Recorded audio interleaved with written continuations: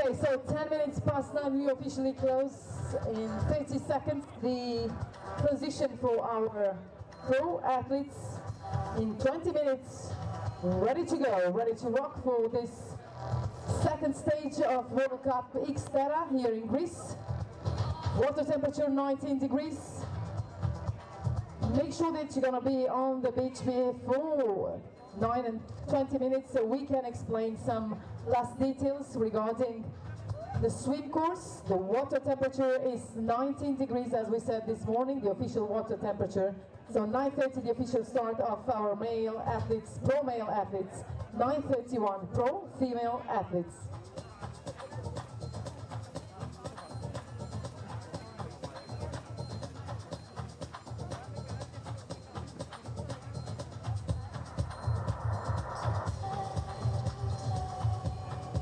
So for our pro athletes, you left just in front of the boxes your piece of material that you're not supposed to be there, otherwise we're gonna take that away. Please make sure you're gonna enter the transition if you left something just in front of the box in order to dry your feet when you're exiting the water. So this is not allowed inside the transition. Everything has to be settled inside the box. So please make sure that you have all your items, all your gear for the race today inside the box.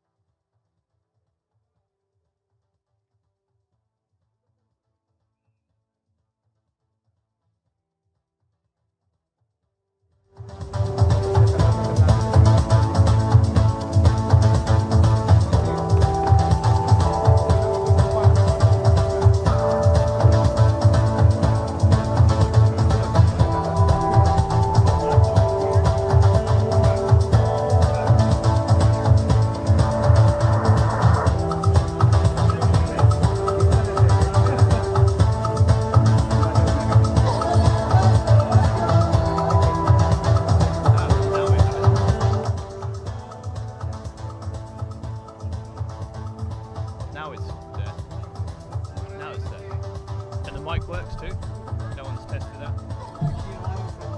Yeah, but that's fine. Because I can hear John. Yeah, maybe the level up a bit. So 15 minutes past 9, we open the transition for our group, age group athletes.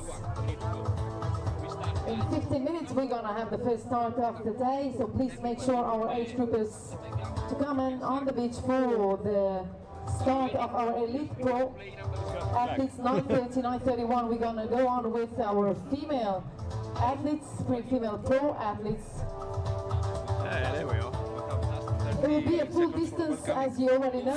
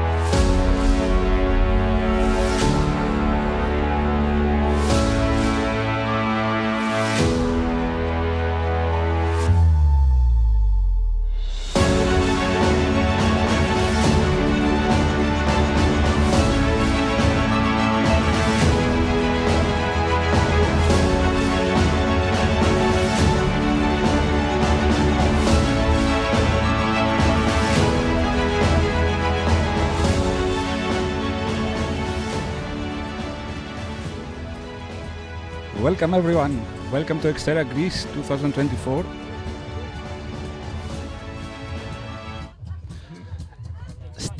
Stop 2 of Xterra World Cup, and today we have such a special guest, Doug Hall. He's returning back to Athens, to Vouliagmeni after 2018. Welcome. Hey, thanks John for that welcome.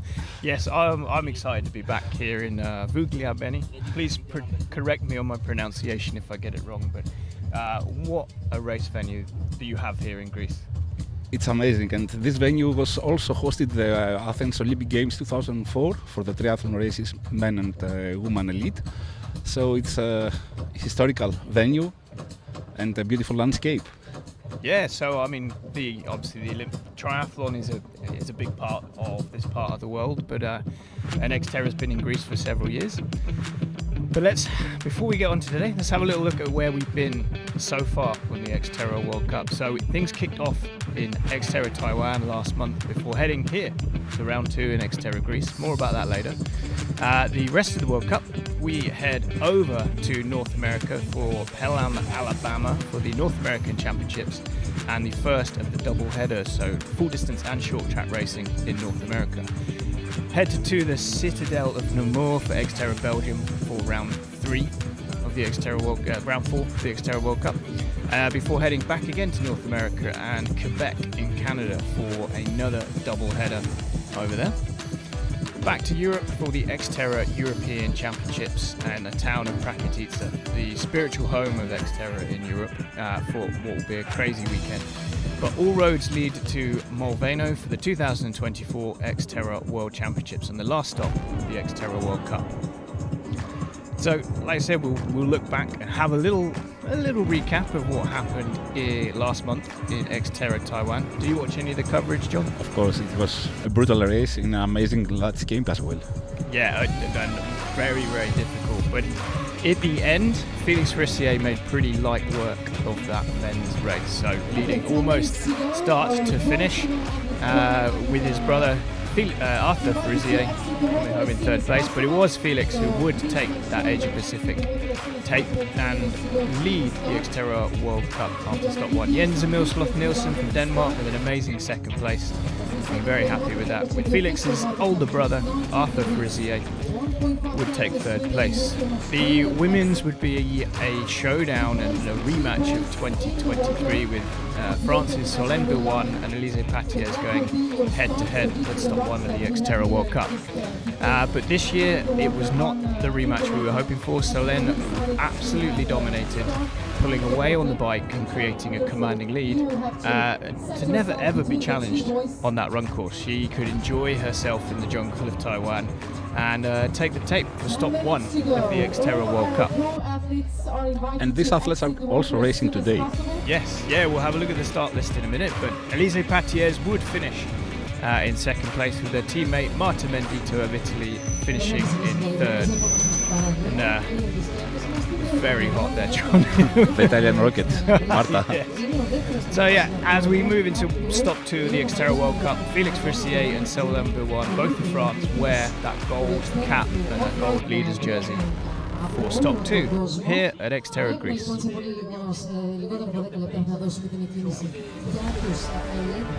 So Felix Frissier Yeah, is leading the World Cup standings so far. Yes, so after one race, like I said, Felix leads 10 points separating him and Jens Milslof Nielsen. Arthur Frissier sits in third at 82 points, and then a whole host of athletes hungry to get into that top 3.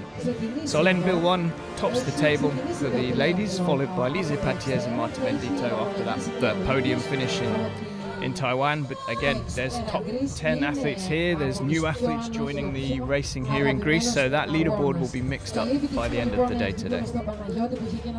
So these are the favorites athletes? Yeah, our top 5 picks, so our top 4 from the World Cup in Taiwan, but Arthur Serrières, our double Xterra World Champion and the winner of the World Cup last year, starts the season here in Greece. So it'll be exciting to see how he gets. The top 5 women: Solène Bilwan, Elise Patiez, Marta Mendito, Annette Grabmüller. But Sandra Meyerhofer, similar to Arthur Serrières, she joins the field here, the Italian mountain bike marathon champion. So it'll be interesting to see if she can make the difference on 2 wheels. Most of them have been racing in the past for Xterra Greece.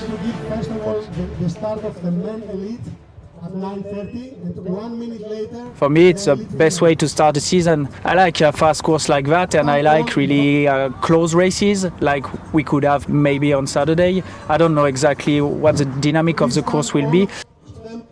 Yeah, I miss Taiwan because I want to just have a bit more of training during the winter. Of course, I always want to win every race I take part of, and I want to stay and be a number 1 again.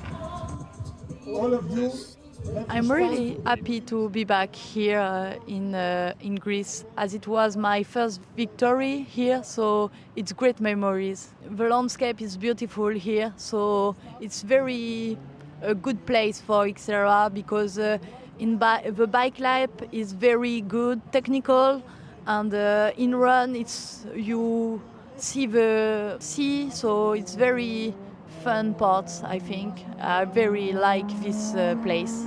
Oh, it's my first Xterra. It's my first triathlon this year, so I'm really excited about it. The girls are going strong. I'm looking really up to them, and I hope to be in the mix with them. Feeling fresh and ready to go. Yeah, I think it's a really good move to be part of the World Cup for Greece. It's a really beautiful place, and I think every athlete and every elite athlete loves to be here and to make it a good event. Yes, the World Championship in Molveno is a really big goal of mine. It's really important.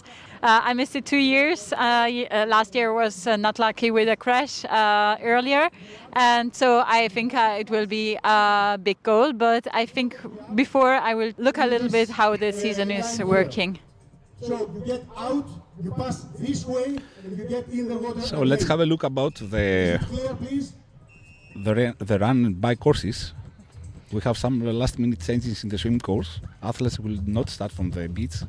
They will start from inside the water because of the last storm, last days, windy weather conditions. That makes some changes. Yeah, you can see those The rocks rocks. just at the water's edge. So you said there was a storm that came through and took all the sand away. So they'll be starting, I guess, waist deep in the water, just so that they're not. The last thing you want to do is to stand on a sharp rock or break your ankle in the first meter of the race. So we're just going to bring our athletes just a little bit further into water and and then on the way out it's not so bad. Everyone have a little bit more space.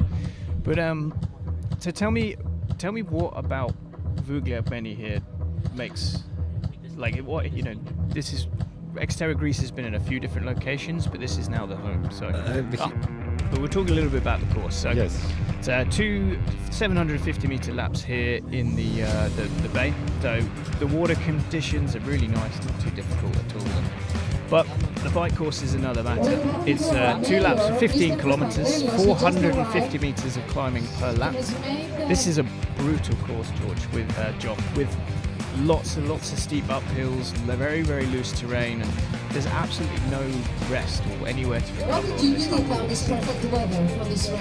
So they'll compete 2 laps with a very fast kind of tarmac finish as they come back into the suburb of Vouliagmeni before heading out onto a 2-lap run course. It's kind of a lollipop design, so athletes will run about 600 meters on the tarmac through town, complete 2 laps up on the mountain before heading back. Very fast and flat finish. So it'll be very, very quick in the last Hi everyone, Michele here. Our past 5 weeks until the bad crash in Taiwan. Okay, 4 minutes to the start. I would like to ask all our pro male athletes to just come in front here next to the... As you said, it's very fast, and for sure it's faster race than in Taiwan. Come on, everybody. So this is the start list of elite male. Make sure you're going to stand in front of the arch. Is it early enough to say the predictions? Your predictions. Oh, you have been racing, you know very well the athletes. Yeah, well, we tried to predict it in Taiwan and I got it completely wrong. So, I mean, we always say that it's Xterra is 1,500 meter swim, 30 kilometer mountain bike, 10 kilometer run, and at the end of the day, a French person wins. It's a safe prediction. So I'd actually like to root for perhaps Jens Milslof Nielsen in the men's race, and then Sandra Meyerhofer for the women's. Those are my picks for today. I put my money for the swimming course. That I think you can guess who is the guy that makes out of the water first. Bonacina, a world-class athlete, gold swim. Yeah, I think normally he would, but he's come back from that broken wrist, so we'll have to see. So looking at this, I see Annette Grab-Muller. She's not on this first page, but Emma Ducour from France. I think we're going to see these two take a big lead in the swim. And it will be interesting to see how far they manage to hold on to that lead into that bike before they get caught by the big favourites. But like Emma won here last year, so she knows the course. She's got the most recent experience. So I think she should have a really good race today. So she's maybe my wild card for. Do you think the running session will define the winner of female and male or not? I mean, if somebody keeps the power and the... Yeah, I think so. I like the athletes are so good now. You know, there's not one standout athlete. There's maybe 20 people who can get into the top 10 of the race. You mean they are close each other? Yeah. So for me, I think it will come down to the last descent on the run. If you can get a little bit of a gap there with the flat finish, you know, the 1 kilometer back to the finish line. If you can get a 5-second gap there, the top guys and girls are all running so fast that there just isn't the difference. There's not the time and the difference in speed. You know, the top guys are running 3 minutes per kilometer or quicker. So to make up 5 seconds in that last kilometer is a big effort. So what the temperature is 18 degrees. Let's get ready to rock the country, ladies Costas, my Greek colleague, told me the water was lovely here, but it's actually a little bit chilly, so we've got a wetsuit swim for all of our races today. 19 degrees is almost the perfect water temperature. So we have a 60-second call for our elite men athletes before they start. With our women, we'll start just 60 seconds behind. So we are just moments away, John, from the start of Xterra Greece 2024, stop 2 of the Xterra World Cup. 2024. Can't wait to get underway.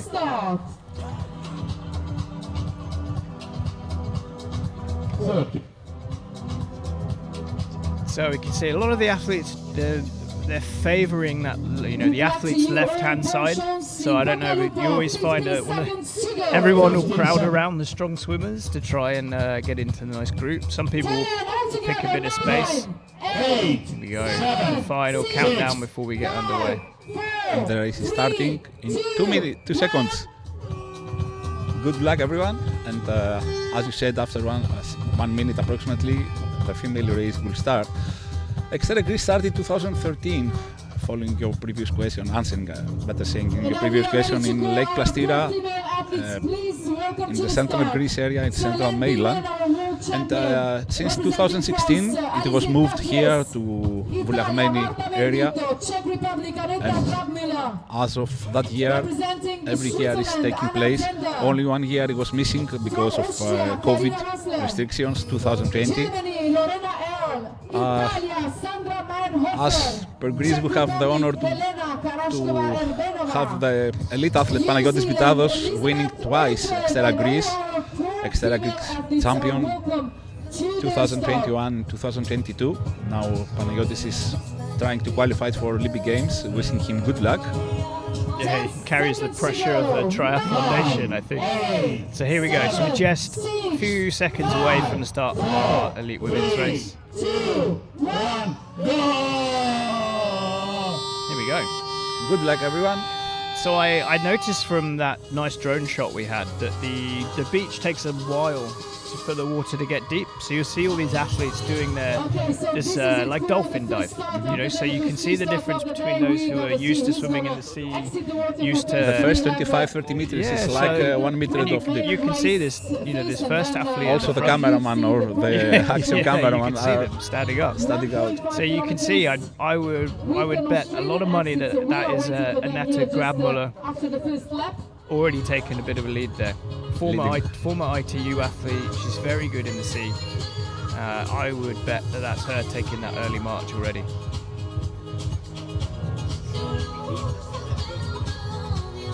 Yeah, so you can see kind of two groups almost splitting up. You don't want to be doing a swim like this really by yourself. Unless you are here to make a real statement. You know, it's such a long, tough race that I think these athletes will be looking for some feet. We saw it in Taiwan, and they knew it was a long day. You can't win the race in the swim, John, but you can definitely lose it by wasting too much energy. And we have a short Australian exit. The first loop. After the first loop, athletes go out of the water, and for some meters they are running on the beach, and then turning back to the water. For the second leg. Yeah, it's always good for the show, you know, and it's always nice for the athletes as well that you get to stand up, you run a few bits, you can kind of see where your competition is. But yeah, again, it's great for the crowd. The swim is, you know, it's quite difficult to spectate unless you have a private yacht like we've seen out in the bay today. But so it gives the spectators a chance to see where the athletes are, see where the leaders are, see the gaps. See a bit of action during the swim. So exactly, and the venue here is well organized. What about the venue? I mean, your point of view. You have been many races, you have racing in the past. Just one comment about the race here. I mean, the venue. It seems to be like Molveno for me. Yeah, it's something that Xterra is famous for being an amazing nature adventure forest adventure places. So we're always out quite often in the middle of nowhere, you know, where the races are not in a populous area. We're out in the nature. So Greece is really unique. There's only a few races that are kind of the same, where you have that combination of nature and a city, and it does create something special with the atmosphere. So to have the airport 20 minutes away, all the accommodation, the tourism activities, the sightseeing, and have a world-class World Cup level racecourse in the same place is very special. And then this area where we're based, where we're sitting in this municipality beach, you know, it's you pay a couple of euros to come and visit, but it's so clean, it's so nice. There's free showers. 20 minutes from Athens airport. It's amazing, you know. So it's a really, it's like a perfect venue set up here for an Xterra World Cup. And it's so close to the airport and so close to the center of the city of Athens. So athletes turning back. We have some separation in our men's race. So they've made the first right turn. So they're around about halfway through that first opening lap. So this is an athlete who, I mean, I never want to speculate because I've never ever called the right person. You know, everyone looks the same wearing a swim hat, goggles, and a wetsuit. It's very tough to find. Exactly, and we, you know, like I say, we don't want to fly the drone too close to risk putting the athletes off. So we're going to have to wait until that, like I said, that Australian exit for the full confirmation of who they are. But do you think that performance will be around 18 minutes or more or less? Perhaps even less. I mean, you always get some variation with, you know, the distance of the buoys and the currents, and you know, we had the guys set the course using a laser to try and make sure the course is exactly 1,500 meters. But there's bigger things to worry about than if the course is 1 or 2 meters long. So I'd expect the fastest guys to swim between 17.5 and 18 minutes, and then the women about 18 to 18.5 minutes. So not weirdly, the fastest female swimmers are not that much slower than. Well, they're not much slower. They're still amazing. But you can see that I think the swim pace is on. It's a long line of athletes sitting on the feet. There's no big groups. It's very, very spread out here. So I think the swim pace is on. Everyone's quite keen to get onto that bike course as soon as they can. Let's say for elite athletes to see such a difference between from the leader and the last two athletes, it's a big difference, I think. Yeah, I know. Like in this level. Yeah, but Xterra is nice. You know, in that sense, you know, it's a sport that, like, I think now you look at athletes like Felix Frissier and Arthur Serriez, they're amazing at all three sports. You know, they are world-class swimmers, mountain bikers, and trail runners. But Xterra does give the opportunity for a world-class mountain biker or a world-class trail runner to still be competitive, even if their swim isn't, you know, as good as their other disciplines. So you have time and you have the ability to make it up. So it really opens up, I guess, the field and makes the race exciting. It's not always the same guys at the front the whole time. You mentioned one name that is my favorite athlete for this year, Alex. Actually, Felix Frissier is my favorite, but my favorable is Sergeres, and I never forget his passion when he finished in Molveno 2022 World Championship Xterra. It was the title that was missing from his calendar, let's say. So his expression, his feeling, with my partner Konstantinos Papanikolaou, I was putting all my money in that race to Sergeres, and I was right, I think. Since then, it's my favorable. He's raced in the past twice in Xterra. He was third, he was fifth, and he won in 2019. So he knows the race, and I think he has also Felix Frissier hasn't raced, but his brother Arthur Frissier has been twice in Athens, in Vouliagmeni. So today, I think he has a short advantage from my point of view, Sergeres, I mean, to be the leader of the race. And as you said, he's almost perfect in swim, in bike, and in run. Yeah, I think Serriez is responsible for this kind of big step up in the level of Xterra racing. You know, and the same could go, you know, for Solène and Elise in the women's race. You know, with the Xterra World Cup, athletes responded to it by really upping their game. So we'll just see who this is coming out. So this is Jules Dumas from France. So, like I said, not Bonacina. So this is an amazing swim from Jules Dumas. We know he's been training hard, and so that's Felix Frissier there on the left-hand side with the Gold Cup. Federico Spernazzi from Italy in third place. I'm going to have to revert back to the time splits. That's Morgan Rhodes is coming through. Arthur Serriez just going through there as well. Arthur Frissier wearing his Mako wetsuit, just getting onto the beach. Not sure who that is. I'm going to try and spot as many as I can, and then we'll do a bit of a recap. Scott Anderson and Kieran McPherson. So Scott from Germany and Kieran from New Zealand. Francois Carloni from France. He's back racing. He's been away for a little while, but he's now back. And as you mentioned correct before, athletes are... Jens Emil Frost Nielsen. So he's had a great first swim lap. We saw in Taiwan he'd lost around 90 seconds on the first swim lap. He is within a minute. So that's a big improvement over the last World Cup. So he has to cover this time distance. But as you mentioned, that athletes are swimming like dolphins in the exit because of the rocks and because it's short deep. So you have to be experienced enough and you have to work on this.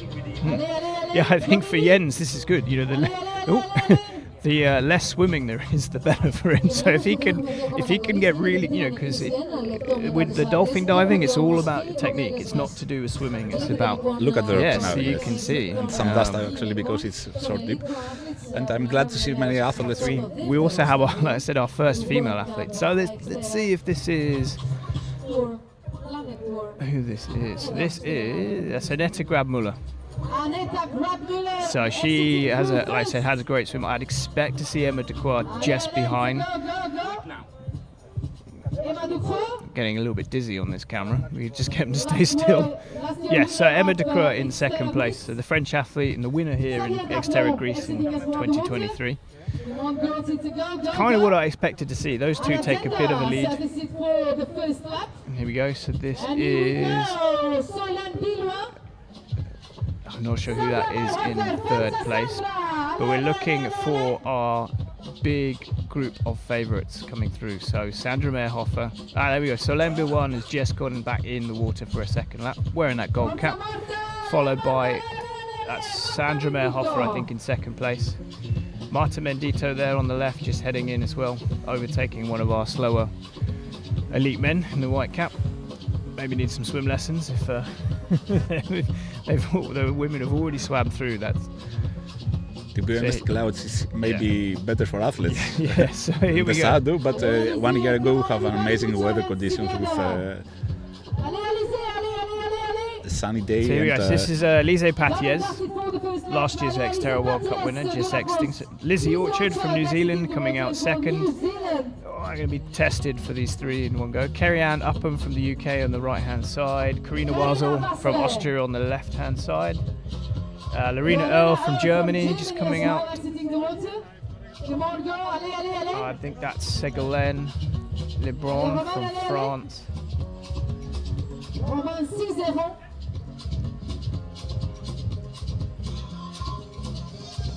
There you go. So it's a little bit more spread out in our women's field. Our top favourites. I think it's about 3 minutes.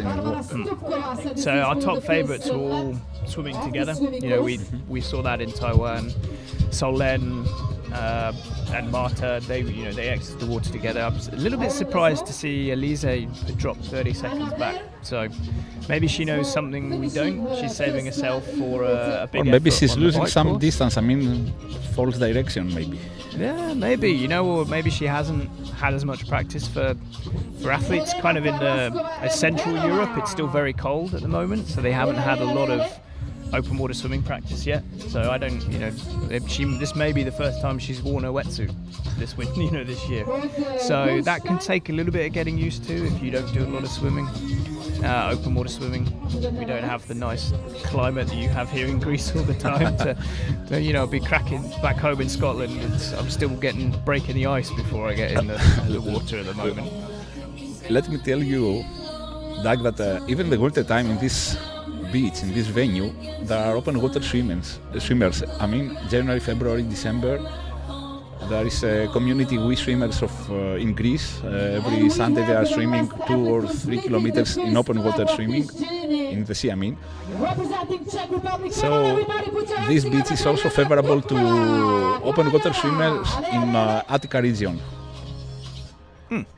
Yeah, it's an amazing place to open water swim here. I can remember this is probably my favourite sea swim.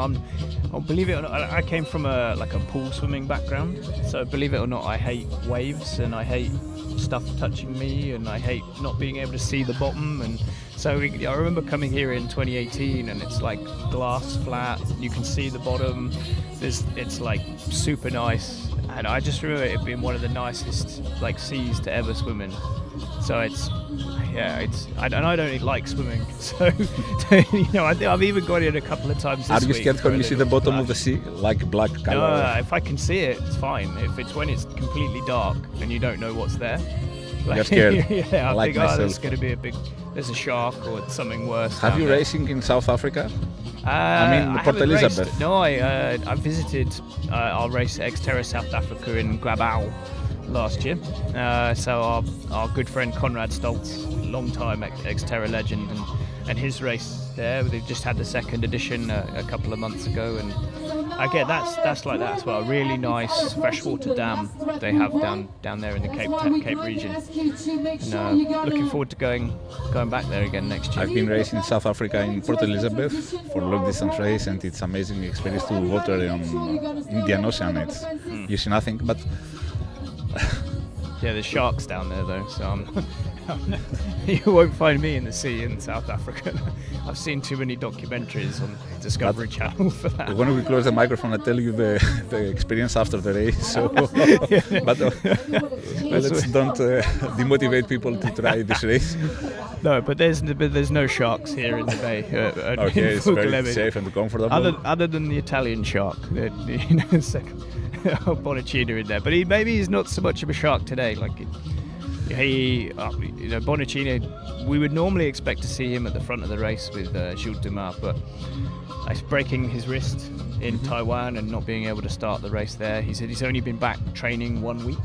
So, like I said, he's probably Let's see how. Yeah, I think he's probably trying to get the Italian shark is probably just trying to get He's world back class to dry swimmer, land. as we mentioned before.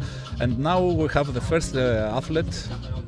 I guess it's 5 meters ahead, and less than 2 minutes, I think, first athletes come out of the water. Yeah, it's a funny one. With the speed that Jules Dumas from France did that first lap, I thought he was going to keep extending the gap. But on this second lap, it looks like he's backed off the pace, or the group behind is speeding up. But you know, it seems for me like, given the speed of the guys behind, like it's almost counterproductive to try and do it all by yourself. But you can see there's another separation in that group behind. We've got maybe 5 or 6 swimmers in the second group now. So, like I said, depending on who is in there, I think we'll probably see Felix Serriere. I think I saw Morgan Rhodes from the UK in there as well, another fast swimmer, but I don't expect him to factor too much on the mountain bike. So we've maybe got, we've actually it was only 4 athletes in that group. So if that's Felix, Arthur Serrieres, and these athletes are 3-4 be meters. the race gone already. It seems like the swimming course, it's Yeah, almost but now done. 3 or 4 meters can go. If you have a really good exit into the beach, you can do the dolphin dives really smoothly. You can make that time up. Although Jules Dumas, that's a textbook exit there. So he's finding that shallow ground. He's looking for what he needs to do. He's gone back to swimming when it's quicker than jumping off the ground. He'll come in as far as he can, so he can stand up and just run. You see the time is 18 Yeah, minutes. 18:07. We're not far off. So Jules Dumas from France, having a little look over his shoulder, seeing his gap. I don't know what he was expecting, if he was hoping for a bigger gap, or he's actually surprised as where he is. So Michele Bonacina, I think there was Max Chanet coming in. But we'll start getting some split times. So we do have some splits. If you want to find them, you can jump onto the Xterra Greece event page and jump on there. So once these guys hit into transition, we will start to get some race times. So Jules Dumas, Michele Bonacina, Maxime Chanet, Federico Spinazzi is your kind of first group into transition. So actually it's not any of our big favourites. I can see Morgan Rhodes in the background. This is Arthur Serrieres just coming in. Come on guys, it's a go, go, go. So we are there. 50 pros So fighting with not the swim I was expecting. A very different mix really. Exiting the water. 11th person. trying to find the results of the swim from the timekeeper. Arthur Frisier just coming into transition now, so that's quite a good swim from him. He's not quite there like with his brother's swim speed, but he's just 20 seconds back of the leader, so yeah, so pretty good for. I mean, it won't take him long to get there as well. Like, he's a very smart racer. He knows exactly what to do. He's been around for a long time. Arthur Frisier was the Xterra Greek Championship in 2018, the race that you were also participated 6 years ago. Third place for Arthur Sergeres that year, 2018, and yeah, so Kieran McPherson there in the centre of the picture, just coming out of transition. So Kieran is another really smart athlete. So he's almost, we won't see or hear from him all day, but he's a very, very good runner. So he could well, if he keeps himself in the mix on the bike, he could well also factor in this top 5. So the splits are 18 minutes 25 seconds for Jules Dumas. Felix Frisier was the second place, 18:34, and Michele Bonancina, 18:36. Fourth place for Arthur Sergeres, 18:55, and Lucas Jen, 19 minutes 4 seconds, and Arthur Frisier on the 6th place. Yeah, I think Max Shani was in there as well. Like, either his timing chip has fallen off or it's not working or something, because I definitely saw him on the screen, but we haven't got a swim split for Maxime. So he was in that front group with Bonacino and Serrier. So yes, maybe he has some issues with his chip timing. So we'll keep an eye on that and see if we can. Last year winner of Xterra Greece.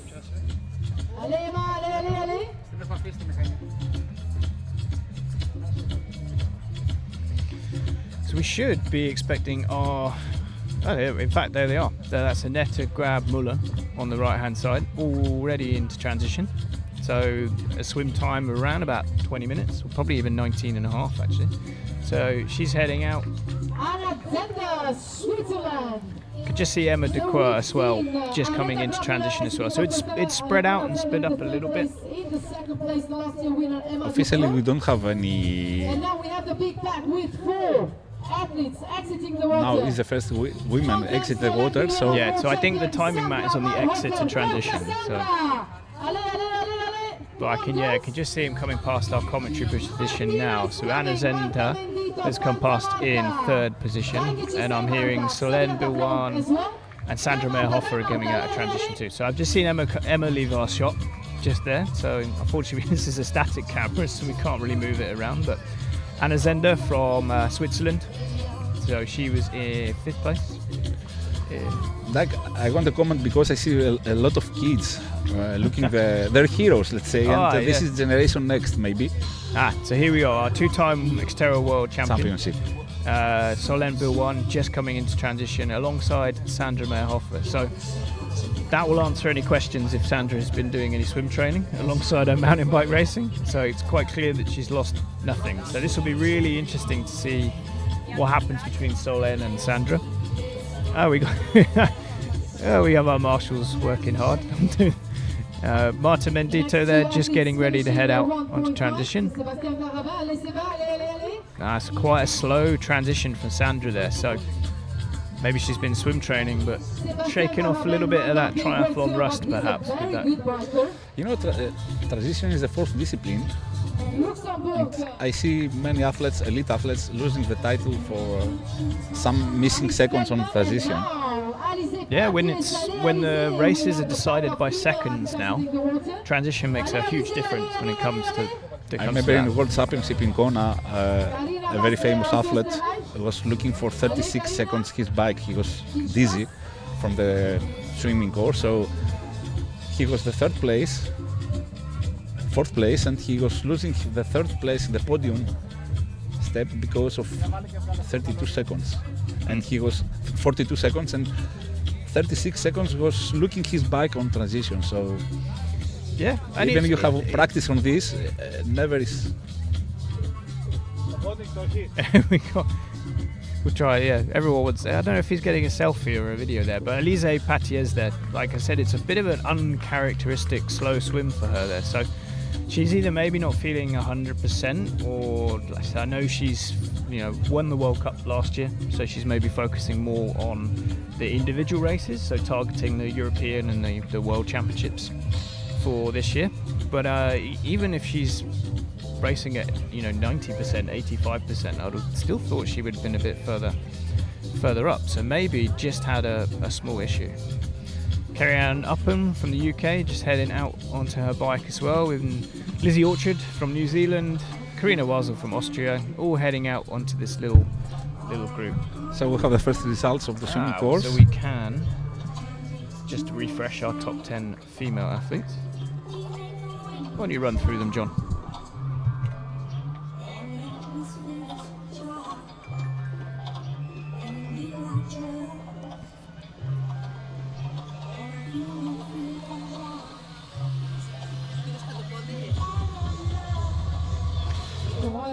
So, let's recap our fastest swimmers. The fastest swimmers is Aneta Grumbler, as you said, 1956, 20 to 35 for Emma de Groo.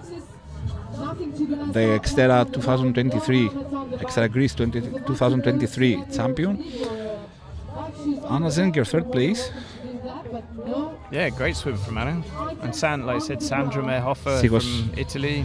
Anna was so excited yesterday in the press conference. She was so excited to be here in Greece and Xterra Greece. Yeah, Anna had a really good race in Taiwan. A bit of a breakthrough. She's been a good athlete for a long time, but it was kind of like that first race where it was like, hey, I'm now part of the top athletes. So probably her first press conference, probably the first time. Exactly. She's been invited in one of these top elites. And press conference was not in a hall, in a closed place, in a closed room. It was in a square here in Vouliagmeni, in the nature. Yes, I love this, in the trees and the park.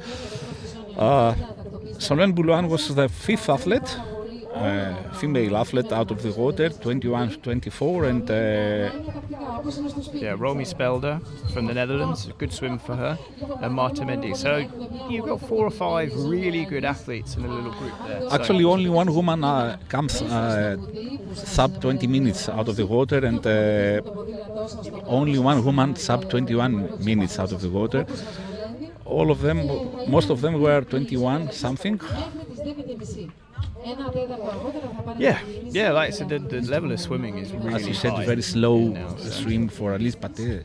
Yeah, I've put the feelers out there to a coach to see what happened, if we can get any information on that. But yeah, like I said, it's maybe what we expect too much of these top athletes. We expect them to be amazing every day, and then we shouldn't maybe scratch our heads that these guys are human. And so this is a bike course. Yeah, so we have a couple of e-bikes out on course. We have one bike with the men, one bike with the women. So we haven't, like I said, we have quite a basic coverage here. So we're going to bring you as many images and as much information as we can from that bike course. The course is quite fast, isn't it? So hopefully the e-bikers will be able to keep up, even with the moped.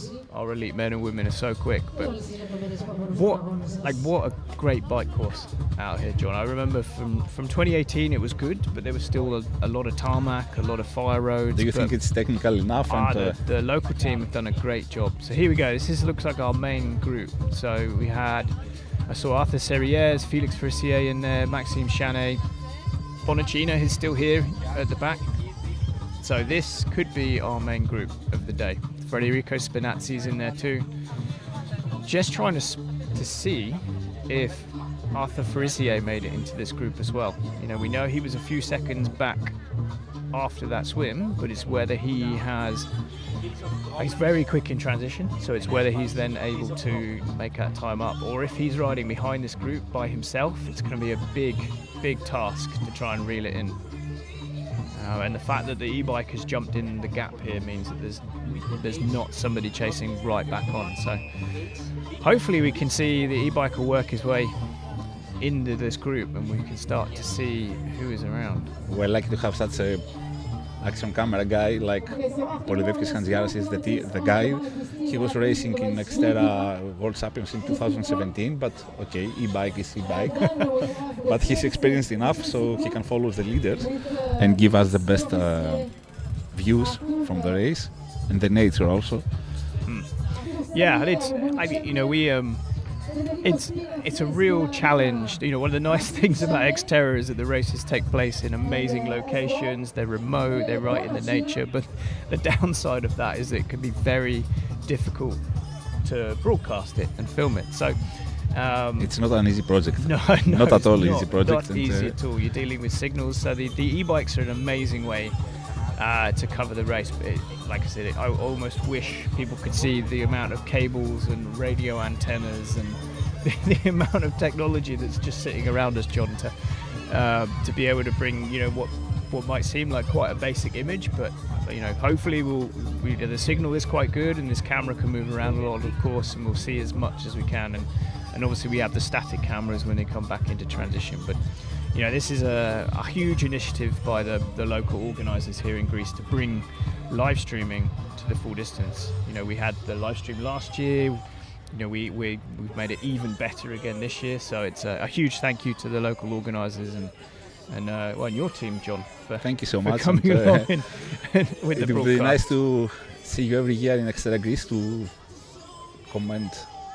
You can see the e-bikes getting dropped. To join with me, and actually we like Xterra because of the concept of Xterra: adventure, nature, to be close to the beautiful scenery, all this stuff. By the way, I see a lot of kids coming to transition and see in the venue. And tomorrow we have a kids triathlon race about to be familiar with triathlon and Xterra triathlon. So tomorrow, 11:30, you can see first time in Greece live coverage with kids triathlon race here in Vouliagmeni. Yeah, exactly. Venue. Yeah, it's great that we have this a lot of kids racing tomorrow. Kids are the future of our sport. You know, we need to have new blood and new athletes coming in. That's the leaders. Yes, here we go. We're getting the three French guys in the podium. The graphics are showing Arthur Frisier as being in this group. So, like I said, hopefully the splits are correct, because that would be. I mean, we're in for one hell of a show if he has made it in here already. I know Maxime Chanet is in there as well. Looking at the results, Max's timing chip, it looks like it's on his left leg, but it doesn't seem to have registered a swim split. So he might not appear in our graphics on the screen, but he's definitely there. So Spinazzi getting dropped, Maxime Chanet getting dropped from this group. So the pace is on. And that's Felix at the front. He's absolutely drilling it. No, sorry, this is Arthur Frisier at the front. He's ridden through the group and he is not slowing down and waiting for anybody. He is trying to win again here at Xterra Greece. Yeah, there you go. So Arthur, like I said, we were questioning if he'd even made it to this group, but actually he's the one driving the pace at the front. Wow. And Frisier, his brother, is trying to go with him. We can see the pace is really on right now. This first part of the loop is very fast. The descents are very quick, so you get no recovery whatsoever, but then the climbs are absolutely punishing. It looks like it's wide and there's lots of line choice, but it's really quite, where the weather has affected the track, there's only a very small section of the trail that's smooth. So you'll see everyone riding in a big long line, trying to stay on the nicest part of the circuit. But the fact that, like I said, nobody is able to do anything. No one is able to move from their position in the group means that the pace is on right now. So our lead group of four, just to recap who is in it. It's Arthur Frisier at the front from Team Xterra, really pushing it hard. His brother, Felix Frisier, and our current leader at the Xterra World Cup, the winner in Xterra Taiwan, sits in second place. Arthur Serrier is our two-time Xterra World Champion. He is sat there in third place. Jules Demar, our early swim leader from France, He is just hanging on at the back of the group, though he looks like he could be in a bit of trouble. But to be in contact with the first group. And then Bonacina has come back from the dead. You know, he looked like he was getting dropped out the back. Maybe he just got caught behind Spinazzi, who was getting stuck in the group. But he's ridden back up to this front group before. So 6 athletes, 4 of them are from France and 2 from Italy. Yeah. So it's European. Yes. So I mean, the Europeans are so strong at Xterra, and France is such a traditional off-road triathlon community. In fact, Maxime Chadet is just out of shot here as well, also from France. But he made a very funny comment in the press conference yesterday. So he said every Xterra World Cup is the French national championships, with a Danish guy and Jens Emil trying to spoil the party. So I mean, France is a very, very strong nation across triathlon. Xterra has a big, long history in France. We have Nico Lebrun, one of the greatest Xterra racers ever. Hall of Famer, let's say. A Hall of Famer, and I'm proud to call him a colleague here, working with Xterra as well. And he knows of triathlons more than. He's the professor. He's called. Okay, so Max and Federico Spinazzi, they're not too far behind this front group. Max will quite happily catch these guys on this descent, I think. Max is very, very good downhill. These trails are very similar to what he has in Nice back home, so that kind of nice red, I call it red dirt, like the Mediterranean rock. It's very similar to his trails at home, so he will be happy with riding back up onto that front group, and hopefully taking Spinazzi with him. George Hanoumis, the technical director of the race, has done a great job for the paths and all these signs among the race course. Let me tell you that at 10:45 local hour we have the full distance triathlon age group race start, and 12:15 will be the full distance aquathlon race start. We have also sprint distance triathlon race at 1:15, and the day is closing with the race that starts 13:45 sprint distance aquathlon race. So it's full busy day. Yeah, very, very busy day. So our stream is concentrating mostly on the elite athletes first thing this morning, but I think they're keeping it open for most of the day. Is that correct? Yes, exactly. After the after the World Cup, the elite race, we continue with the elite. With the age groupers athletes on a full distance race. Yeah, so anyone trying to see a little glimpse of their family member racing, they can tune into the live stream and cheer their age group athlete across the line. So, do you think that 2:15 should be the winning time? Yeah, I think for the men's. Yeah, maybe even less, depending how it goes, and if these guys go to war on the run, it could even be less. So, this is our leading lady. This is Annette Grab-Müller of the Czech Republic. So she, early swim leader, and she led probably for the first hour of the race in Xterra Taiwan. So, and that's a very, very difficult course. She's she says herself that she's not the strongest mountain biker. She's still learning, how to race at the top level on 2 wheels. So this will suit her quite a lot, this race course. So it's not as technical as Taiwan. It's not as hilly. So she will enjoy having her time at the front to get a little bit further down the race course before, like I said, our top favourites start to catch. But hopefully she can get to the end of the first lap, so the race can settle down a little bit, and then so when Sandra and Solène, hopefully they catch her on a part of the course where she can go with them. So I know that's what her plan was earlier. So if you're on a very, very technical steep uphill and you get caught by Sandra Meyer-Hofer, one of the best mountain bikers in the sport, can't do much about it. She will ride straight past.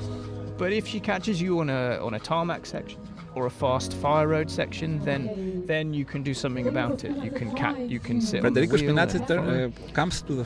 He's still trying. He's still just hanging in there to be in the leading group. Yes, I mean, when you're at the back of a group like this, you have this concertina effect. So as the group slows down for a technical feature and then speeds back up again, the group concertinas. So if you are the last person, you're 5th, 6th, 7th wheel, the guy at the front does a sprint, the guy in second place has to sprint a little bit harder to keep up, and then so on and so on. So by the time you're at the back of the group, you're almost stationary to go over the technical part, and then you've got to do the biggest sprint to get back.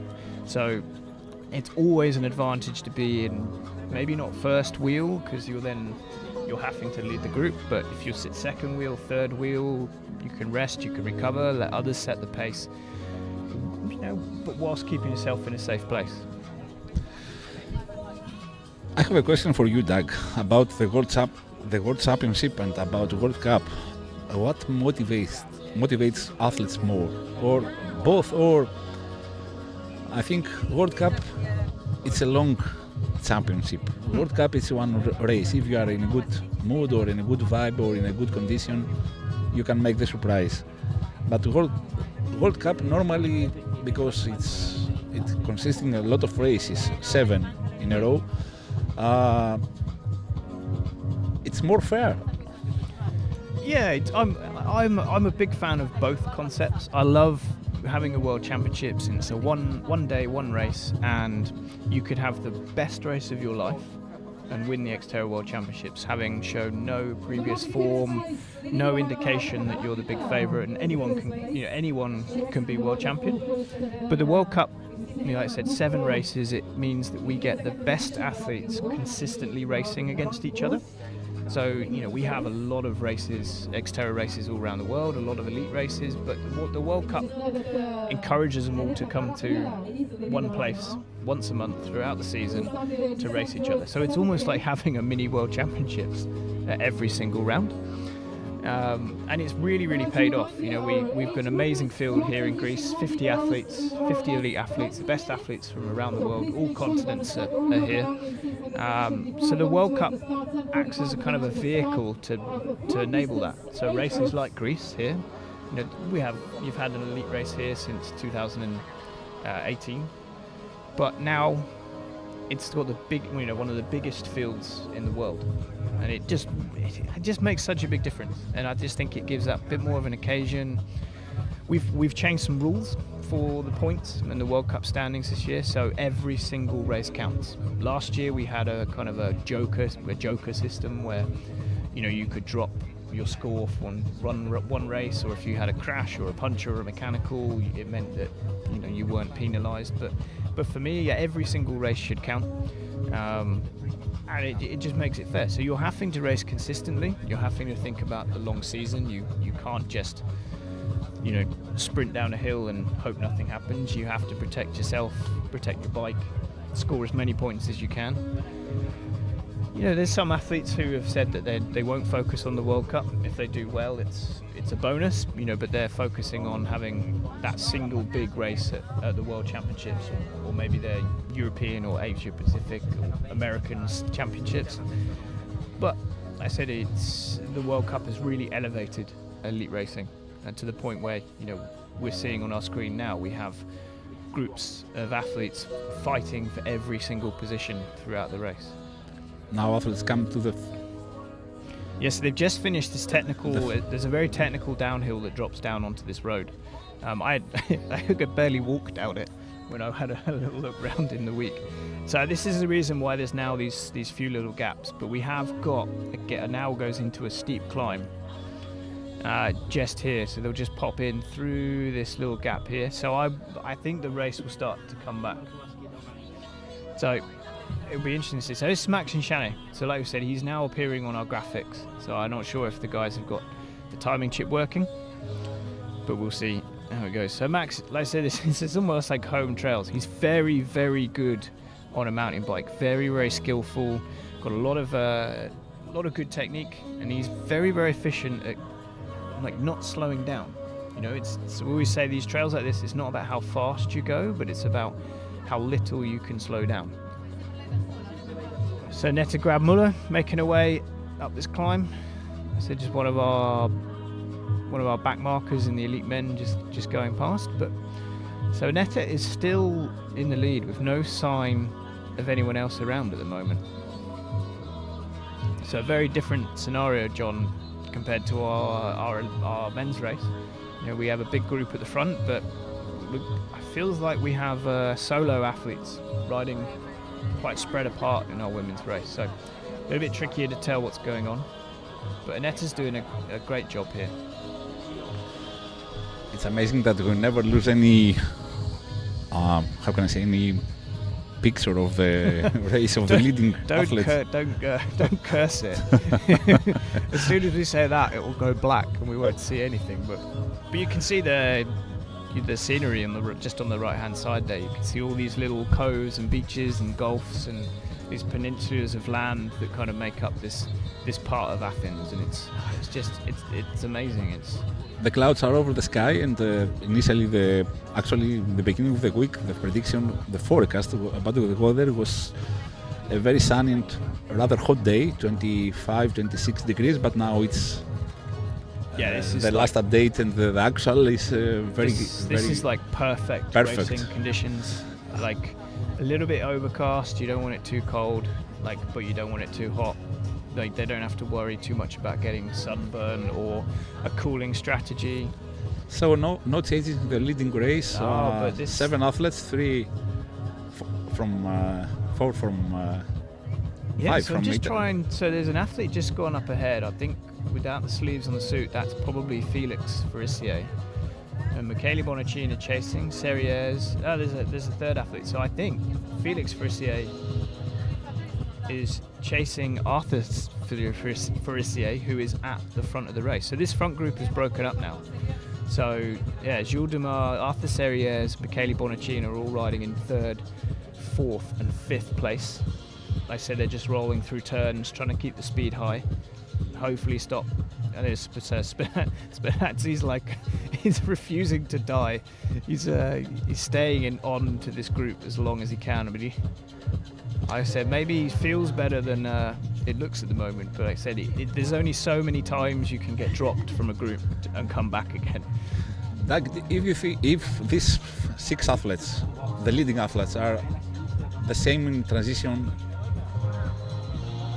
is it early enough to say who has the leading? Absolutely not. No, that's exciting of Xterra race. Don't tempt me with that scenario that we could have 6 guys coming off the bike at once, and we could. I mean, like I said, Bonacina is a great runner. Spinazzi's a great runner. Maxime Chanet, who's just off the back of this group, is a great runner. But what about Serrières? Isn't a great runner? We have Serrières and the 2 Farissier brothers. If those 3 go to war on the run course, then I think we're in for one hell of a show. I wouldn't want to bet any money on it. I think that we should have an exciting finale in this race, and stay tuned in livecoverage.gr. Also, you can see our streaming in YouTube channel of Swimbikerun.gr and Facebook pages.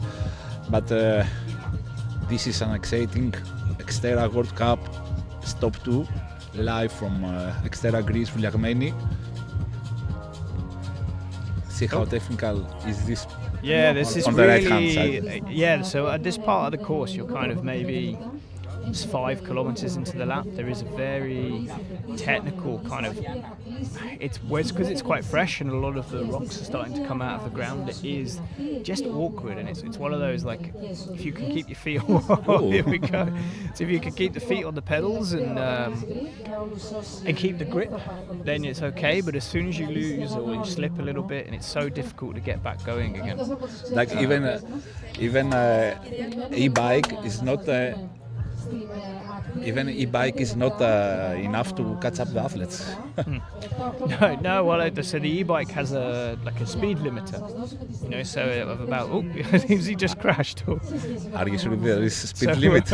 Yeah. So I mean, most of the time, unless it's uphill, these guys will ride faster than the e-bike can manage. So he's going to have to really, really use his skills to make sure that he can keep up. But like I said, if it sounds like he went to the World Championships to represent Greece for Xterra, then he'll probably be okay on these descents, but he'll catch him up soon enough. There's only a matter of time. Actually, it was proactive stop because athletes are racing, so safety first for the athletes. Yes. No, so the nice thing about this course here in Greece is if you're descending, in 30 seconds time you're climbing a different hill. So even though there's these short little downhills that the e-bike might just get Even it's technical, distanced. it's fast. Yeah, but then, but yeah, like I said, the e-bike will come straight back up to them on the next climb.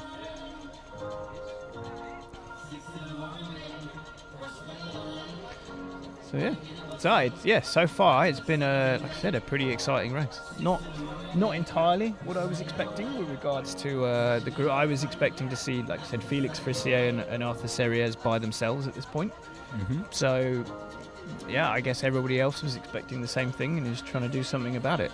I was hoping Emma de Croix would be with Annette Grabmuller, so those two could work together to try and keep the favourites at bay. But Annette is doing a great job. She's obviously not waiting for anybody. Hopefully we'll get a few updates on where our two-time Xterra world champion Solène Bilwan are. In Greece we say never underestimate a world champion. I mean, always we have to put on the table a name that has... Yeah, I mean, like we said earlier, you might win a world championship not by accident, but you might have an amazing day, but you don't win two by accident. If you win 2 world championships, you are a very, very good athlete, and you know exactly how to race, you know exactly how to win a race. So it's only a matter of time between we see Solène at the front of the race. The question for me will be, who will be with her? Will Sandra be there? Will Elise come back from that subpar swim? Will Marta Mendito, like I said, progress on? She's done a lot of racing already this year, so will she use that experience? In fact, it looks... It was a different female athlete there, so this might be Sandra Meyerhofer. What I saw yesterday in a press conference was the fact that all of the athletes were very humble and very friends, and it's like a family. Xterra community is like a family, and it's nice that this comes out to the Xterra fans. So this is, we'll come back to how nice our athletes are, but this is Sandra Meyerhofer on the bike. So we knew that she was going to be strong on the bike. The fact that she's with our camera bike now means she must be towards the front of the race.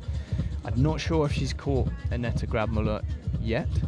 The e-bike might have just jumped out of this technical single track to stay out of the way. So we might actually get a nice shot of Sandra catching and passing Annette Grabmuller.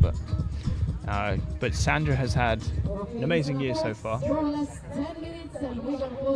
So she's been racing a lot of mountain biking. She won the Italian National Mountain Bike Marathon Championships. So she is a couple of months ago. So the back end of last year. So she has a very, very nice Italian jersey. They always do the best national champions jersey. So, but she's been wearing that, racing a whole load of UCI mountain bike marathon racing and doing very well at it. So there was a bit of a question mark over her swimming and running form. She was playing her cards quite close to her chest. She wasn't telling anybody where she was at. But so yeah, she is obviously full of racing. So I'm just looking up the road. You'll have to forgive my eyesight, but this could also be Solène just ahead of her. I don't want to guarantee it, but recognizing the tri-suit, the black shorts, the white top, it looks very similar to the kit that Solène would wear. So we'll just have to wait till we get proper visual confirmation or a timing split. But our women's race is starting to heat up a little bit as the big favourites start to make their way towards the front of the race. So Spinazzi is now on the front of the group. Maybe he was listening to me when I said that being at the back is a difficult place to be. No, he's, on a tight bit of single track like this, if you're clever enough, you can, if you're hurting, you can go to the front. You can slow the race down. It doesn't help you catch up the Frissier brothers, but you can slow the group down. You can have a little bit of recovery. You can pick your own lines. You're not riding in the dust or the tire marks of everybody else. So maybe Federico's is being very, very smart, and he's using these narrow bits to his advantage. But I mean, Arthur Serrières is sitting in the second position in this group. He looks very, very relaxed, very, very not stressed at all. He's very experienced. Yeah, very experienced. But I mean, you know, he's here to try and get some World Cup points. He says he's focusing on the World Championships again.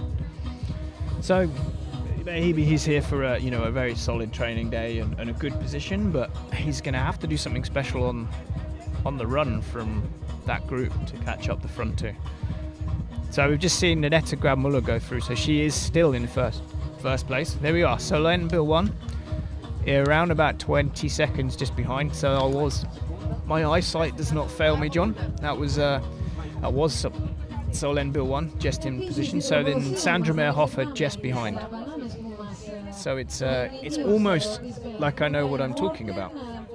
When I was expecting to see our two-time Xterra world champion towards the front of the race at some point, and speculating that she'd bring Sandra with her. I didn't think it was going to happen quite so soon. I thought they might not make that catch until into the second lap of the race. But so, yeah, this will be interesting to see how Aneta reacts when these two athletes catch. Will she try and just see what it's like to race with these, or will she continue to kind of do her own strategy? You can see this is a very, very loose descent down here. It's these big, wide, open corners. I think they're almost as technical to ride these tracks as it is to ride crazy, bermed, rocky descent. So these big, wide, flat corners really test an athlete's skills in terms of their weight distribution, how they manage their tyres, how they manage their body position, their line choice. You can make so much time if you're technically proficient on a big, wide, flat corner, as much as you can on a technical berm descent or crazy technical single track. This is still mountain bike racing. It's quite exciting to watch. We saw Bonacina almost leave the road with his feet unclipped. You know, so one of the best guys in the world can barely make it round the corner. It's difficult. But yeah, I said Solène's dropping our e-bike camera, so hope we may get Sandra just roll through the shot very shortly. We're waiting now with the anticipation to see it. So Sandra hasn't caught Solène by this single track, so the camera's just going to skip by and waiting pick them later, up as they yes. come back. Yeah, so the bike's going to stay out of the way, not going to cause any problems. And pick the athletes back up again on the wider tracks. So yeah, those three must be quite close together if the e-bikes decided to jump out the course. So pretty good awareness from our man in the field there on the e-bike. He knows where the athletes are. He's keeping out of the way. It's such a difficult job because you've got to be a very good mountain biker. You've got to be very fit. But you've also got to have this headspace to kind of know where to carry some equipment on the backside, exactly. on the backpack.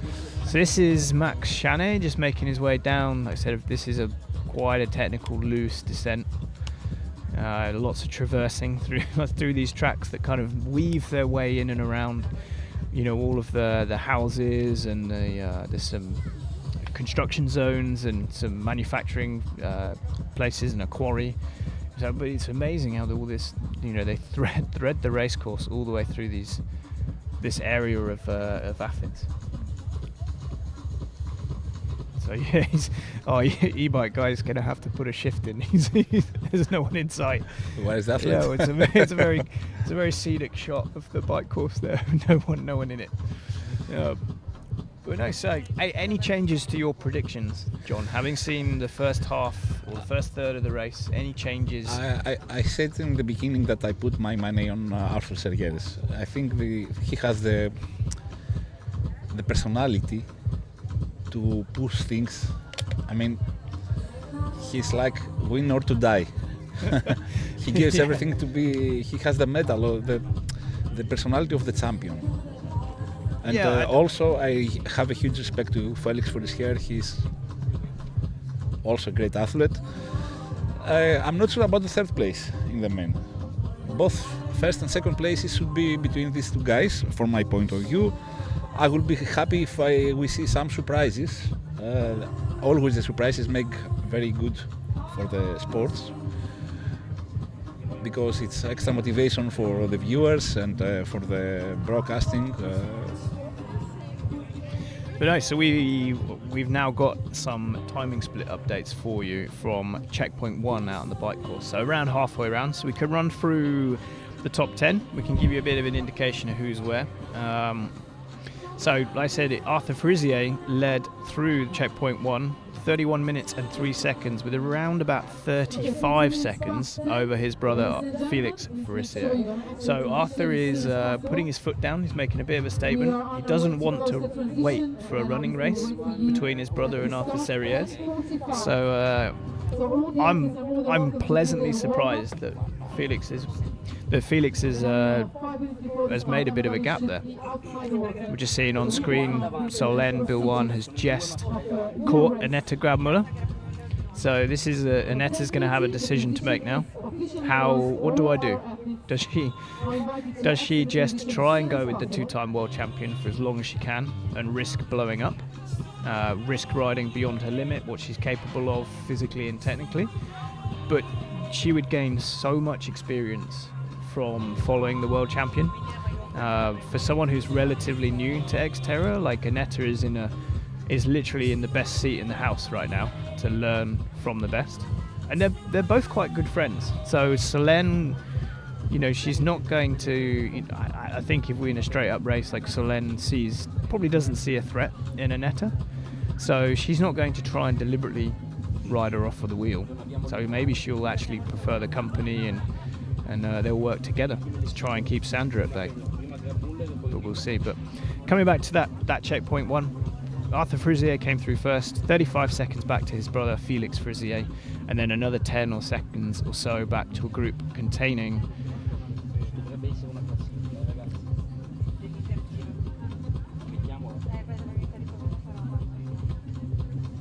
Sorry, here we go. So another back to a group containing Federico Spinazzi,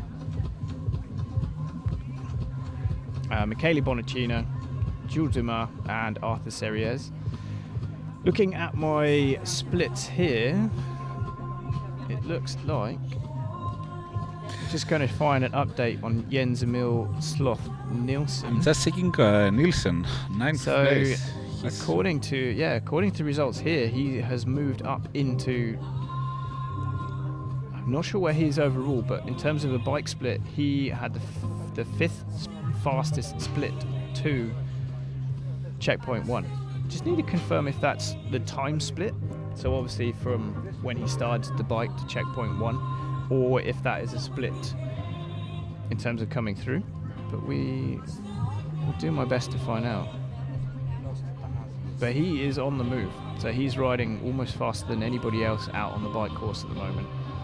So, like I said, we'll expect to see Jens Emil catch up towards the end of that bike distance.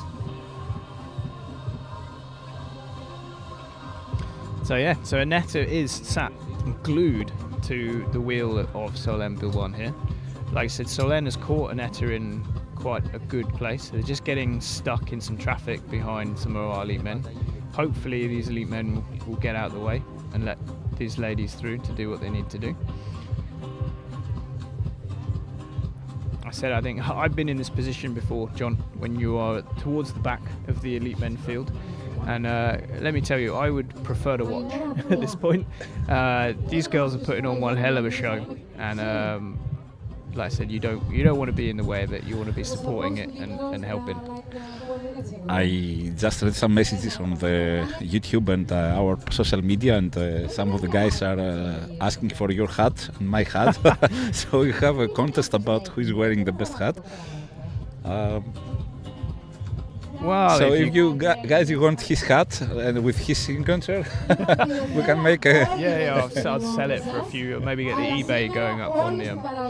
No, well, if you want some Xterra merchandise, then you'll have to get yourself along to the Xterra World Championships to come and have a little look at the what we're bringing there. So. By the way, what do you think about this strategic change that Maui is not anymore the location for the World Championship, and this is a portable, let's say, venue, mobility venue, how can I say? I mean, 3 years in Molveno, maybe next 3 years somewhere else.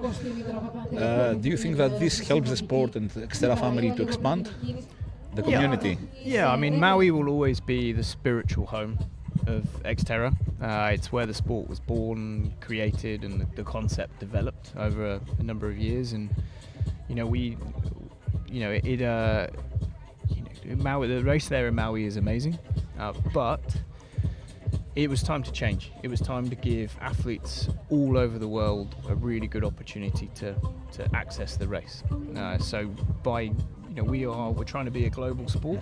So by moving that Xterra World Championships around the globe, moving it through the different regions, it gives athletes an opportunity to race on different courses, gives athletes a chance to focus on their strengths and weaknesses. What the course in Maui will suit someone very differently to the course in Molveno, Trentino.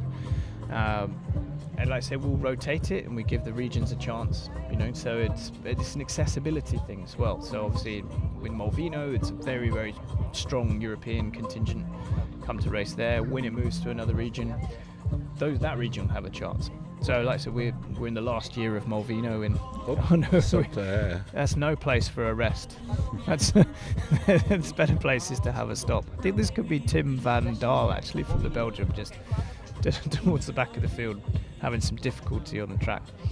But yes, our last year in Molveno this year, and we'll be moving the Xterra World Championships with the new location to be announced fairly soon, but enough time ahead of the World Championships this year for people to start planning for a new adventure in 2025. And by the way, today the race of full distance age group race, it offers 55 slots for Molveno, for Trentino World Championship, the coming September 2024. So later today or the following weeks, we learn who will be the 55 guys and athletes, not only guys, female and male, that will accept the slot of the qualification for the Xterra World Championship 2024. Yeah, I mean, having Greece as a World Cup, one of the benefits of being a World Cup is you get more slots. So we offer more opportunities for athletes to come and represent Greece in the Xterra World Championship. Taking into consideration that we have a lot of European athletes in this race today, age group race, so more European athletes can have the chance to participate in, let's say, the dream of being Xterra World Championship finisher. Yeah, it's a big European goal for a lot of people. Continent, easy to travel, easy to participate. I mean, in terms of logistics, that you can travel and with yourself, I mean, your family, your relatives, whatever. I remember in Molveno in 2022, we saw a lot of families with parents, kids, relatives. I mean, every athlete was about 5 people following him. So this is a great. Now we're talking about sport tourism, but it's also a great opportunity for the athlete to be racing in front of his close friends and relatives. So we have a little development on screen. So at that checkpoint 1, we saw there was a bit of a gap between the two Frisier brothers, but they have now come back together. So Arthur Frisier is still setting the pace, whilst Felix Frisier is just sitting behind. It's an easy graphic for that one. It's a Frisier. It's like I said. I mean, I don't know if you have family, John, but this must be such a cool feeling to race with your brother. Like you're at the front of an Xterra World Cup, and your brother is next to you, and no one else around. This is like it's almost like you're coming from the UK. We have the Brownlees, Alistair and Johnny Brownlee, and they race together. Triathlon's an individual sport, but you're always gonna help your brother out. I have a better example for you. In Xterra World Championship 2022, father and son from America. Yes, the Middars, Josiah and Sullivan. Yeah, again, those guys, it's the same, father and son. It's even crazier that you can race in the elite field together with your dad. And also I was racing 10 years ago in Olympic distance with my close friend, and his father was 65 years old, and he did his first attempt his first effort in Olympic distance. not Xterra triathlon, normal road triathlon. So it was the motivation and the feelings inside the race when you see the son and the son and the father together. It's very emotional. So the race is still exciting with the two brothers for this year is leading the race in the bike course on the second leg. Yeah, so they're just coming to the end of this first lap now. So a little bit of a pavement section weaving in and around some of the trees. Yes, this is close to the transition and the venue here in Vouliagmeni. Yes, this is Sandra Meerhofer. She's still in third place. She's not made it up to the front with the Netta and Solène yet, but she will be working quite hard. Like I said, Solène is extremely powerful on the front, on the flat. So Sandra will probably struggle to catch her on these flat, fast sections. It's so hard to create that extra speed. But so Sandra will be waiting for that first big climb to try and put in a big effort to get up to the front tree. And then I don't know what will happen. The weather starts to be a little bit warmer, by the way. Right now the atmosphere temperature is like 19. We're now seeing Arthur Frisier alone again. So his brother is now, he can't be far away, but so maybe Felix just had a little technical problem or a little issue somewhere, or a little small crash maybe, but that's the only thing I can think. I will try to learn from my guys.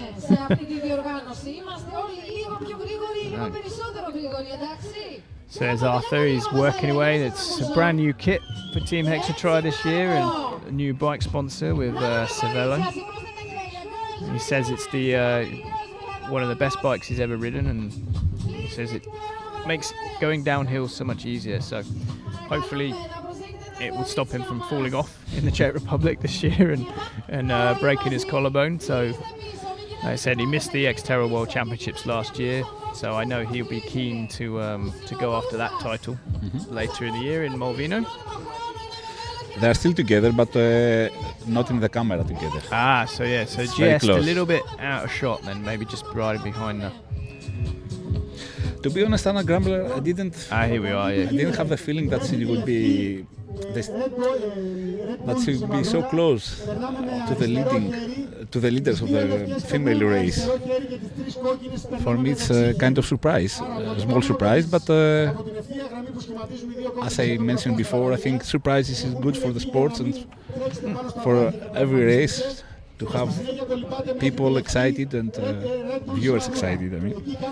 Yeah. So I got some info from Nico Lebrun, who's out on course. He's just sending me some little messages. So just to kind of confirm what the splits were saying, we have, as you say again, together, brothers. The two Frisiers towards the front, and 30 seconds behind we have Federico Spinazzi, Serriers and Jules Dumas. So they're still riding together in that little group. Around about another 30 seconds behind them is Max Chane, riding in 5th place. We're hearing Michele has dropped out of the race. So Michele Bonacina coming back from that broken wrist in Taiwan. He knew it was a bit of a risk to race here. He'd been back riding his mountain bike for 1 week, so maybe he is just... maybe he's just erring on the side of caution, doesn't want to injure himself anymore. I just had the inside information from my team that the brothers, Frisier brothers, are a little bit more ahead from the third guy. They have they've moved a little bit remarkable further ahead. Gap, so they're still building that gap. Maybe Nicola can. I'm hearing Jens Emil Sloth-Nielsen is at 2 minutes and 20 seconds from the lead, so currently in 6th place, and in 7th place is Theo Dupois riding with Jens. So as you can see on the right hand side, we can see on the other monitor, on the other view, on your monitors you can see the starting of the full distance age group race. And like now you see the sun is coming over the beach, and you can see more better view of the water. I can see exactly where I'm going to sit on a sunbed and enjoy a cocktail or two later. But, I promise you later we can have a caipirinha over the beach. Yes. Sounds excellent. So here we go. We're a few minutes away from the start of our age group race. So like I said, 55 slots for the Xterra World Championships. That was ready to say again that some of these guys will have the 55 slots. So this is our, like I said, we have a few different waves throughout the day. So this is our first age group wave. A few people choosing not to wear a wetsuit. There's a few tri-suits in there as well. So obviously the water's not too cold in there. And classic Greek style, nobody waiting behind the line. Everyone's quite keen to get going and get underway. There's always a rush in Greece. There's no time. We have to get going. So this is again what we mentioned. Here we go. It's a 10-second countdown for these guys, and they'll be away. So what do you think goes through the mind? I said the elites, a smaller field of 25 in men, 25 women, not so much of a washing machine. But for these guys, it's a bit of a hectic start. And this is it for the second start of the You see people see the difference between the elites and the age groupers. The elites are dolphin diving, and then these age groupers they're just wading in. Sometimes I remember this washing machine. I mean, starting with 3,000 athletes in middle distance or full distance races. Yeah, I was lucky that I never experienced the full washing machine. I was a good enough swimmer. You're so lucky to be far enough out ahead, but it's amazing. It's quite hard, but. If you see in YouTube some old racing videos, you can see this washing machine with huge start of. Yeah, one of our biggest races in Europe, Xterra France, they have the same thing. So, nearly 1,000 athletes starting at once on a small beach, and it's very, very exciting. I mean, I'm personally a fan of some slightly smaller waves, and what we don't want to do is to put people off. It's supposed to be fun after all, and if your first experience is being half drowned at the beginning of your race, it ends up being quite a long day.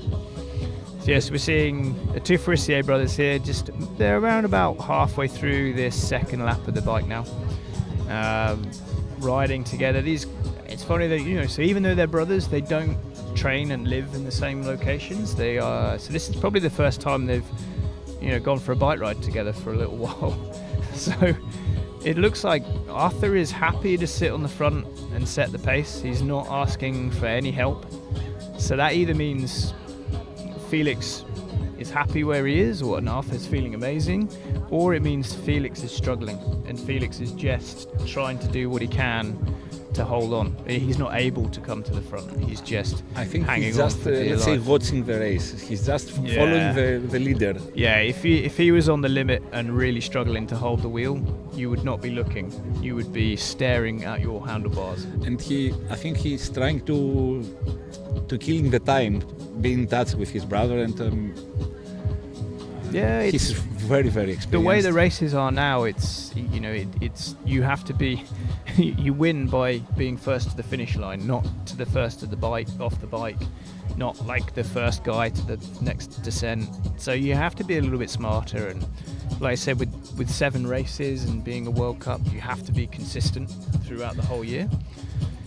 So, why take a risk? Why push really hard? Why, cause yourself an injury, or to be really tired for the next fortnight? These guys, they want to race here in Greece, fly home on Monday, start training Tuesday, for the next race. I want to ask you something, because on Taiwan live streaming, the question was, should be the winner the fastest guy or the smartest? And the question was, because of the humidity and the brutal atmosphere and race in Taiwan, the answer was the smartest guy. Do you think that the smartest guy should win today as well? I don't know whether because you still have to be a very, very fit, smart guy. You can't just be be really clever and still do a good result. So I always say like Xterra is to race elite, you have to be really good at decision making, like whilst like breathing really hard. So like I think you have to be smart, you have to make smart choices, but I think the experience that you've had from racing previously to then help educate and inform that choice. So what do I do at this point? Do I do this option or do this option? Let's say, in other words, you should be a small coat inside you. You have to hide a small coat. Yeah. So. Yeah, and there's the harder the racing is, and the more tired you are, and like the more difficult conditions, and the more technical it is, the less headspace you have to make good decisions. It becomes very easy to stop thinking and just follow, and that's when stuff starts to go wrong. That's when you start to get a puncture or mechanical on the bike, or you forget to drink, you forget to take a gel, and so you end up like always putting yourself on the back foot. So when I let's just say we have the two Farissier brothers at the front. Arthur has been around the circuit for a very, very long time. Very, very smart guy. Leaves absolutely no stone unturned. Very methodical with his preparation, and he's almost experienced anything that could happen on the race course today. He's already experienced at some point in a race in the last 10 years. So, but Felix, for example, he used to make loads of mistakes. 5 years ago, he was the guy that would crash. He's the guy that get a puncture. He's the guy that would forget to drink on the bike and would finish. I think I even beat him a couple of times. If you're getting beaten by me, it's something's gone wrong. Yes, but now he's starting to have those 2 or 3 years of experience of making all these mistakes to then be able to now make the good decisions. You mean that he's more mature now? Yeah, super. He's got a lot older. But I think in this level, when you go for all or nothing, let's say, you push everything, you go on your limit. So, okay, you should be, let's say, updated during the race to update your plans, your nutrition plans as well, if the weather changes or if something goes wrong. But okay, when you are racing to be the leader, to be the winner, let's say, or to be in a podium place, athletes go to the last kilometers. Yeah, it's the same thing, but it takes being in that position when you're going, and the win is almost secure, to then have a mechanical and lose the race when it was easily yours. Okay, Xterra, you lose the race. Xterra is very common to have a mechanical or puncture. Yeah, I mean, Felix, Felix famously had a mechanical in Taiwan. He'd made, in my opinion, the winning move of the race and went on the downhill, and then got a double puncture, and then had to run his bike out of the jungle for 10 kilometers. He, at that point, had he gone 5 seconds slower on the descent to save himself, he would have won the race. But because he went crazy fast, crazy fast, in a bit unlucky, then he's lost the race. He comes 10th. Whereas this year, he just get to the bottom of the descent safe. And you can see what he's doing here now is he's giving some of that decision making to his brother Arthur. So in terms of setting the pace, in terms of managing that, he's taken some of that decision off of him now. So that's quite useful having your big brother there and a guy you trust to make a good choice about how fast to go and which lines to take and to follow the arrows and stay on the course. It's Felix is in a very, very good position right now for a result. So I'm just getting word that unfortunately our camera bike following the women has had a puncture. So they'll be fixing that as quickly as possible, I hope, to then get back out onto course. And catch up the leaders. But we will still try and bring you some updates from that race. So a real shame that, like I said, we have that flat tyre. This is unfortunately with these e-bikes and the e-bikes and trying to keep up with how fast these athletes are sometimes happens. We're talking about off-road triathlon, so this is kind of business. Yeah, it's an occupational hazard, they call it. But the guys are hopefully riding with spares. But we are hearing that Annette Grabmuller and Solène are still together at the front of the race. Sandra Meyer-Hofer is at 1 minute and 15 seconds back currently. So we thought Sandra might ride her way up to the front with Solène and join those front two, but obviously Annetta and Solène are working together to keep the Italian mountain bike champion. Do you think that Marta Medito, she's 3 minutes, almost 2 minutes and a half, 2 minutes 10 seconds back of the top 3 women? She managed to... Yeah, I mean, Marta's a really good runner. So there's time to be had for Marta. She's very, she's quite small. She's very agile. She's amazing over technical terrain. I've never seen an athlete so confident of where they put their foot that they're not going to roll their ankle. They're not going to slip. They put the foot She's down, very thin, actually, and they just go straight over. There's no second guessing their foot placement. She just keeps her ability to run over really technical terrain. That's why the nickname Italian Rocket. Yeah. So she's in a great position to make up a few spots on that run. But I know, like I said, Marta, she'll admit herself, she's still learning the sport, despite having been in it for years and have won multiple races, and she's won Xterra France, and she's still very aware that she wants to have a long career. So she's still learning, so she's doing lots of racing. She's already won in Xterra South Africa this year. She's already done Xterra New Zealand. I can't remember where she came to. And Taiwan as well. So she's already raced at a super high level 3 or 4 times this year. So it's a lot of racing to have in your legs against people who are maybe a little bit fresher. But like I said, Marta, we'll see. She's very, very smart. And a great coaching setup around her with the organic coach team with Alex Borelli and Stefano Davide. Those guys will look after. Look at them sliding around the corners. Emma Di Gro, the Xterra Greece champion 2023, is on the 7th place, 5 minutes back from the leader. I think she cannot. I expected something better from Emma, to be honest. Yeah, I think she'll be a little bit disappointed with it as well. But again, so last year, although she won Xterra Greece last year, it was her very first ever Xterra. So she's a very, very new athlete.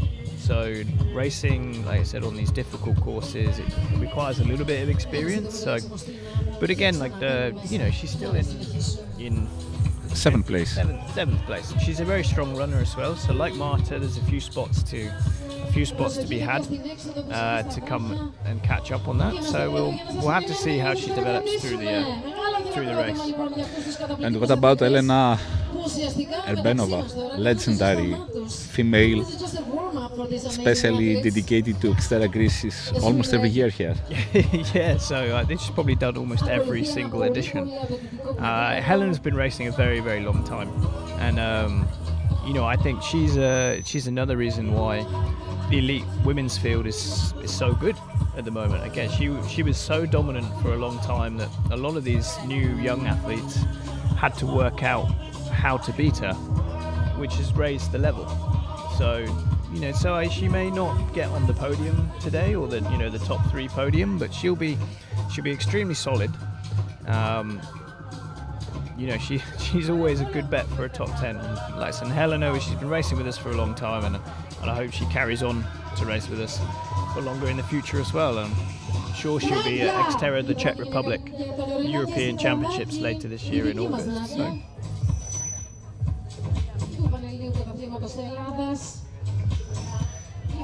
So let's have a little look at these bits. So we're also having a little. So Anna Zender is sitting there in 6th place by the looks of it at the moment.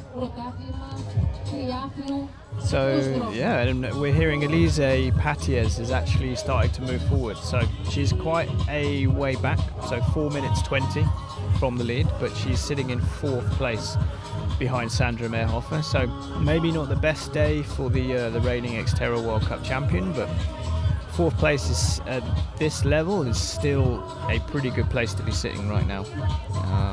So we'll maybe find out a little bit more info on if there's a problem, or if she's, like I said, she's just taking the day as it comes and is working forward to a big result later in the year at the Xterra World Championships.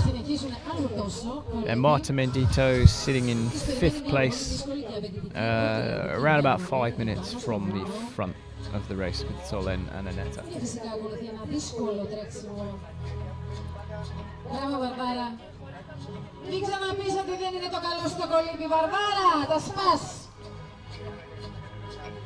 At the same time, during the full distance age group race, we have the Greek National Off-Road Championship for 2024. Yeah, hotly contested. Sorry? A very, very big contest. Yes. Exactly. It's always when there's national pride at stake, and it's to be the best athlete in Greece is it's a big deal. It's quite an honour. I won the national championships in the UK a couple of times, and yeah, it's a pretty cool feeling to be able to know that you did the best job in at the national championships, and it's quite able to be the winner of national championship. I'd start telling everybody. You'd never pay for another drink in Vouliagmeni again. The national champion. So we've still got the Frissier brothers at the front of the race. Still, Arthur is happy to sit on the front, set the pace. I said we don't know if Felix is sitting in 2nd position because he can't overtake his brother, or if he's just playing the game. He's doing what he needs to do, knowing that, in a straight running race, Felix is probably the faster of the two. The body language of both athletes looks pretty relaxed. Neither look particularly stressed. They can always tell how someone sits on the bike. If their shoulders start coming up towards their ears, they get a little bit stressed, a little bit of tension in their body, but both of these guys look pretty relaxed, making quite easy work at this race course.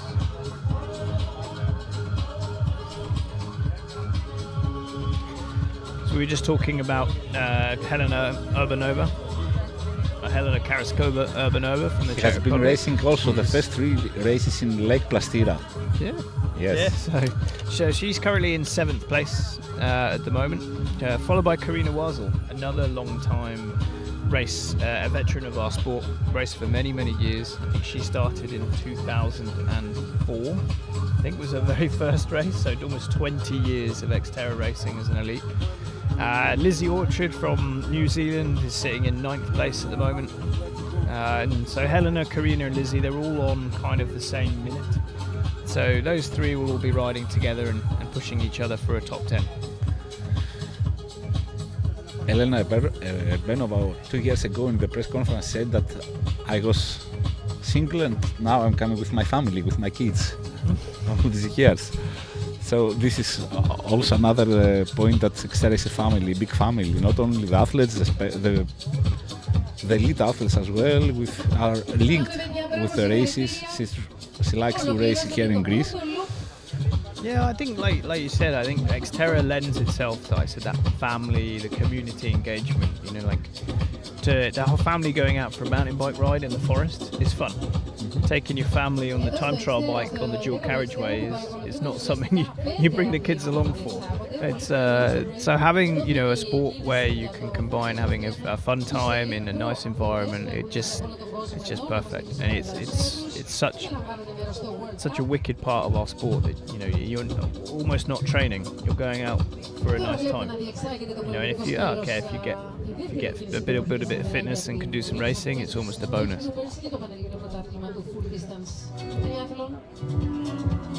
Yeah, so it looks like athletes coming to transition. Yeah, we've maybe got from this point where we make this right turn, we have one more climb to do, one more descent, and then it's a very fast flat. So we're maybe less than 5 minutes from these guys hitting the transition number 2 and starting the run. So they have to, I think, even it's too early to bet on this, but I guess that we have winner at 2 hours, 10, 12 minutes. Yeah, I think these guys will be around about 40 minutes for the run. So maybe a little bit quicker, but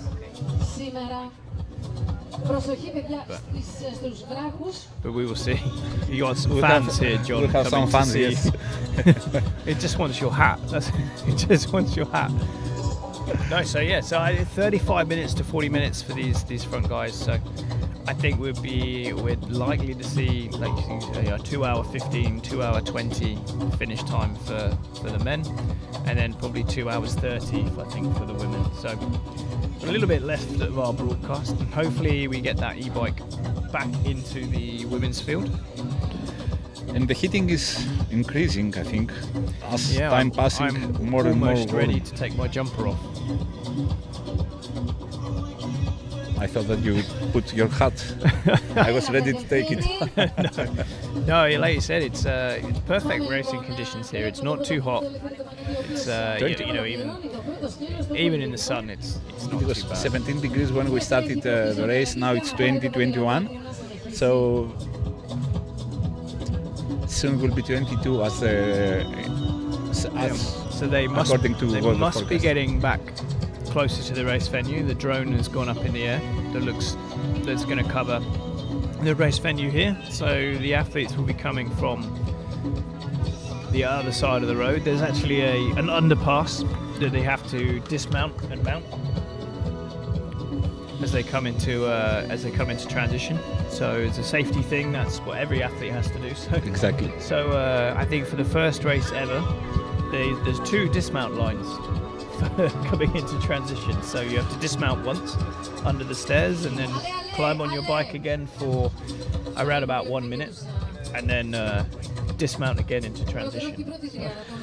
And we're expecting in 5-10 minutes maximum athletes in transition.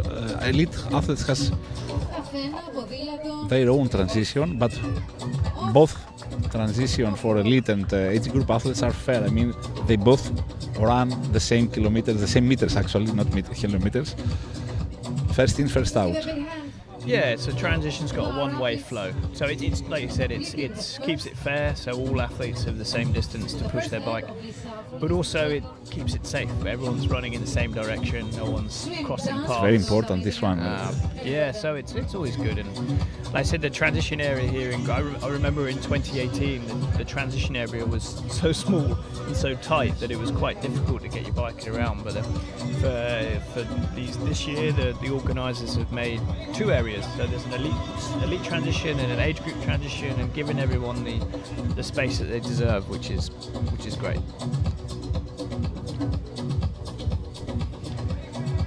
So I don't know if we're at checkpoint 2. We have some age groupers results out of the water. Lefteris Panetis for the full distance race is. I'm talking about an age grouper. Lefteris Panetis it was one of the, let's say. It makes sense that he was the first out of the water because he's a very, very good swimmer. Held Jonas the second place, 20 minutes 34 seconds, and coming from Denmark, Rekel Ezekiel from France, third place. Sergios Fotiadis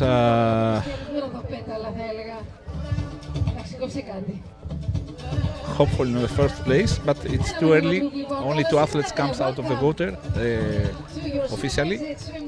I think Greeks are renowned for being good open water swimmers. Is that right? I think Yes. from at the Olympics and for swimming, I think Greek And polo as well. Water polo team is which is similar to open water by swimming far in is the terms of- best national team in sports, in Olympic performance. I mean. Yeah, so the Greeks are happy in the water. Yes, and actually our general secretary of sports, George Mavrotas, he's 6 times Olympian with water polo team. Sorry, 5 times. Yeah, I've seen the size of him. These water polo guys are all they're basically rugby players who can swim, right? You said that you come from swimming, let's say, Yeah, background. not water Have you ever polo. tried polo? Water polo? I'm not very good. No. Just try once. No, well, all the water polo guys are massive. They're all 6'6", to have the really long arms, and they basically can touch the bottom of the pool all the time. they're more likely to use me as the water polo ball than they are to ask me to join the team. But I would love to practice as a water polo player. I mean, to have an experience with water polo. But anyway, I decided to play basketball and then triathlon. So, expecting the first athletes in transition. We're about 1 hour 39 minutes after the swimming start. The race started actually. Yeah, we will probably hear them coming before we see the them. venue, the magic venue, as so Doug described before. So you can see everything in this shot is a municipality beach. So a couple of euros to get in here, and it's the cleanest, nicest, amazing facilities for anyone who wants to come down and use the beach. I'm told on a weekend in the summer this is one of the busiest places in Athens. Sometimes, some cases you can wait even 45 minutes to find sunbed. 45 minutes. This is the most normal scenario, let's say. Doug Hall is the co-host of the production. Alessio Basso is leading the production with Konstantinos Papanikolaou, with the great assist of Anna Meneghello. Did I correct pronounce? Nice? Yes. So it looks like we have our Farissier brothers, first and second, into transition. So let's hope none of them incur a little penalty. The wrath of the Greek Triathlon Federation are here. So the penalty serving on the end of the race. There was a penalty box just before the finish line. But let's hope that we won't need to ever see that on the coverage. So these guys will be in and out pretty quickly. It's a shame the static camera's just cut off. Felix being number one, he's just out of shot on the left-hand side. But those guys will be out of here like an absolute rocket. They will not want to give Arthur Serrières a chance to get back into the race for the lead. Yes, just passing in front of us. Yeah, we will see them. So we're facing the wrong direction to watch the race in real life. We have to see what's on the screen. So now we start the clock, George.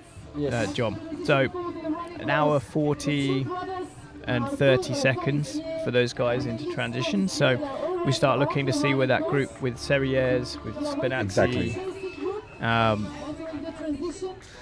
much I like this bridge, the wooden bridge. I first saw in Molveno 2022, and I mean live, not in a TV monitor. How much I like this one. We have our athletes entering in a few seconds inside the transition. Make sure you clear. Because you have many Greeks that texting me about. Here we go. So this is a. This is actually a Xterra top by the looks of it. This is actually Theo Dupree. Theo Dupree, Jens Emil Sloth Nielsen, Arthur Serrières.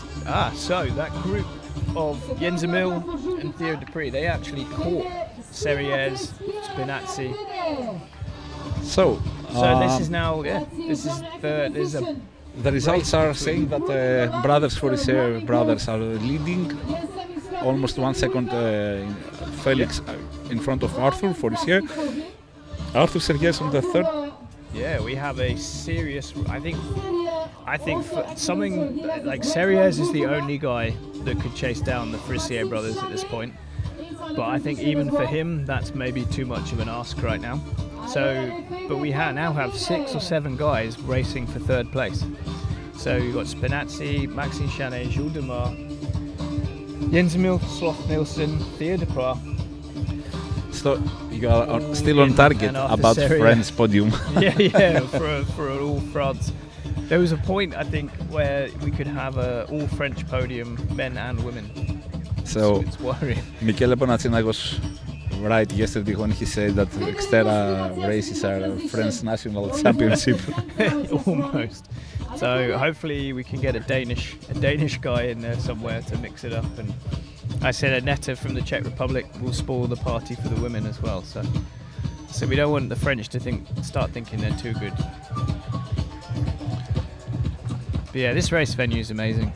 Like I said, with our The bridges, they elevate the athletes above the crowd, so you can see them wherever you are in the venue. It also acts as a useful way to cross over the courses. And I think it's kind of a bit cruel, but the organisers here have got the last 500 metres on the sand, on the beach. So if there's anything worse than running on the beach, it's running on the beach for the last 500 metres of an Xterra.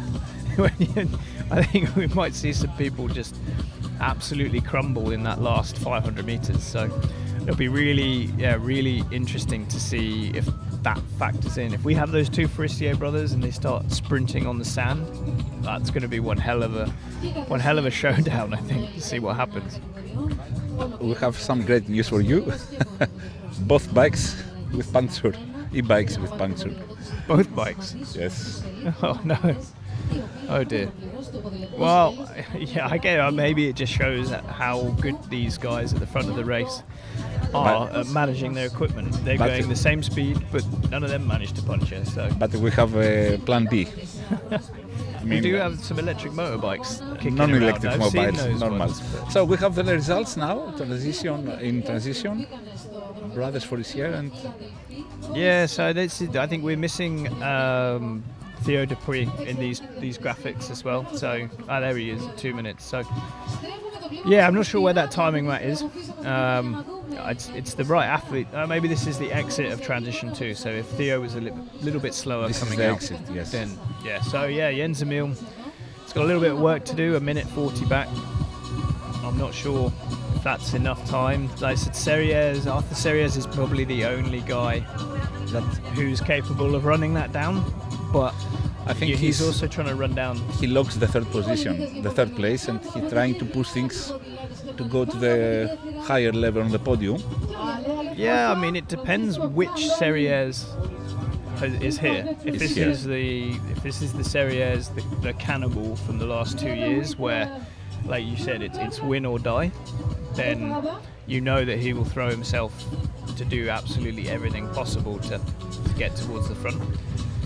Or, like I said, or if he's focused less on the World Championships less on the World Cup and focused more on the big races, the championship races, then we might not see that world-class spellbinding run that we've seen in previous years. In the end, it should be a nice interview from Tanya, your colleague, to ask him if he managed that he was for sure third place and he didn't push things. He was happy with the third place, or if he, let's say, he was not his best day to push things for a better result. We'll see. I mean, in the pre-race interview, he says he wants to win every race he does. Yes, he has this mentality of be the first. And 18 months ago, he would win every race he entered. But he said it himself, and that World Championship win in 2022. That point he elevated the sport. It suddenly became. I don't know how to describe it really, but all of a sudden the level of men and women as well really jumped up. He really validated that elite racing Xterra is the real deal, and as a result, it now means that everyone is caught up to his level. So Serrières is going to have to find another level to start racing and start dominating the way he did in 2021, 2022. I think Serrières put more people on the sport. He's this kind of guy because he has a lot of fans, followers, and his determination, his commitment put more athletes on the sports.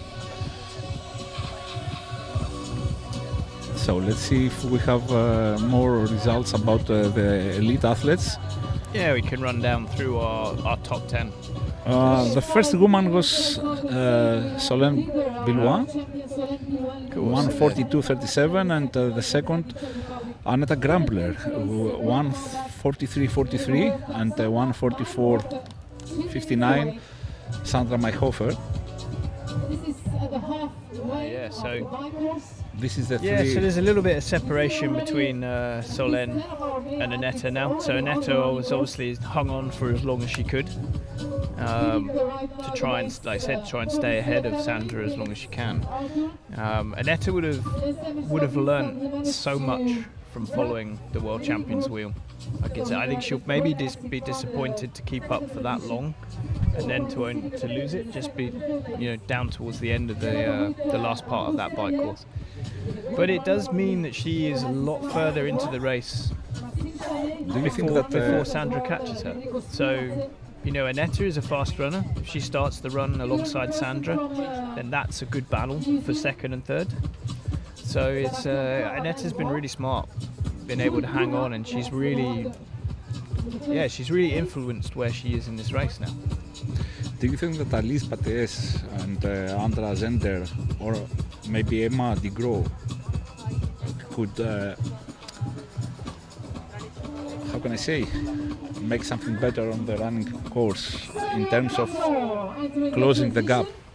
Yeah, I mean, I think a fully fit and healthy Elise Patiez could easily run her way back onto that podium. I think it's quite clear from looking at the timing splits where she is now that she's not having her best day.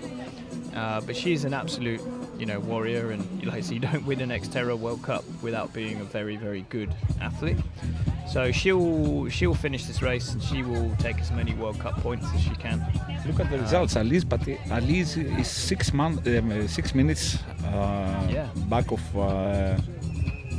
Yes, Solène. so I can only think that she is not 100%. Like I said, a subpar swim, and she's not her usual self on that bike course. So I can only think we'll maybe find out a little bit later for you. But Alice, let's say she lost 1 minute in the swimming course, 1.5, and almost 2 minutes in its bike split. So the 6 minutes comes from, better saying, not a good bike performance. Yeah, and it's so uncharacteristic of Elise, because she is normally she's one of the best mountain bikers in the sport. Technically, she is amazing. She goes downhill so efficiently. So she would be, she should be really fast around this course, given the speed. So there must be something not right. Even in a bad day, she's in a 4th place. Yeah, it's like nearly everybody would be over the moon being 4th in an Xterra. I know I would be, but it's the level that now we maybe it's wrong for us to. We're maybe expecting too much of these athletes every single race. The fact that we're sitting here, thinking Elise is having a bad day in 4th place shows normally the expectations that everybody and probably herself has on herself normally. So maybe we need to just, maybe we need to back off a bit. Mm-hmm. We just let her do her race. You don't have to feel great every day. But they will probably get through this. A few more people through that through a few more female athletes through that second checkpoint, and we can bring you a bit of an update on that top 10. I'm just thinking. I'm just kind of doing a little bit of. I'm going to do a little bit of some calculations and see how the current standings in this race would affect the World Cup positions. Just to fill a little bit of time until we get these e-bike cameras back on.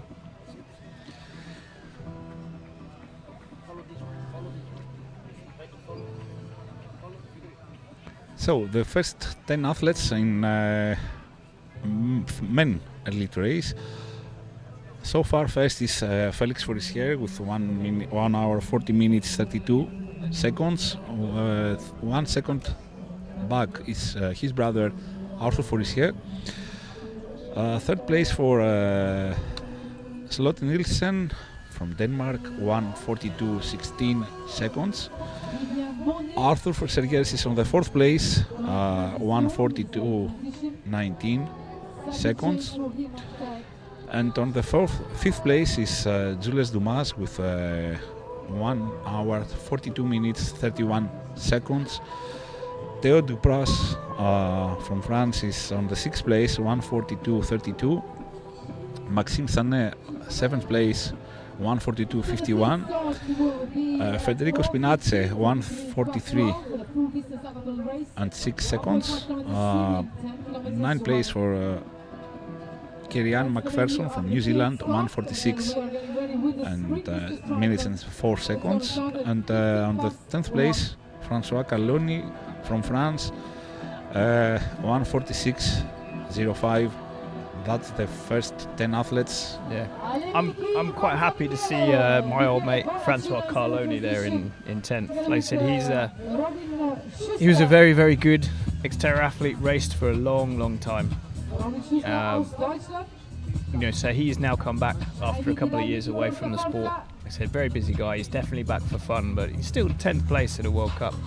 Just spotting on screen here, that is Michele Bonacina just putting his running shoes on. So he must have had a mechanical, or like I said, that injury is taking its toll and he's just had to take it very easy for that second lap of the bike, or he's just completely blown up. By the way, I just counted the countries, so 7 athletes out of 10 are from France. Don't remind me. This is a charisma, Doug. But you have, this is a real charisma. Yeah, but there's some sports. Anyway, we've got some drone footage. So this is Arthur Serrières making his way. At this point, they are just on one of the highest points of the run course. So I believe I would expect him to be in 3rd place. He's by far the best runner out of that little group that came off the bike behind the 2 Forissier brothers at the front. But I can't, looking down the track and looking down at the screen, I cannot see another athlete in sight.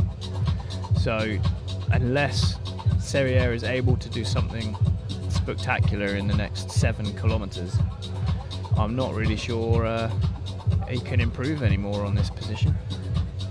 So what do I win? You get, your prediction for Serrières to win is it's not looking so good right now. So you're buying the coffees, John. Let's see if 2 minutes is. You're not going to give up. You've still got faith. We know the first lap on the running session. So we have our women's leader, so Solène Bilwan from France, just coming off the bike now. So the winner at Xterra Taiwan and World Cup number 2, our 2-time Xterra world champion, is really showing her class here. So up and over this last bridge. Exactly. No other females in this race, even in shot. Textbook bike dismount. She's actually probably doing quite well overall in the men's field as well here. Like I said, she's almost racing the men now. She's that good. So let's hope that everything has to go in the box. You've got to be nice and tidy. Otherwise there is a penalty for 20 seconds. Exactly. So not bothering with socks. When the number belt goes on, run hat, grabs the gel. Ooh, a little stumble as she came out of transition there. So Jens Milsloth Nielsen here.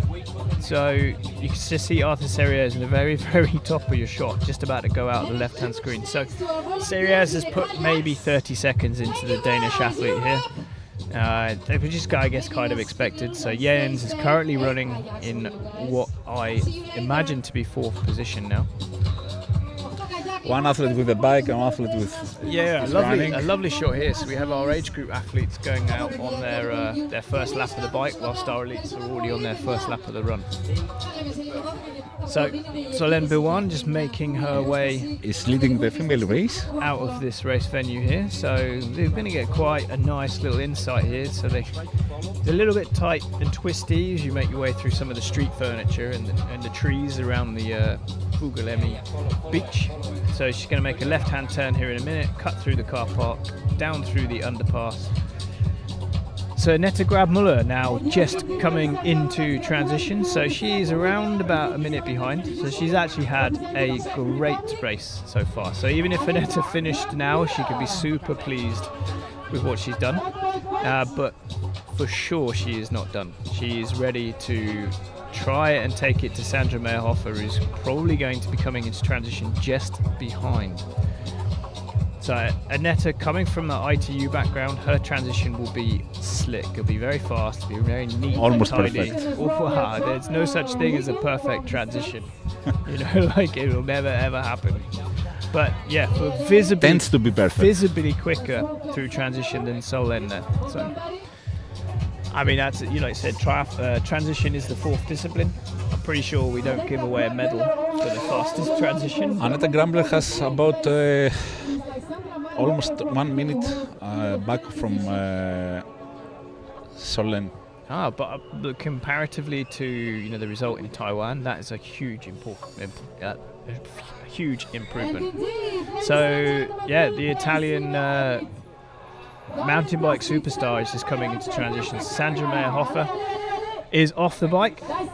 So this is where the question mark over how much run training Sandra Meyerhofer has been doing whilst trying to balance the two sports. We saw a transition at the beginning wasn't quite as smooth as the other athletes around her.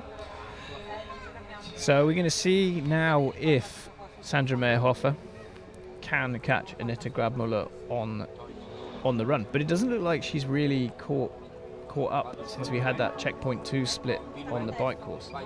Sandra makes very fast also transition. Yeah, a lot smoother now. So Solène is now making the way out of town. So you run on this pedestrian path.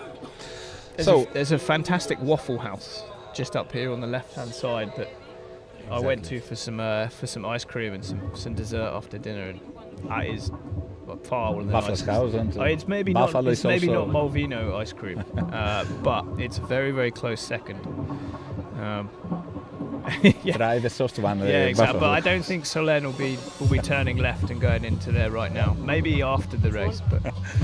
So Solène Bilbao is leading the race. 1 hour 55 minutes 29 seconds. 1:57 minutes 15 seconds is on the second place.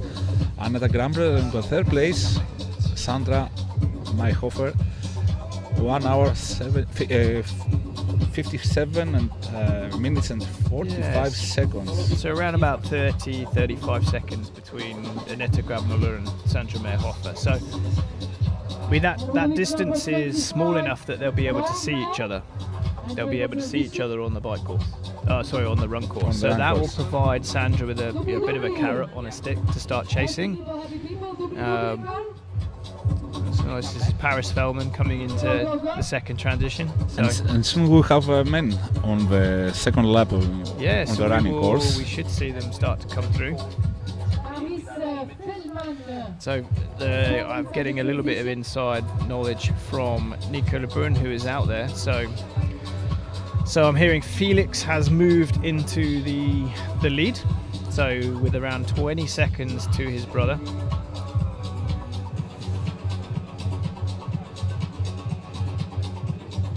And Serrières is at 1:30 from the lead, so he's starting to eat into that gap to the front of the race, but a minute and a half to make up in less than 5k. I think it's quite a big ask.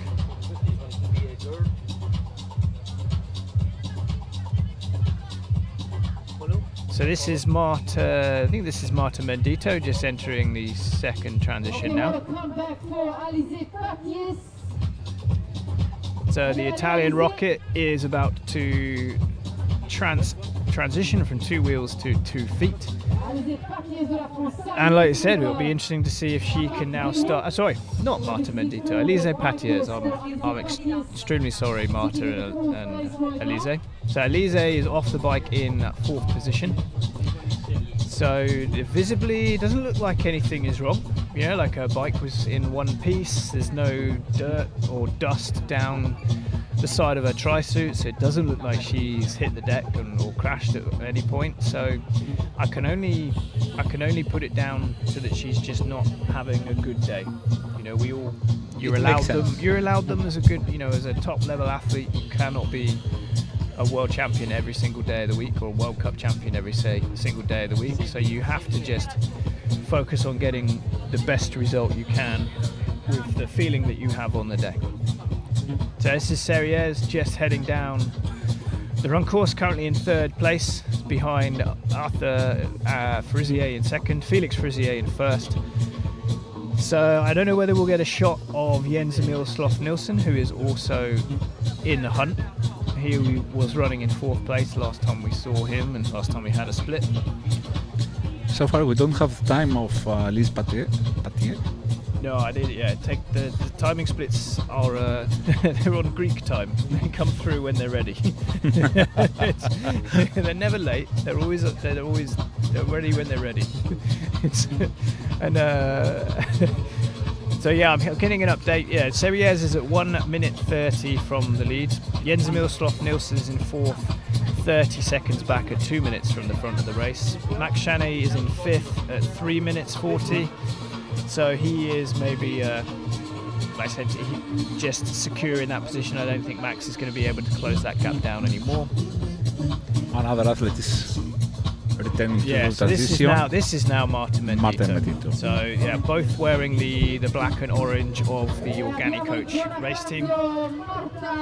So Alice, I have a little excuse. We have time for Alice. Is 6 minutes back from Solène Bilouan. Alice Patier with 2 hours, 1 minute 38 seconds. And so we have Marta time. Yeah. So again, Marta, like you said, she's a really great technical trail runner. So this course will suit her down to the ground. Especially that there's the maybe after 1.5 kilometers on the run, there is a really technical, really steep, fiddly climb. So I went out and I ran a lap this morning, and I basically had to walk up it. But Marta will be great. She'll just tap it out on her feet. She'll run to the top of the climb.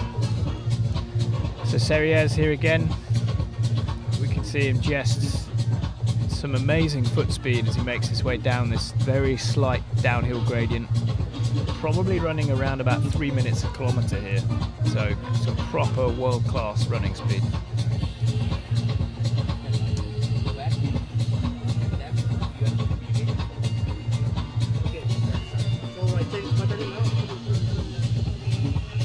So yeah, look at this drone shot, John. Like off the bay. You got the boats sitting in there. In fact, there's my yacht parked up. This doesn't mean that every Greek has a yacht. Yeah, every Greek has a yacht. So Marta Mendito, the time is 2 hours, 3 minutes and 54 seconds on the 5th place. Almost 80 minutes from Solène Bilouan. Let's see how exciting should be that race. Helena Karaskova Urbanova just heading out of transition onto the run. So I said coming in I think that's probably 6th place. This is Varkiza place, the Varkiza city. Yes, yeah. So I think my hotel is down there somewhere, but this climb is very technical. There's almost no path. You're just looking to try and pick the easiest way through all the rocks, and it's a very, very technical. In fact, you can see Michele Bonacina's gone from the very, very front of the race to now being lapped. So Michele's on his first lap, so I can only assume he's had a mechanical to be this far behind. With a wrist injury, shouldn't really affect his running too much. So I'm thinking he has had a mechanical and he's just trying to finish now. So even Arthur Serrières has to walk on this section. So Anna Zender just leaving transition there as well. So she's still in the mix after a great race in Taiwan and a very solid race here in Greece. She's going to be scoring some pretty good World Cup points.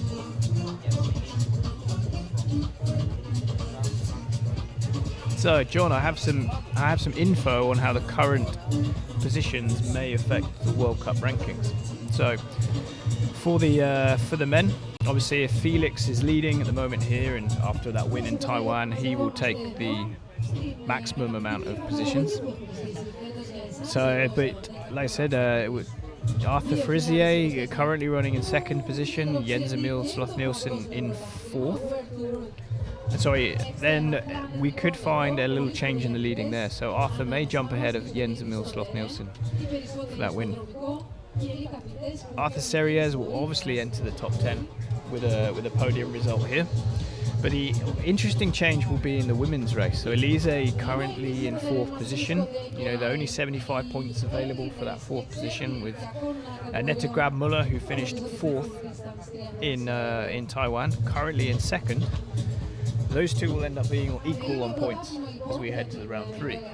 With Marta Mendito, like I said, if she will likely drop down the standings as well. So Netta will move herself into the top 3 in the World Cup as it stands at the moment. So yeah, it's the World Cup. The World Cup leaderboard will change.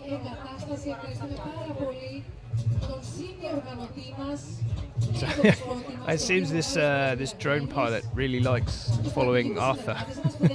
We haven't seen anybody else at all on this run course yet. So just coming past, I'm not sure on the athlete, it looks like one of the cross-tried Netherlands tops. So, but you can see the just how good Arthur Serrières is at running when he starts to overtake these other guys who are also amazing. So Solène Bilwan here, so she's making her way up, like I said, to the highest part of the course. She's actually only around about 500 meters behind Serrières at this point. So hopefully we'll get a couple of nice drone shots of her as well as she starts to climb up this last climb. But she looks full of running, nice and relaxed. We know with Solène, like, she is under control at all times. Just running through her list of things she needs to do. Keep putting one foot in front of the other. She has a very strict nutrition and hydration plan. She will follow that to the letter from her coach. She's made a big change to try and really focus on that this year, and so she knows exactly what fuel she needs to put in her body at what time and how to work it. So I think where she is at the moment, something has to go very wrong, out of her control, for her not to win this race. As time passing, it's more difficult to take place. Yeah. You run out of time. For Something dramatically should take place. Yeah, I mean, I don't want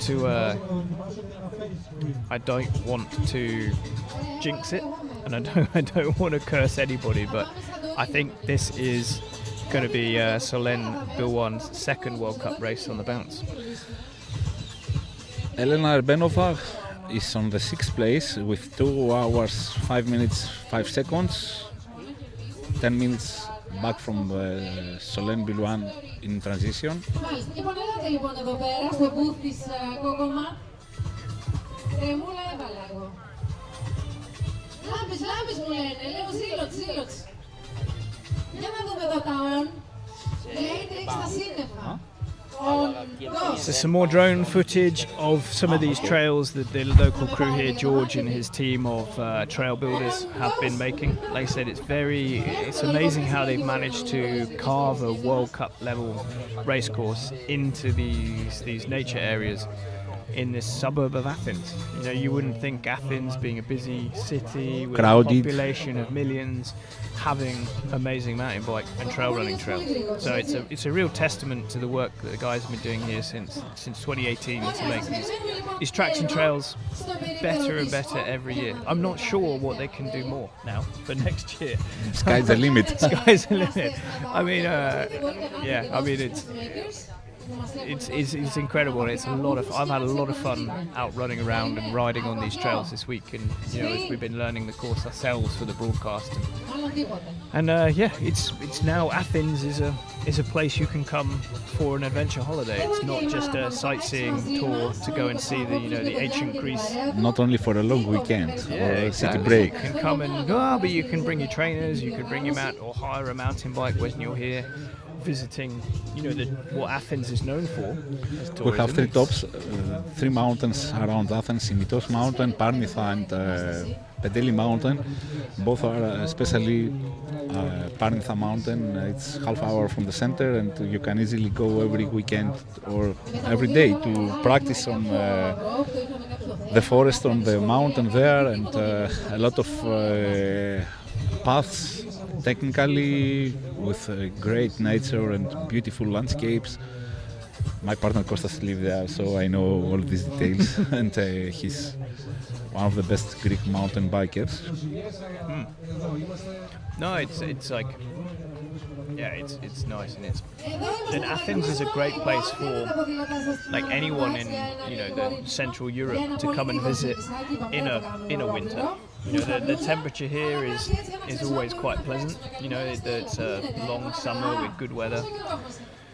So when it's snowing at home in France or in Germany or the UK, it's quite an easy trip to come down. It's pretty nice to be Greece with 15 degrees or 18 degrees in January in the middle of the winter. Do a bit of training in Athens. Do a winter training camp here. It'd be quite nice. Yes, we actually, before COVID, indoor training was not so popular in Athens, in Greece overall. I mean, most of the athletes go even January, February with the bikes or mountain bikes outside in the nature. I mean, on the road or on the paths, if we are talking about mountain bikes, because the weather is affordable. I know that in Central Europe, most of the athletes are used to training indoors or tread miles, but here is more common to go out and put your shoes on and close the door. Yeah, there's only so much Swift you can do before you need to go out in some warm weather somewhere.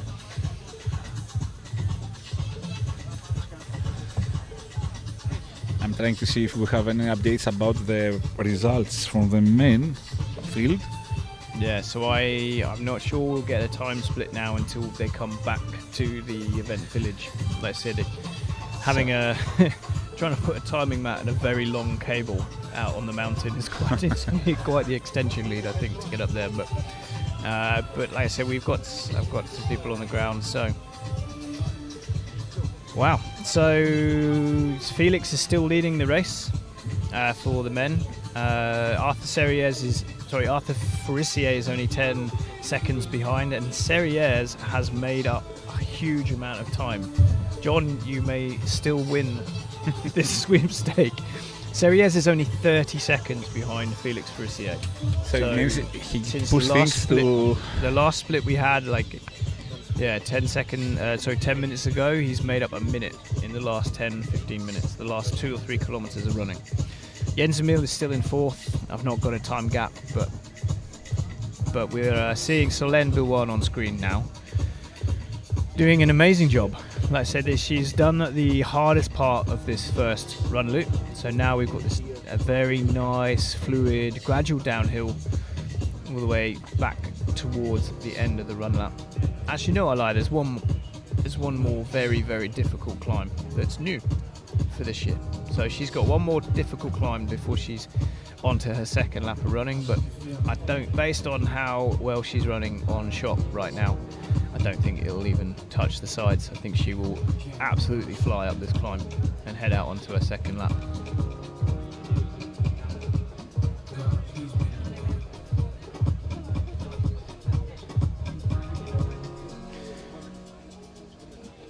So based on the time splits I've had from our man in the field, Nico Lebrun, he is so that our men's race will be finishing in probably the next 5 to 6 minutes. So they are almost back on the tarmac to run back through town. So 2:20 should be the initial estimation. So I think, in fact, I can hear some whistles going already. So maybe sooner than we thought. Like I said, that 15 second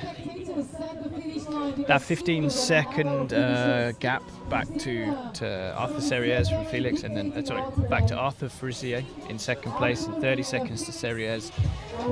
It doesn't sound like a lot, but in a 1 kilometer flat tarmac sprint, it's a huge gap to make up, I think. So, and like I said, unless we start seeing kilometer splits of 2:40, 2:35 from Serrières, I think he's going to have to do that. Felix can run at 3 minutes a kilometer quite happily. So I think that Serrières is going to have to.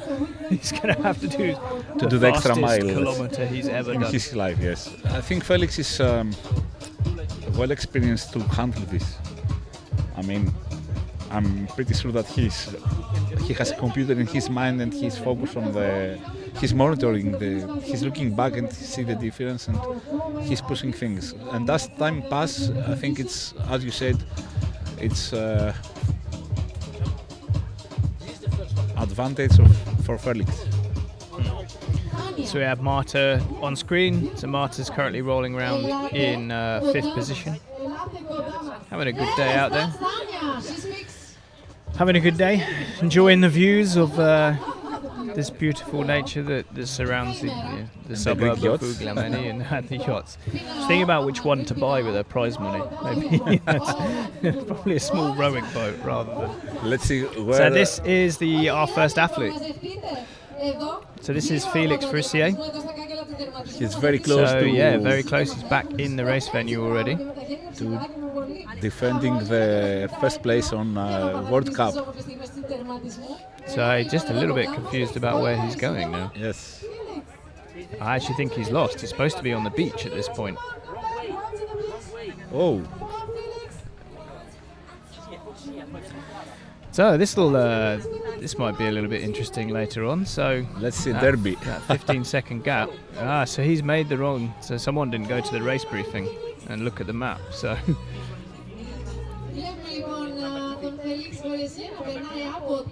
So hopefully that's not affected his position. Well, that looks like Serrières is behind, so I think. Oh, so this is going to this is going to cause a bit of controversy a little bit later on. I think he was a little bit upset.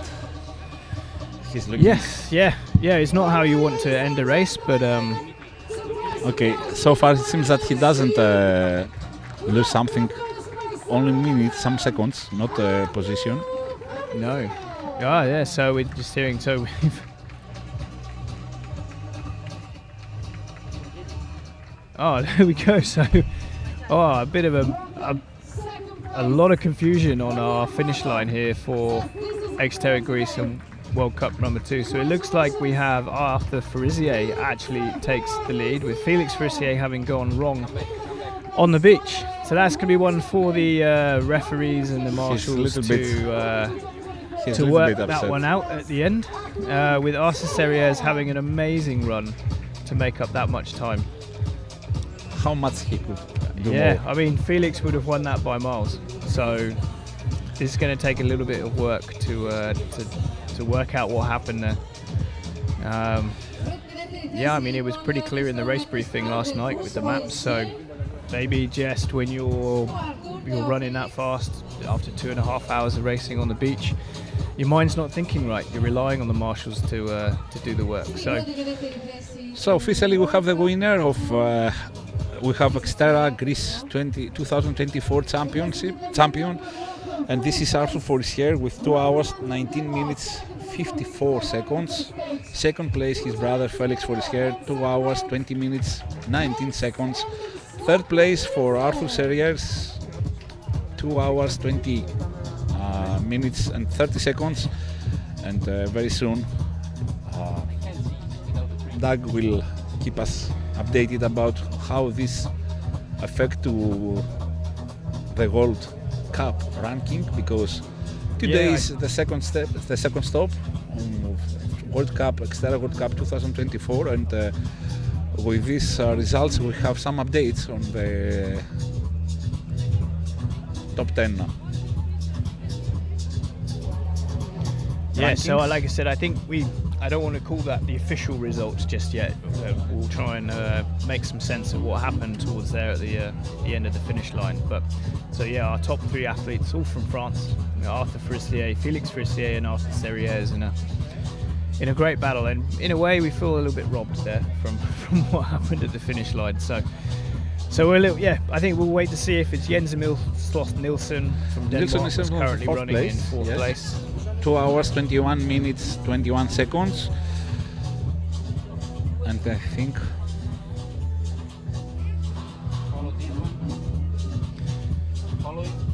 we have another more athlete. Some more athletes getting lost.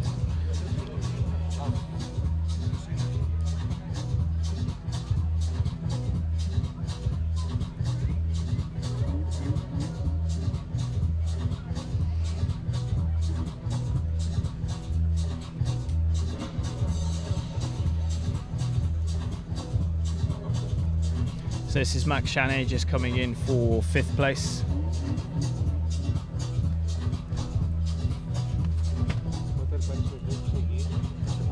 No. So making that left turn as he heads to the far end of the finish line. So heading on straight on. He'll make that final left turn onto the finish straight. So like I said, it makes sense to us from the drone shots above, but yeah, a little frustrating for the athletes there. Ladies and gentlemen, here we go. Welcome to the finish line, representing France again. So we go, Max Chaney coming across the line in 5th place, we think.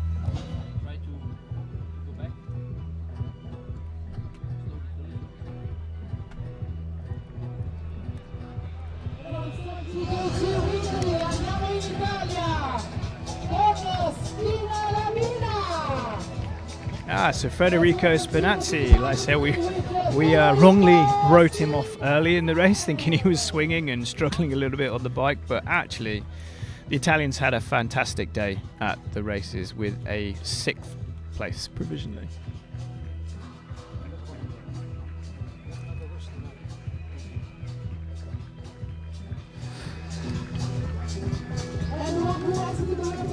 Very soon we will have some interviews from the first 3 winners.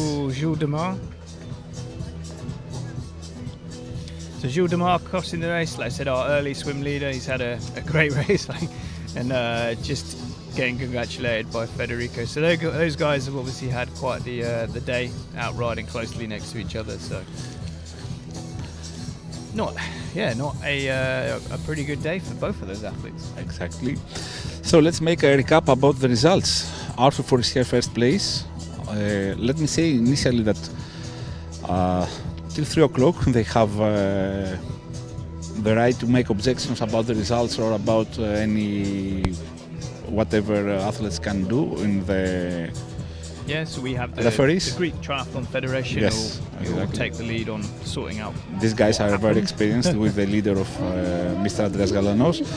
Arthur Forestier is on the 1st place. 2nd place, Felix Forestier, 2 hours 20 minutes 19 seconds, and on the third place, 2 hours 20 minutes 30 seconds, Arthur Forestier. 4th place for Slot Nielsen, 2 hours 21 minutes 21 seconds, and 5th place, Maxime Sanet with performance of 2 hours 23 minutes 52 seconds. Federico Spinazzi, 6th place, 2 hours 24:21. These are the 6 authors that the finish so far. So Karina Wazel there, just at the top of the run course, just behind, it looks like Lizzie Orchard from New Zealand, just in front, as they make their way down this little technical downhill. So Lizzie and Karina, I think they're both still running in the top 10 position. Kieran McPherson coming across the line for 7th position. So another solid race for Kieran there. After another great race in Taiwan, he's going to be doing pretty well in the overall standings with that level of consistency.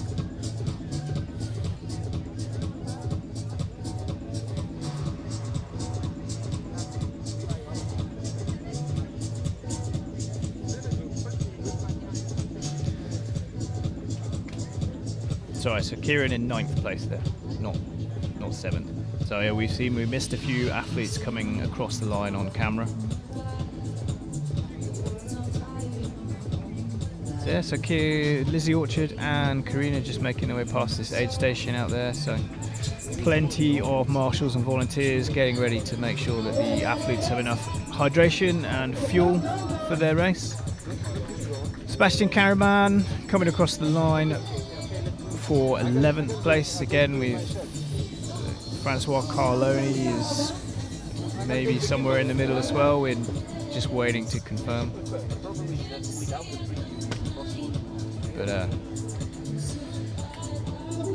But a good race from Sebastian. Like I said, he's always a slow swimmer, so we almost never see him on the coverage throughout the race.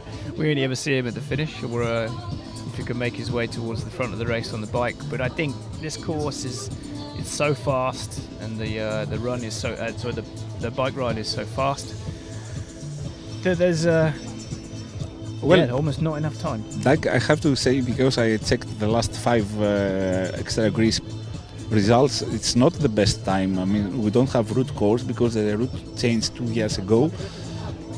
It's more difficult and more technical. In terms of the previous one, it was more easier because the previous winner in 2018 or 19 was about 2 hours and 15 minutes. I'm talking about male race, elite male race. Now the predictions was about 2:20, like. Yeah, we weren't far off. We were pretty close. Yeah, I mean, course records are irrelevant in Xterra racing. They don't mean anything. The conditions change, the trails change. Even if it's the same loop, the course can be different. Blocks can move. So yeah, we won't get too hung up on that. But I'm very excited to see the woman results, to see how far is your predictions or my predictions or whatever.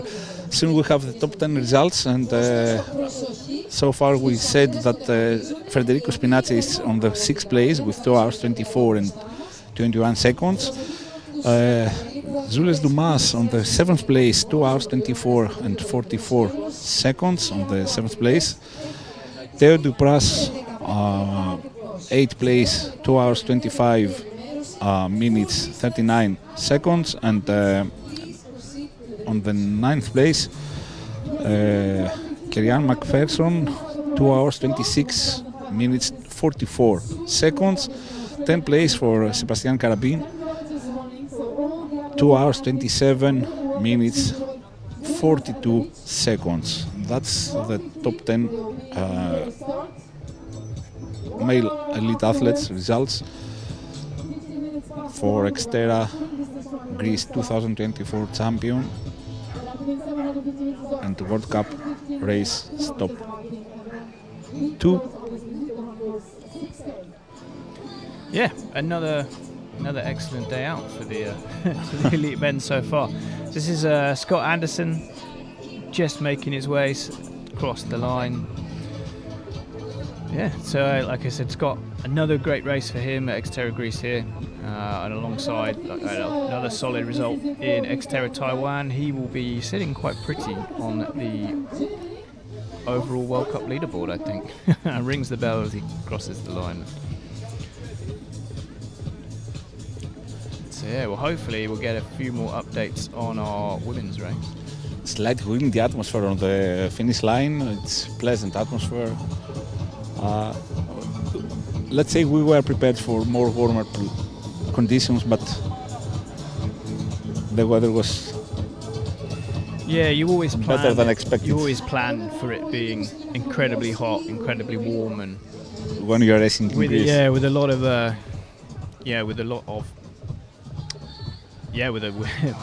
with a lot of heat and needing lots of fluid, etc. But it's very tricky when it's. Posso lasciare qua, vero? Ti disturba? No, solo.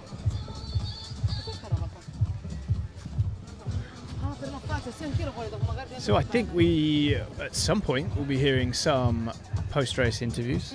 So we'll down with our announcer Tanya is on the mic. So she will be trying to get hold of our top 3 athletes. Could be an interesting interview whilst they still work out exactly what happens towards the end of that loop.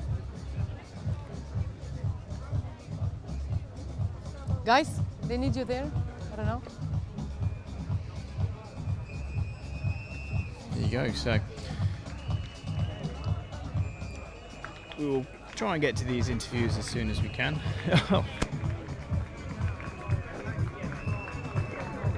I need Artur Seria. Where's Artur? He was here. I was looking for him. Yeah. Okay, so we're just having a few technical difficulties here in the streaming station at the moment. So I don't have access in my my microphone. Oh, so poor old John is. The athletes. You have to communicate with hand signals for a little bit. So now I can, I can call you all sorts of names, things. You can't say anything back to me now. But I can hear you. Oh no. Yeah. So well, there we go. We're back on the run course. So this, using my eyesight, this looks like Lizzie Orchard in that red tri-suit, enjoying a bit of screen time as she does this last part of this technical run course. Just trying to see if that is Karina at the top of the screen, just coming back down to the road. So Karina's another fantastic runner on this steep technical trail. So yeah, so I think Karina managed to overtake Lizzie Orchard there for the position. Not sure what position they're in at the moment because of the splits. We will only find out where they are at the finish line. So We have set tilted position. that's fine. So yeah, so we'll make our way down as soon as we can. I think we could have a quite interesting interview at the finish line. So we will see. So yeah, should have some graphics as well for the Xterra World Cup leaderboard. So hopefully the graphic will come up on screen. Otherwise, we'll run you through them manually, and we'll read through the little bit of a list. But there's some changes.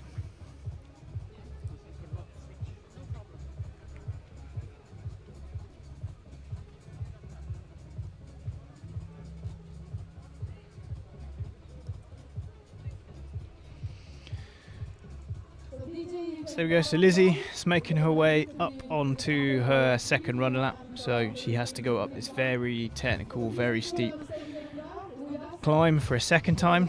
You can see age group athletes starting their mountain bike lap above, so they'll be going on to their second lap of the mountain bike, just avoiding some of the tourists out enjoying the national park as well.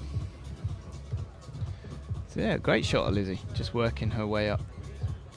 So struggled a little bit with injuries over the past 2 years, but Lizzie seems to be back fighting fit, taking a win at Xterra Australia a few weeks ago.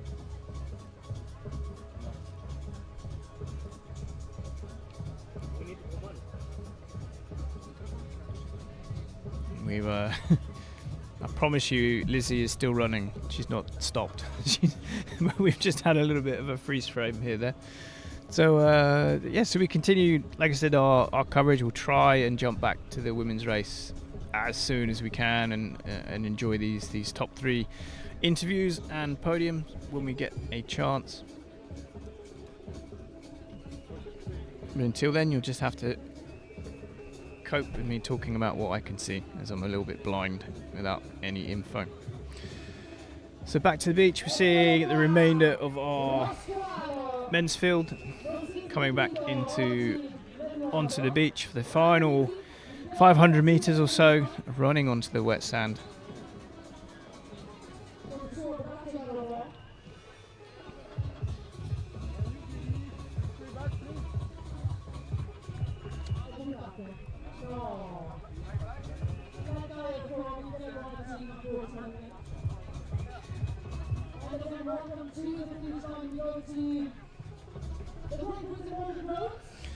It's Morgan Rhodes from the United Kingdom, just crossing the line there. It's a good race for Morgan. Like I said, still quite a new, inexperienced athlete.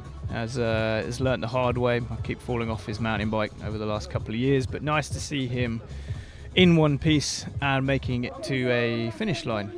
So Morgan's due to head out to Oak Mountain for round 3 or stop 3 of the Xterra World Cup in a couple of weeks' time, hopefully coming via Xterra Western Park and in the UK next week.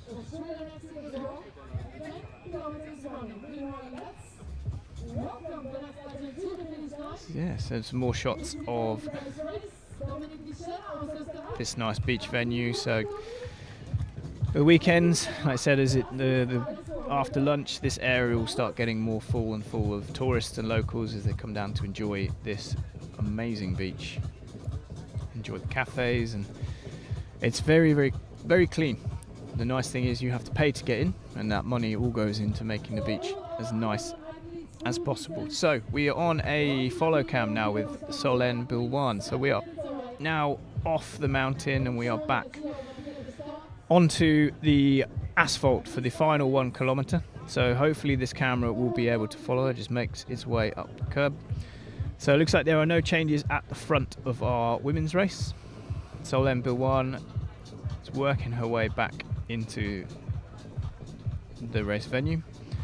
Still full of running, still looks super fresh, with her running style almost exactly the same as when she left. Let's hope that truck moves out of the way and she won't have a problem. It's all part of the part of the challenge of organising a race in an urban environment. You have to kind of play around a little bit with the race course.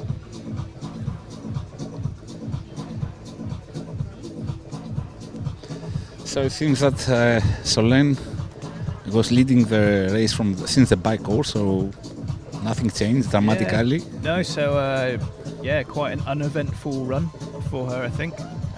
She was made to work a little bit harder on the bike than maybe she was expecting, like with a netter just pushing, or not, maybe not pushing her, but just having a presence there, just to make sure, keep her honest on the bike. But then, Solène manages to pull that gap out towards the back end of the run, the back end of the bike course, and then she's, as I said, had this whole run course to herself without any challenges or anyone coming to try and take that title. So it looks like, unless something goes very wrong in the last 1 kilometer, she'll be going back-to-back victories at the first 2 Xterra World Cups.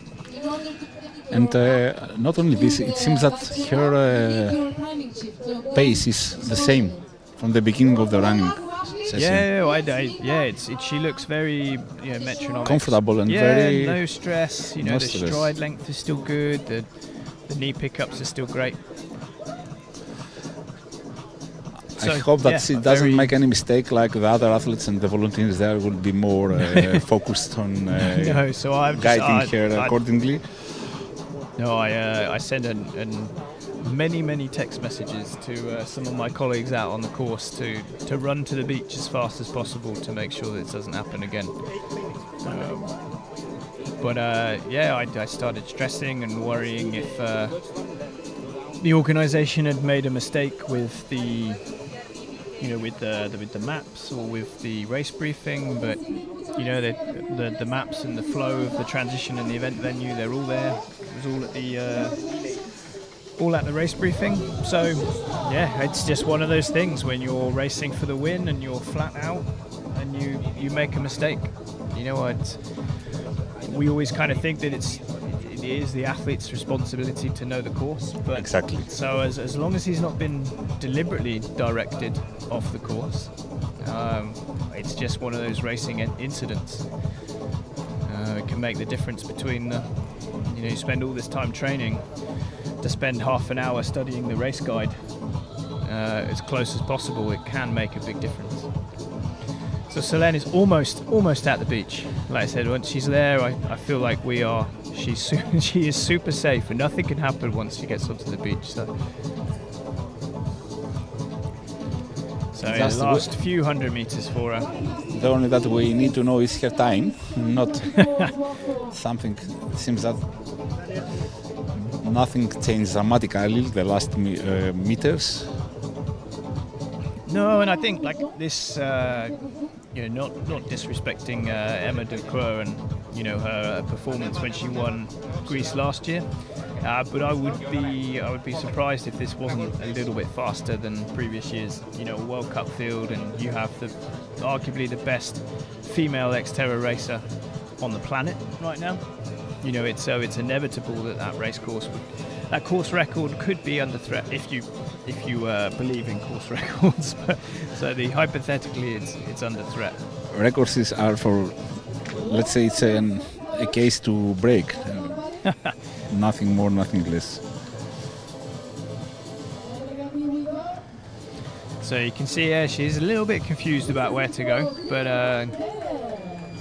so she's just thinking, she's basically not sprinting through as fast as she can, just keeping her eyes open unfortunately we got the marshal on the end to bring her all the way to the Xterra totem pole there. So she'll make the left-hand turn before heading down the finish line to become the Xterra Greece 2024 champion and winner of the second stop of the Xterra World Cup, taking quite a commanding lead in the overall series. I'm curious about Sandra Mayhofer. Yeah, it's a shame we've not had any footage or updates from out on the racecourse. It'll be interesting to see if the battle between Aneta and Sandra, but for now we have the two-time Xterra World Champion becomes the Xterra Greece champion for 2024, stop number 2 of the Xterra World Cup. An absolute dominant performance by the French woman Solène Vouliagmeni. So 2 for 2, arguably the best female Xterra racer in the world right now. What you can say for this great athlete? She's keeping also the leading on, as you said, in the World Cup. So here we go. So this is Aneta Grabmuller making her way to the beach. So she is only a few minutes behind. So Solène hasn't really extended that lead. I'm hoping Sandra is. We haven't missed Sandra come through, and we're deprived of a bit of a sprint finish. But we'll see.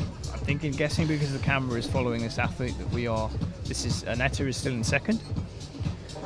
But yeah, Solène Vouliagmeni, what can you say?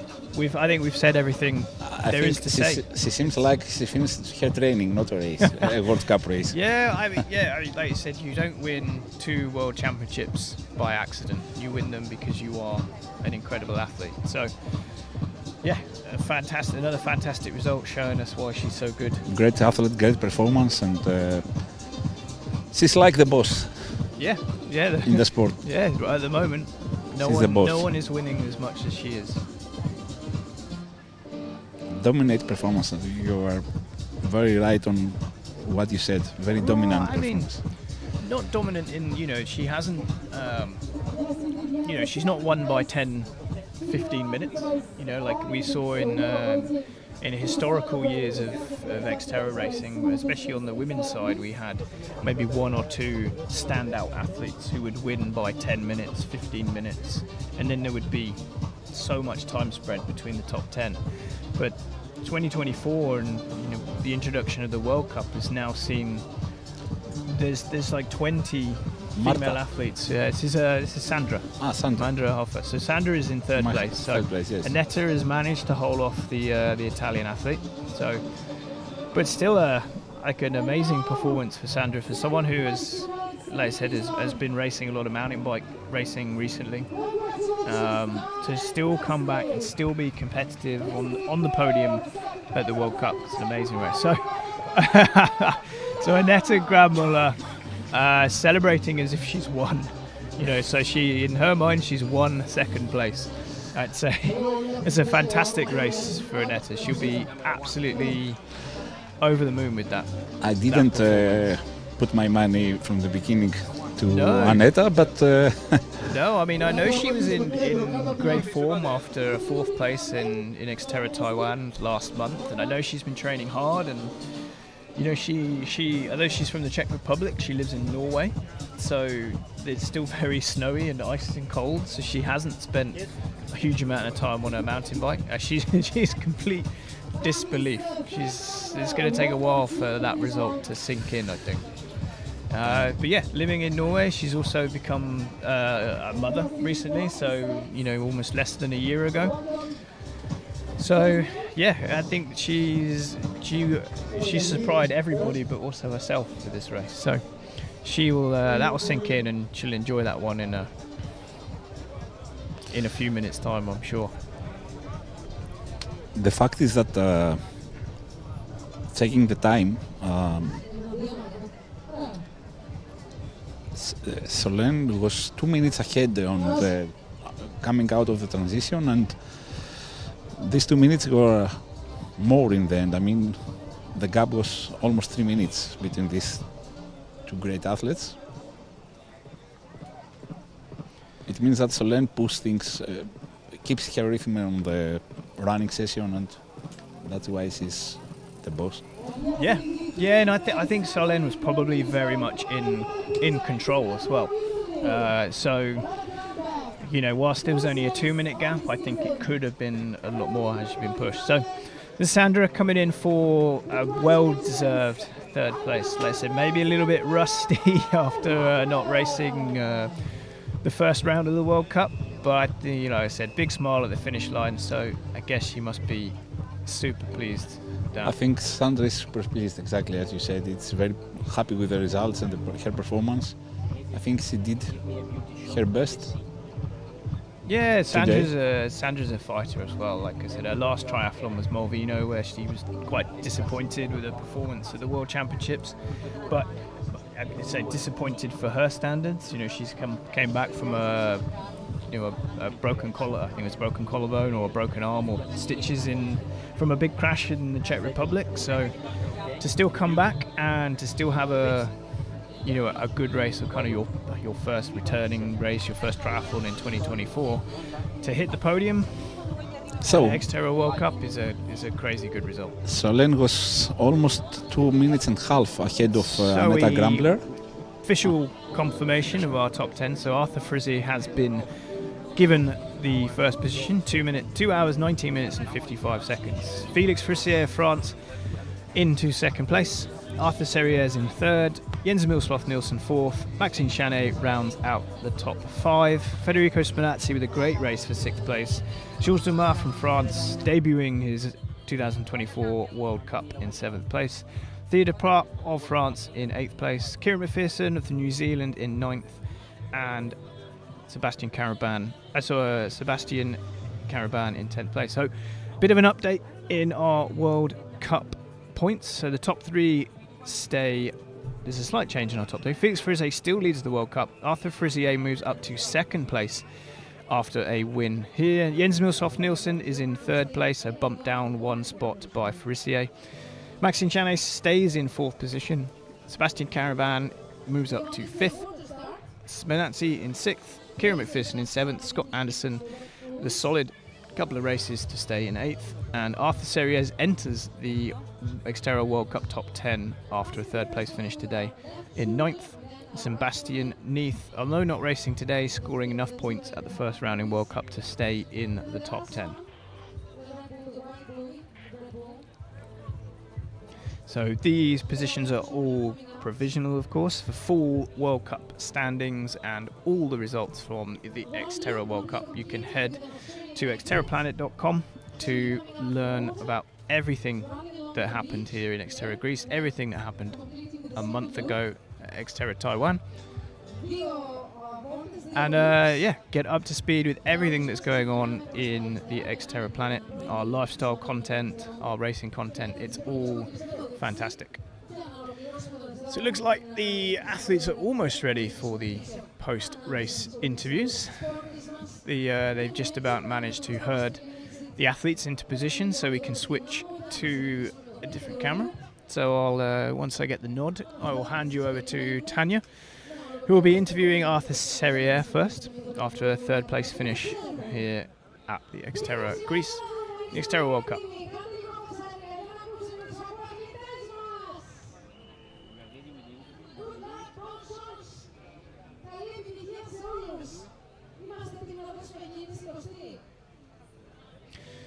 Okay, you see, we have to move in the middle and you have to stay. Okay, so would you like him to look at me or look at you in the camera? He's looking at me. Okay. I'm sorry for you, but you have to look at me. Okay, we are ready? Okay, so we can start if you're ready. Okay, so Arthur Serrières, 3rd place. It's the first race of this season for you. You turned the engine on really well in this race, so 3rd place, it's a good one, I think, for the first race of the season. Yeah, Xterra, right now in Xterra it's a bit different than some years ago. We've walk up circuit and everyone is ready for a bit of each races, and the season is so long, so I'm quite happy. Today I'm just missing some rhythm like I don't have any races, and on a bike loop it was like punchy and things like that. On a run it was a bit the same, so I'm quite happy with my third place. I'm close from the 2-1 and I'm really looking forward to the next races, and of course I think I have a good winter with just a bit of recovery and some races I could be again on the top. You were there all the time on the bike, just behind them, and at some point they just left, the two brothers, Forestier, and then you came back, but not as much maybe as it would be possible to grab the second place. Yeah, it's on a bike. As I said, I miss just the little extra things. You know, you can push a bit, like on a short climb called rhythm, and for me, the best option is to just let them go, because I was controlling 10 to 15 seconds at the beginning, and after that they open a gap at the second loop, but I was expecting for that, and I'm quite happy about my run. I think I grab something like 1 minute and a half or a little bit less, and I'm a bit disappointed about Felix misunderstanding at the end, but that's part of the race, and I think he will have some other good victory, and I'm looking forward to battle with him. Yeah, every mistake is part of the game, as we say, indeed. And this was his mistake, so this is it. Okay, so you as our current world champion, did you feel any pressure? No, I don't feel any pressure, and I'm so happy to just get back racing here, and just enjoying being back here. And yeah, it's long season, and I think right now I not have so much things to prove. I know I can be part of the best, and I will try to be again maybe world champion at the end of the season, but it's a long way to go on Molveno, so keep it cool and just working for that, and yeah, finger crossed. Fingers crossed, yes, of course. So thank you so much. Good luck for the rest of the season, and see you at the next stage in US Oak Mountain. Yeah, I will be in Oak Mountain, and I think I will be a bit better, and I will really enjoy it and really enjoy the USA and a different culture, different things, and I'm ready for the next. And thank you for the organization, thank you for everything, and see you next year, I hope. Good luck, thank you. Okay, next one. Félix. Merci. Tu vas manger la glace avec moi Après Je sais pas. On va voir. Oui, le petit forestier. Tu veux que j'aille le chercher? Oui.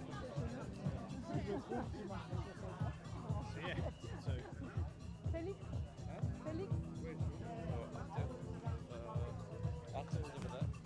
Arthur is there. Felix. So so just hearing from Arthur Serriers there on the in the interview. So not quite back at his world champion level fitness yet, but building slowly. So I'm sure we'll see another improved performance from him at Oak Mountain, and he'll be sure coming back to try and defend his the mic is on World for you. Championships. Yeah. So the mic is on. Tanya is down at the interview point with Felix Forestier, so maybe we'll get a little bit of insight of exactly what happened towards the finish line there.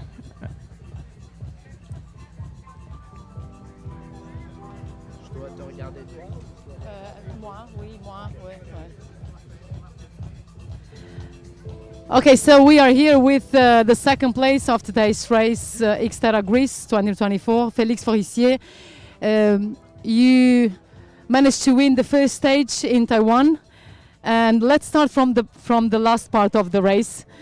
I know it's hurting, but actually you had the wrong path coming towards the finish line. What happened there? Yeah, during the finish line,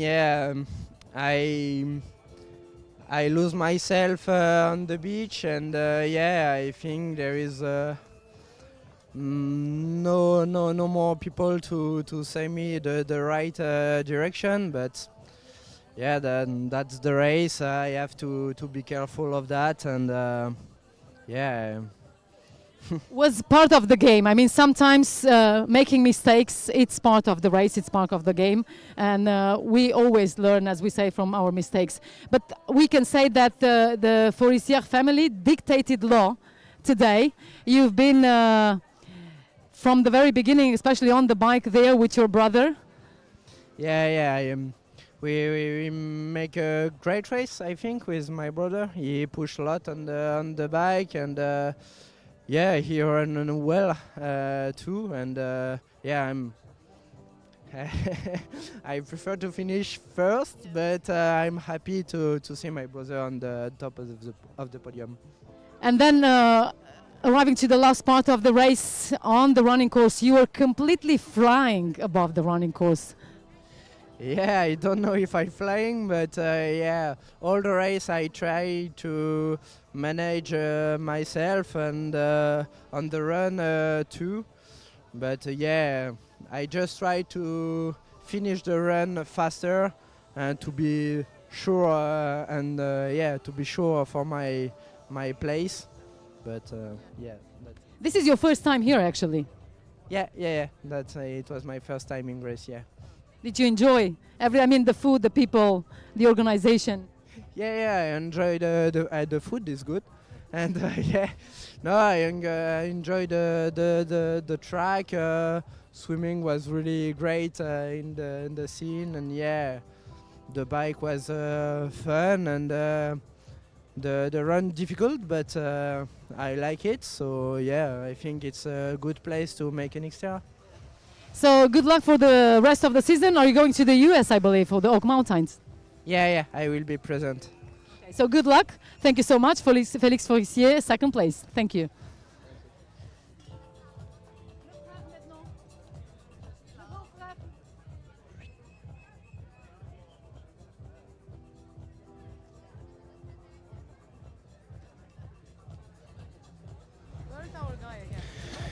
So yeah, so hearing there from from Felix. So I said it takes a big man to admit making a mistake like that. Like I said, I think he'll be extremely disappointed, and like I said, it's number one rule is the athlete needs to know the course. I mean, you can always make it easier with bigger signage and more marshals, etc. But yeah, difficult. But it looks like we're heading back down to interviews for Arthur Frissier. The winner of Xterra Greece 2024, Arthur Vouliagmeni. You've done an incredible job. Wasn't a great swim, by the way, but as I told your brother, we can say that the Vouliagmeni family dictated law in this race this year here in Greece. Yes, I'm really happy with the race and with the way I managed the race, especially on the bike, because the swim was not so incredible and I was hoping a little bit more. But anyway, I had an amazing feeling on the bike and I was able to push very hard and also to have a lot of fun. So I wait for Felix to can talk during the bike. But then what happened on the run? He just left. Yeah, he just left. I really tried to stay with him, but he was just a bit faster than me, so I was seeing him on the straight line, and yeah, it was the gap was too long. Yeah. Yeah, the gap was a little bit bigger always between you and your brother, but at the end of the race, something we can say terrible happened for Felix because he had the wrong way entering to the finish line. So that's where you managed to cross the finish line for first. Yeah, exactly. It was really surprising for me because maybe 200 meters far from the line, I heard that was maybe you speaking from Felix. And so I told me, oh, he's not so far from me. I'm happy to be so close. And when I come to the line, I saw the rebound just in front of me, and I was not understanding anything. But yeah. Okay, so for your third place in Taiwan, first place here, you have a lot of points now going towards the US at Oak Mountain. Yeah, exactly. My goal is the general overall ranking, so I'm doing all the steps. I have plans to do all the steps, And yeah, I will be in Oak Mountain in a few weeks. Well, your goal is the World Cup, but as well, I believe the World Championship in Molveno as well. Yes, but if I have to choose, I will take the overall ranking. Okay, the overall World Cup ranking. Yeah, exactly. So thank you so much, Artur. Congratulations again, and good luck for the rest of the season. Thank you so much.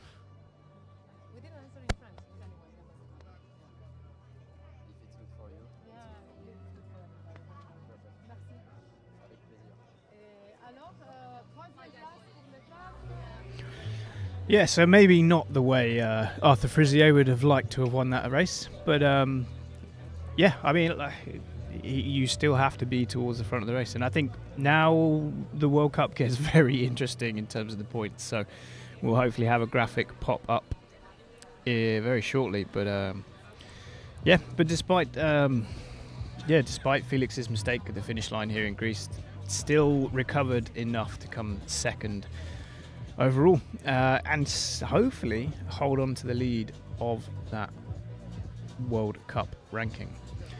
So I can now see from my commentary position we have the top 3 females starting to line up for the interviews. So I think we can hand you back down to Tanya, who is with Sandra Meyerhofer.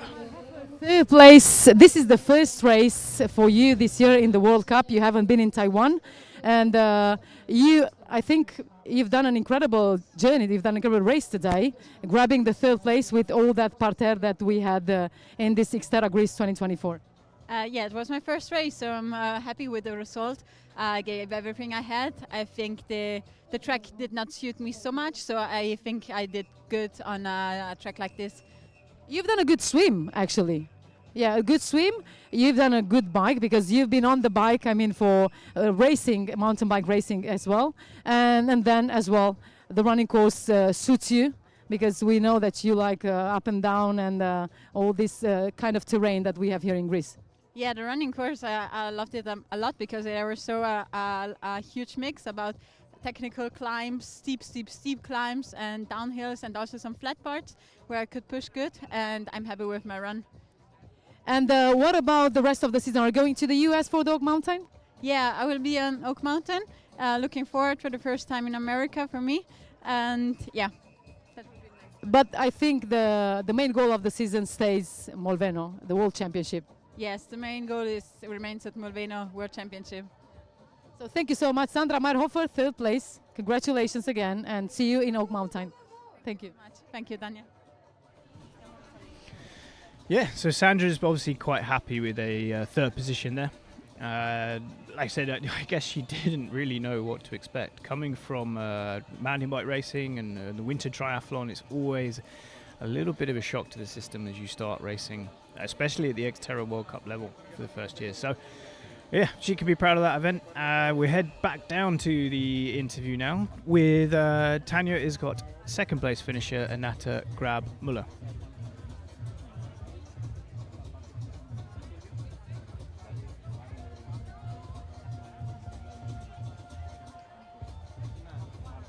One, two, three.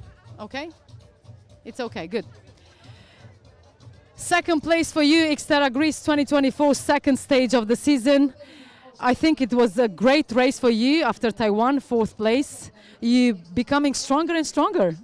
No, I told everyone in Taiwan I wasn't feeling so good. I came there sick, a bit late.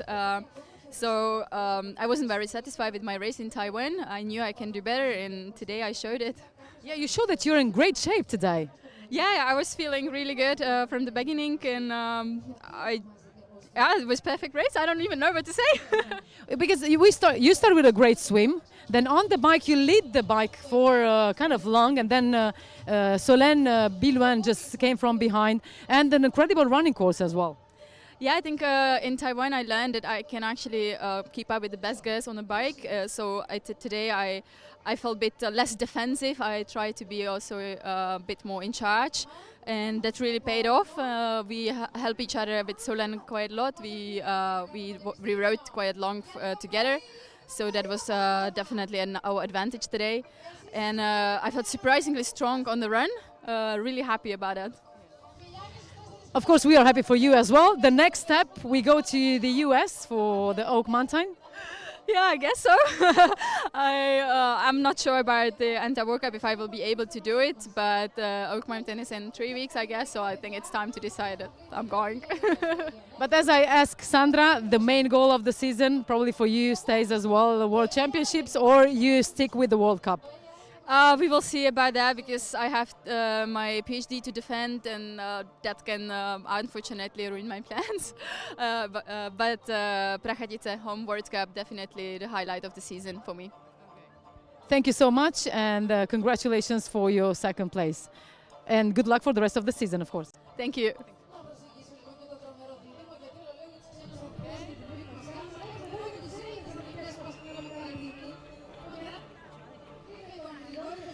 So yeah, a visibly excited and lost for words Annette Grabmuller at the finish line. I mean, I think she knew that she was capable of this, perhaps, like deep down. But yeah, came to Taiwan a little bit sick, came fourth, and came to Greece in good shape and showed what shape she was in with a fantastic second place. So that's going to affect the World Cup rankings a little bit, with her jumping up a couple of spots, I imagine. So we could also go back down to Tanya, who has our two-time Xterra World Champion and our 2024 Xterra Greece and World Cup stop number 2 winner, Solène Bilwan. So we are here with Solène Bilwan, winning Xterra Greece 2024, second race this year, second win this year. Yeah, I couldn't ask for a better start of the season. I mean, Taiwan have been a good surprise, and here I felt even better. I had better legs, and the race went super fast. Like I finished the first loop on the bike, and I was like, oh, already? So I have to go because it's gonna be short. You didn't have a great swim. We've seen you coming out of the water in the second pack of our female athletes, but then on the bike you managed to get closer and closer to close the gap between you and Aneta, and then at some point you decided, okay, let's turn on the engine for real and go towards that finish line. Oh yeah, I would say I had a great swim. That's my level, and yeah, and I was with Sandra, and I know she's usually the faster biker, so it was good to swim with her, and then I had a very fast transition. It took me a bit of time to catch Aneta, and then we rode together for quite a long time, and that was like so nice. It was so nice. It was a bit tactical between us. I was doing the technical part, and she was doing maybe some of the climbs. So that was nice. We are also friends, so it was interesting to share a bit of the race. And then I had to do my way, make my way. Yeah. To rev up the engine and go towards the second transition when the run course started. And then when you realize that you're all by yourself on the running course? Yeah, I like this kind of, I like to be in front at the start of the run. I think it's a bit less stressful, I will say. But I had a crash 3 weeks ago, and I wasn't sure about my shape at the running, but I felt fresh. So I think actually to train a bit less, it helped me to feel a bit more fresh for this race. This is not your first time here, as you said before. This is the third time. How do you feel about Greece? I mean, just if you love the people, I mean the food, obviously, which everybody loves the food, and the nice weather, different than what you had in Taiwan. Yeah, it's way easier for me to come here. I mean, I feel like it's just in my garden. You know, I had to take one flight, and I was here. It's very easy and convenient. So it's also a bonus for these European races that we can come here and just have an easy way to the race. And obviously, yeah, it's just a great place to be in south of Europe. Here, it feels like summer already. So Sandra said that her goal is the World Champs in Molveno. For you is the same, or for you is both the World Cup and the World Champs? No, we have a quote in French which is 2 means 3. So yeah, no, my goal is also to win again the World Championship. I would really like it, but also it's very far. I don't know what's gonna happen in the next month. So I take all the opportunities, and I will focus when it's time to focus on the World Championship. And now we can turn on to French if you like to answer the last question. Next step, Oak Mountain. Yeah, ça va être super d'avoir le short track parce que moi j'aime beaucoup aussi les formats courts et j'ai une petite revanche à prendre parce que l'année dernière j'ai pas pu finir, j'étais en tête de course avec Alizé et j'ai crevé. Donc cette fois-ci j'y vais pour terminer et pour j'espère faire une bonne course. Alors merci beaucoup et bonne chance. Merci, à bientôt. À bientôt. Okay. Well, I don't need to speak French to know that she's quite happy with that result. So yeah, we're great to hear Solène then to she's obviously in great form and is still building. You know, there's a little bit of a mountain bike crash a couple of weeks ago and still being able to come here and lay down a performance like that just says the class of athlete that she really is. And it sounds like she's looking forward to the stop number 3 for the Xterra short track. So we have our top 10 women. So Solène Bilwan wins Xterra Greece and round 2 of the World Cup. 2 hours, 42 minutes and 36 seconds. Annette Grabmüller with a surprising second place finish, just 2.5 minutes back. Sandra Meyerhofer in third place, 4 minutes and 32 seconds behind. Lise Patiez salvaging a result in 4th place. A little update of the World Cup standings. Solène Bilwan at 2 for 2, a full 200 points. Leads the Xterra World Cup and keeps that leader's jersey. Elise Patiez manages to hold on to 165 points to be joint second or third with Annette Grabmüller, both on 165 points. Marta Mendito in 4th place, 151 points. Anna Zeider in 5th, 127 points. Karina Wazel in 6th. And Sandra Meyerhofer enters the top 10 of the Xterra World Cup points with that 3rd place finish today. So thank you for joining us here for our coverage of the Elite World Cup race at Xterra Greece. The stream will stay open for those athletes wanting to follow along with the activity from the rest of the day. My colleague John will take you through the rest of the day and the rest of the excitement here at Xterra Greece. Thank you very much, John. Thanks for having me. I know John's microphone's still not working, but no, John will switch to this microphone so you guys can hear him chat for the rest of the day. So, but no, thanks for joining us, and we'll see you in Oak Mountain.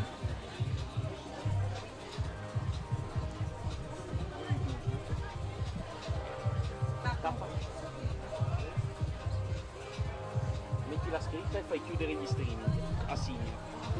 No, non quello.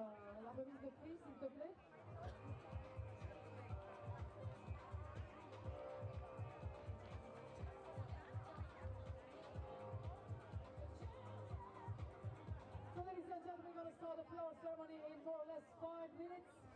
Please make sure all our athletes will be awarded for the flower ceremony to be here with us. And I'm included as well, Arthur Xterra. If you're around, could you please come here, si tu es là, s'il te plaît, viens ici pour la remise de prix.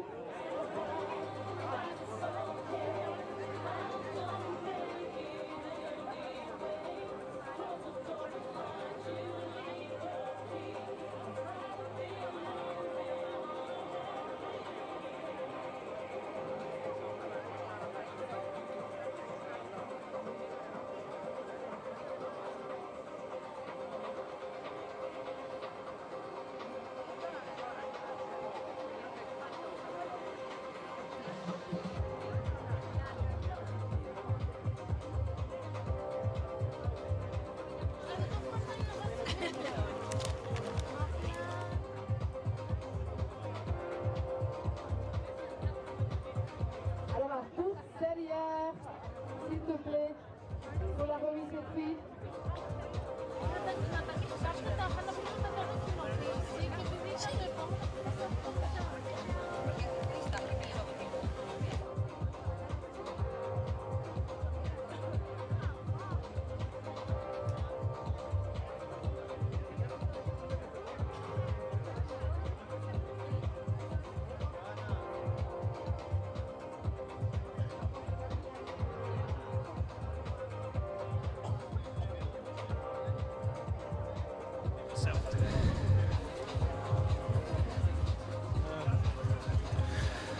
Λοιπόν, πριν από λίγο ολοκληρώθηκε και η μετάδοσή μας με τους Elite.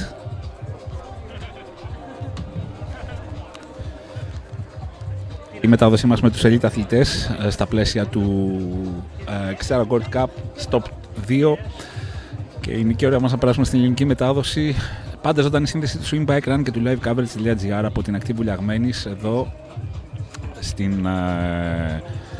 στο venue που φιλοξενεί την διοργάνωση από το 2016, ένας αγώνας που έχει γίνει πλέον θεσμός, μετράει μερικά χρόνια ιστορία. Από το 2013, θυμίζω όπως είπαμε και στην προηγούμενη μας σύνδεση, ξεκίνησε από τη Λίμνη Πλαστήρα, 3 χρονιές εκεί και από το 2016 διοργανώνεται non-stop, επανάληπτα, μάλλον με μια μικρή διακοπή μιας χρονιάς το 2020 λόγω της πανδημίας.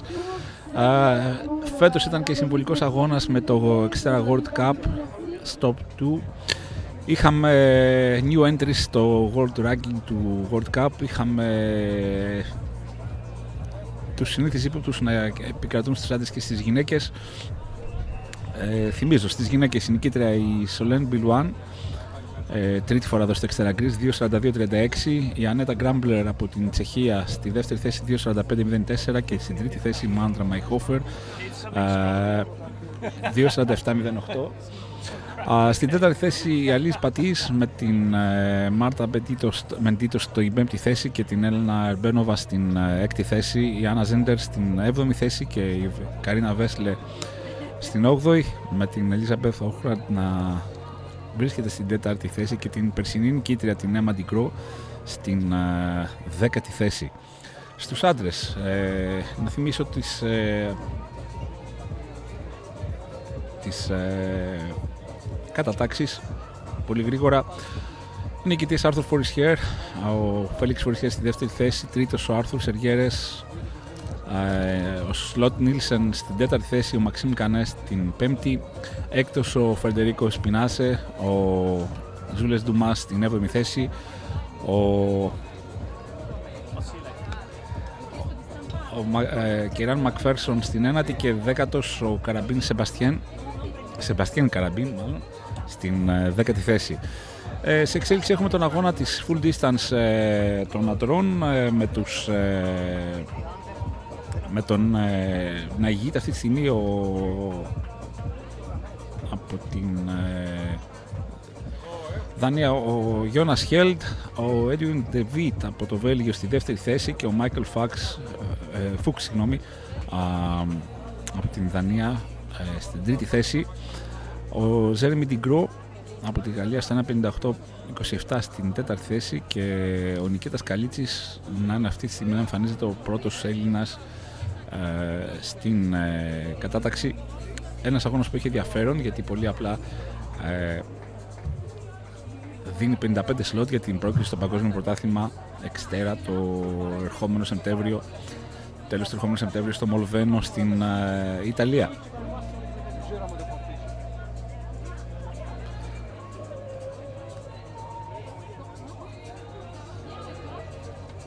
Ένα μεγάλο ευχαριστώ για τα μηνύματά σας και την επικοινωνία σας στα social media του Swimbikerun. Εφταμελής ομάδα σήμερα εδώ στην παραγωγή του Swimbikerun που όπως ενδεχομένως ενημερωθήκατε ήταν και παγκόσμια η κάλυψη, δηλαδή από την δικιά μας παραγωγή πήγε ήχος σε όλο τον κόσμο.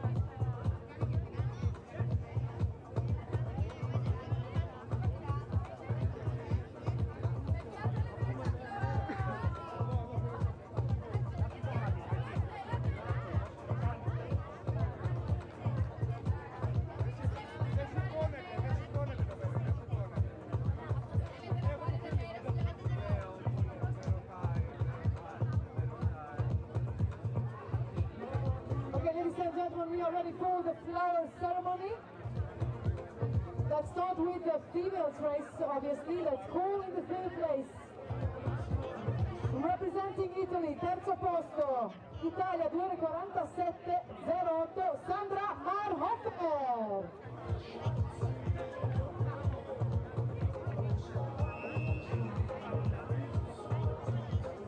Second place, representing Czech Republic, 2 hours 45 minutes and 4 seconds, Aneta Grabmüller.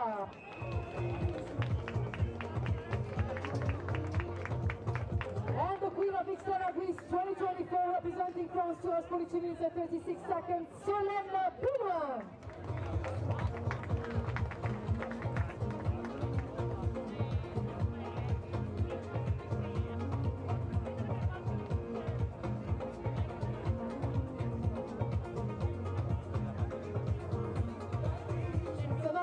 Gentlemen, please put your hands together for the winners of Xterra Greece 2024, Sandra Marhofer, Aneta Grabmüller, Solène Benoit.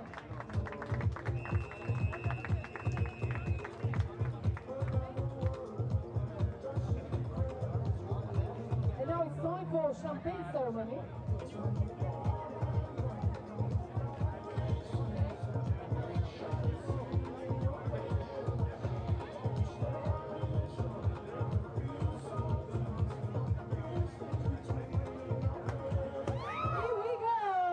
Congratulations to our female athletes, the winner, Sandra Aneta Solène.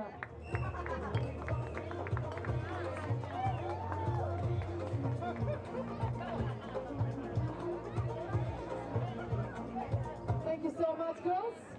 Good luck for the rest of the season. And now we move on with the flower ceremony.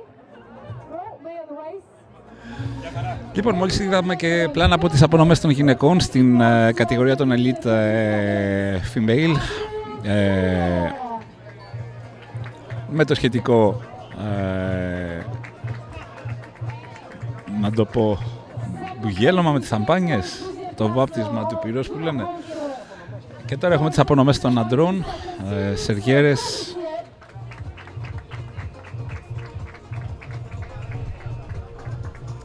με τους αδερφούς Φορισιέρ και οι τρεις σπουδαίοι αθλητές, πόσο μάλλον ο Φέλιξ Φορισιέρ που παραδέχτηκε το λάθος του, που τον οδήγησε στο να χάσει τη θέση στα τελευταία μέτρα, που δεν πήγε από την παραλία αλλά από άλλο δρόμο, με αποτέλεσμα να τον περάσει ο αδερφός του την τελευταία στιγμή.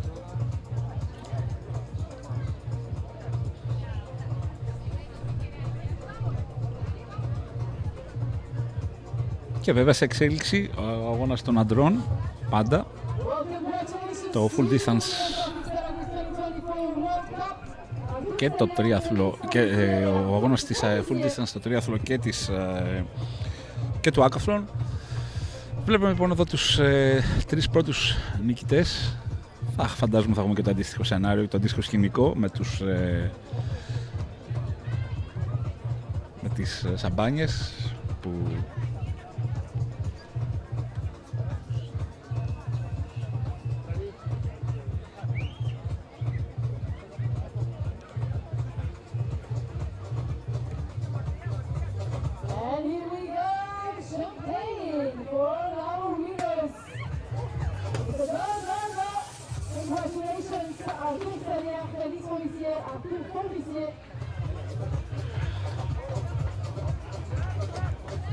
μετά από αυτό μπορούμε να πούμε ότι ολοκληρώθηκε ο αγώνας των Elite. Είναι η στιγμή που όλα ολοκληρώνονται.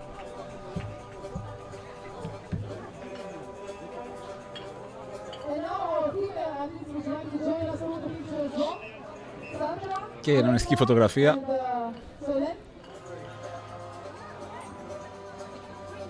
από για τις ανάγκες της οργάνωσης. Όμως στιγμές σπουδαίοι αθλητές, 55 αθλητές από όλο τον κόσμο τους Elite. Δεν θυμάμαι να είχαμε περισσότερους Elite αθλητές σε προηγούμενα Xterra. Το φετινό, το ξαναμιλώ για πολλωστή φορά, ήταν World Cup, με ό,τι μπορεί να σημαίνει αυτό. Πόσο ανομοθετημένος ήταν ο αγώνας και η οργάνωση.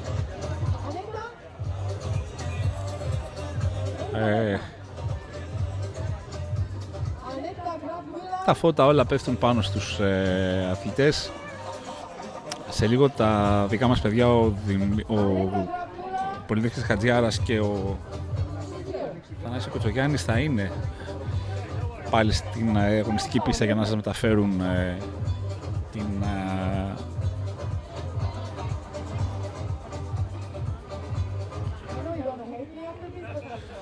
ήχο και πλάνα από τους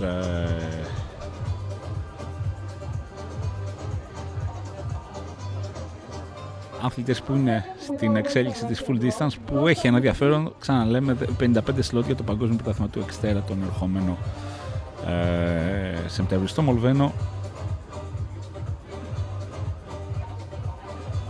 Αυτή τη στιγμή προηγείται ο Γιώνας Χέλτ με τον Edwin DeWitt, Michael Fox στην τρίτη θέση, Jeremy Drigo, στην τέταρτη θέση, ο Αλεξάνδρ Μπένσον στην πέμπτη και πρώτος Έλληνας και στην έκτη γενική είναι ο Νικήτας ο Καλίτσης, ο οποίος μάλιστα είναι και στην ηλικιακή κατηγορία 20-24.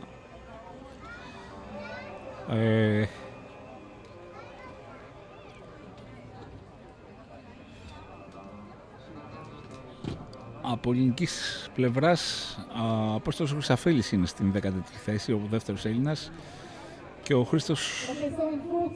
Μισό λεπτάκι.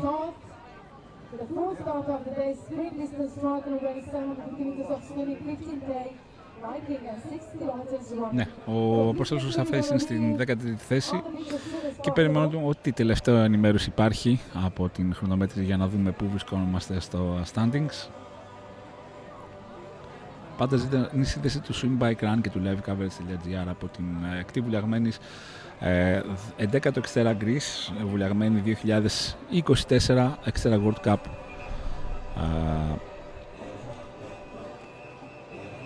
Stop 2 σε ένα καταπληκτικό venue. Σε ρυθμούς Xterra εδώ οι ακτοί Βουλιαγμένες στις τελευταίες ημέρες. Αύριο θυμίζω ότι έχουμε την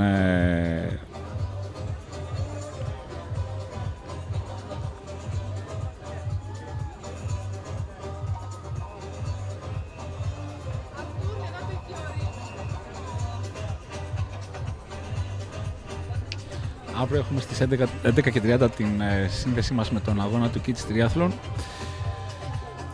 Θυμίζω ότι σήμερα επίσης είναι στα πλαίσια της full distance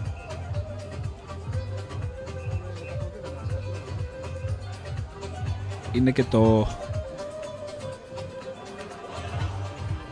και ο αγώνας του Kids Triathlon.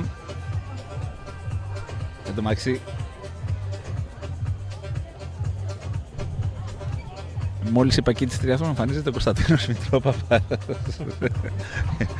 Θυμάσαι ότι πέρσι είχα πει ότι δεν υπάρχει αγώνας που δεν γίνεται τη Streamor χωρίς να υπάρχει Kids Triathlon. Έτσι είναι. Όπα, βγαίνει φωνή. Σε περίμενα άφωνο. Αν θέλεις να κοιτάς το μέλλον, νομίζω ότι πρέπει να έχεις και τα παιδιά σου στο κάδρο. Ξεκινάμε λίγο ανάποδα.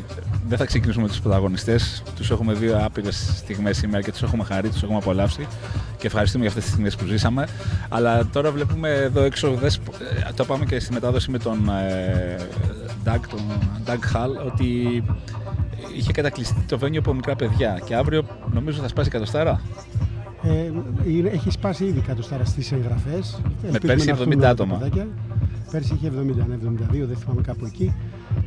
Φέτος είναι πολύ περισσότερα και να σκεφτούμε ότι και αύριο είναι ανοιχτές οι εγγραφές γιατί είναι 11.30 ο αγώνας, από τις 9 είναι ανοιχτή η γραμματεία. Πιστεύω ότι θα είναι ένα απίστευτο θέαμα. Τώρα να βλέπεις 100 και βάλε παιδιά και φαντάζομαι πώς θα ξεσηκώσουν το βράδυ φίλους τους να έρθουν. Θα ζήσουμε όμως στις στιγμές 11.30 ώρα, θα είναι η πρώτη φορά που μεταδίδεται αγώνας παιδικού τριάθλου διαδικτυακά. Εμείς δεν το έχουμε ξανακάνει, αλλά νομίζω και δεν έχει υπάρξει άλλος αγώνας στην Ελλάδα. Παιδικός kids τριάθλου να μεταδίδεται ζωντανά. Είναι μαγικό. Δηλαδή, εγώ πέρσι είχα δακρύσει. Έβλεπα τα πιτσιρίκια να έρχονται στην ουρά το ένα πίσω από το άλλο στη ζώνη αλλαγής, χωρίς γονείς, με ποδηλατάκια από ποδήλατο πάρκου μέχρι πολύ καλά ποδήλατα και ήταν μια ψυχολογία υπέροχη. Αποχωρίστηκαν τους γονείς τους και εμπιστεύτηκαν και οι γονείς την διοργάνωση και ήταν μια πολύ όμορφη στιγμή, η οποία βέβαια μετά από όλο αυτό το στρες το σημερινό είναι πολύ μεγάλη χαλάρωση. Θυμάμαι πέρσι... Είδαμε τώρα στο κάδρο μας τον αθλητή ο οποίος του πέσε σαν σκουπίδι, τέλος πάντων κάτι που είχε εκεί για να πιει, για να φάει και γύρισε και το μάζεψε και είναι πάρα πολύ σημαντικό. Είναι το μήνυμα της διοργάνωσης του Xterra ότι προστατεύουμε το περιβάλλον. We play, we protect. Δύο μηνύματα επιπλέον. Ήρθε στο race briefing χτες και διάβασε και το race briefing προχτές.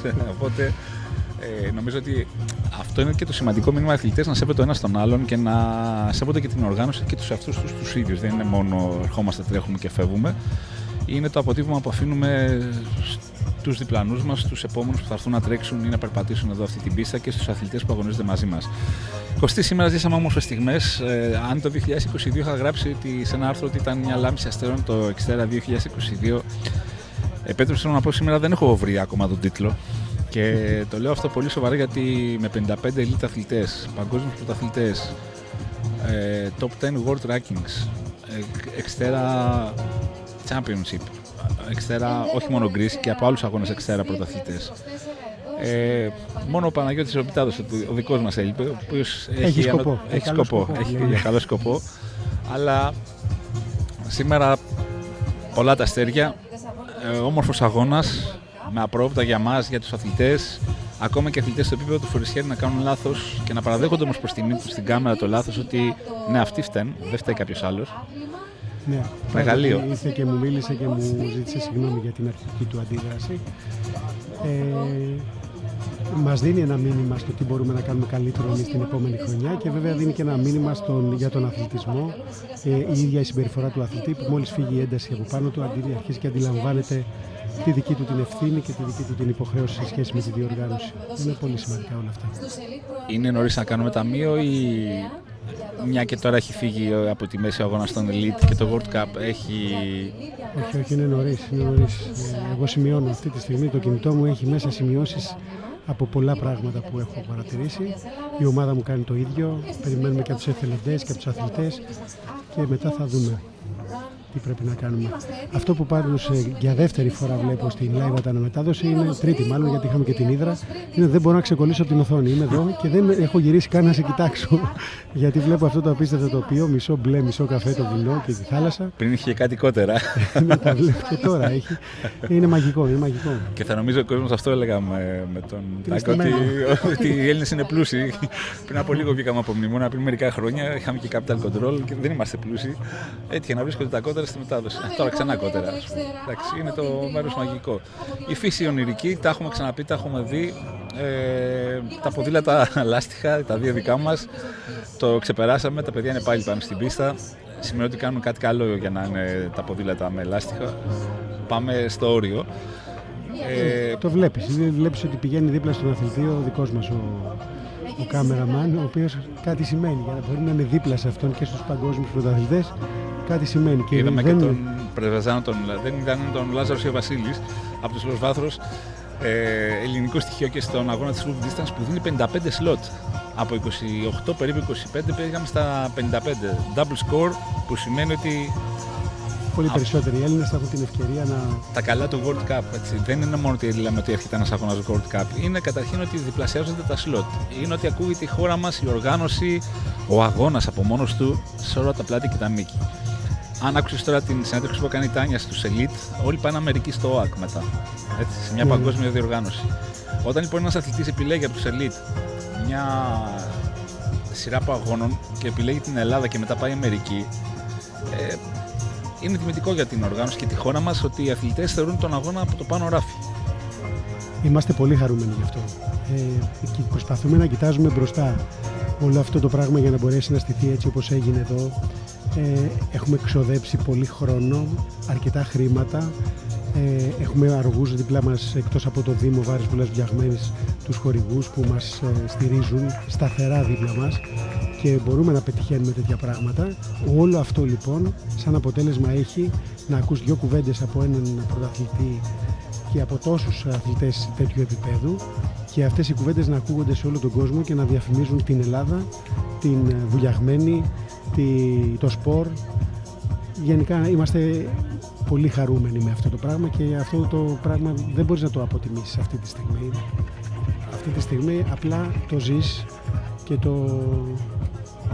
και το απολαμβάνεις οπτικά. Το πρωί μπαίνοντας κάπου κατά τις 6.30 εδώ με τον Κωνσταντίνο τον Κουμάριαλη, μπήκαμε με 5 μέτρα διαφορά.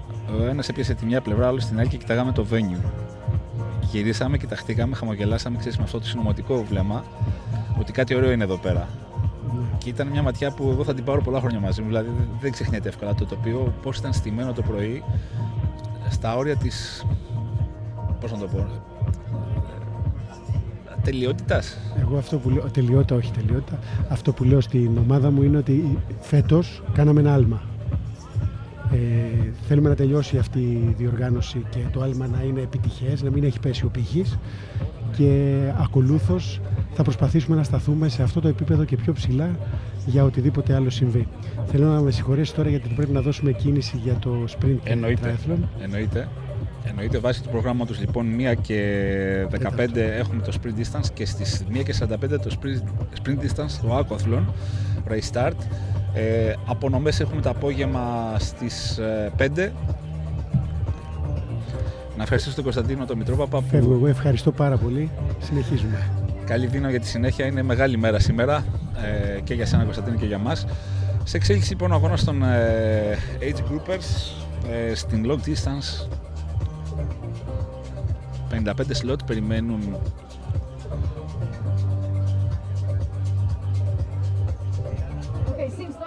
περισσότερους από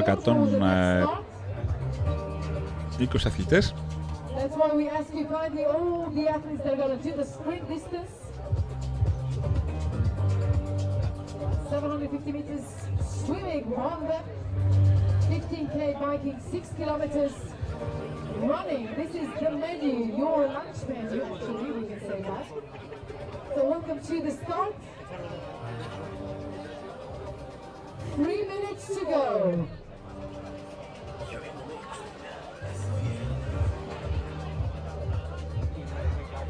So Greta, some people are having lunch now, and some people are having lunch racing. And some people in Greece are having breakfast. Oh really? Sorry to say. What's wrong with you people? There's nothing at 1 o'clock. Maybe some things are right. Now if you live in this area, you know, you're probably... So all the athletes, could you please come here? Just under the arch. All the athletes, please make sure you come under the arch. Come on everybody. Come on, give hugs and kisses to your family and friends. And then come here for τα μπλε σκουφάκια, οι αθλητές της sprint απόστασης, τα μπλε σκουφάκια, ελάτε να μαζευτούμε εδώ, κάτω από την αψίδα, τη φουσκωτή της Xterra. Ελάτε εδώ για να παρακολουθήσουμε μια πολύ σύντομη, συνοπτική, τελευταία τεχνική ενημέρωση όσον αφορά το κολυμβητικό σας σκέλος. Για τα υπόλοιπα είμαστε σίγουροι ότι τα ξέρετε απ' έξω. Για να κατωτά.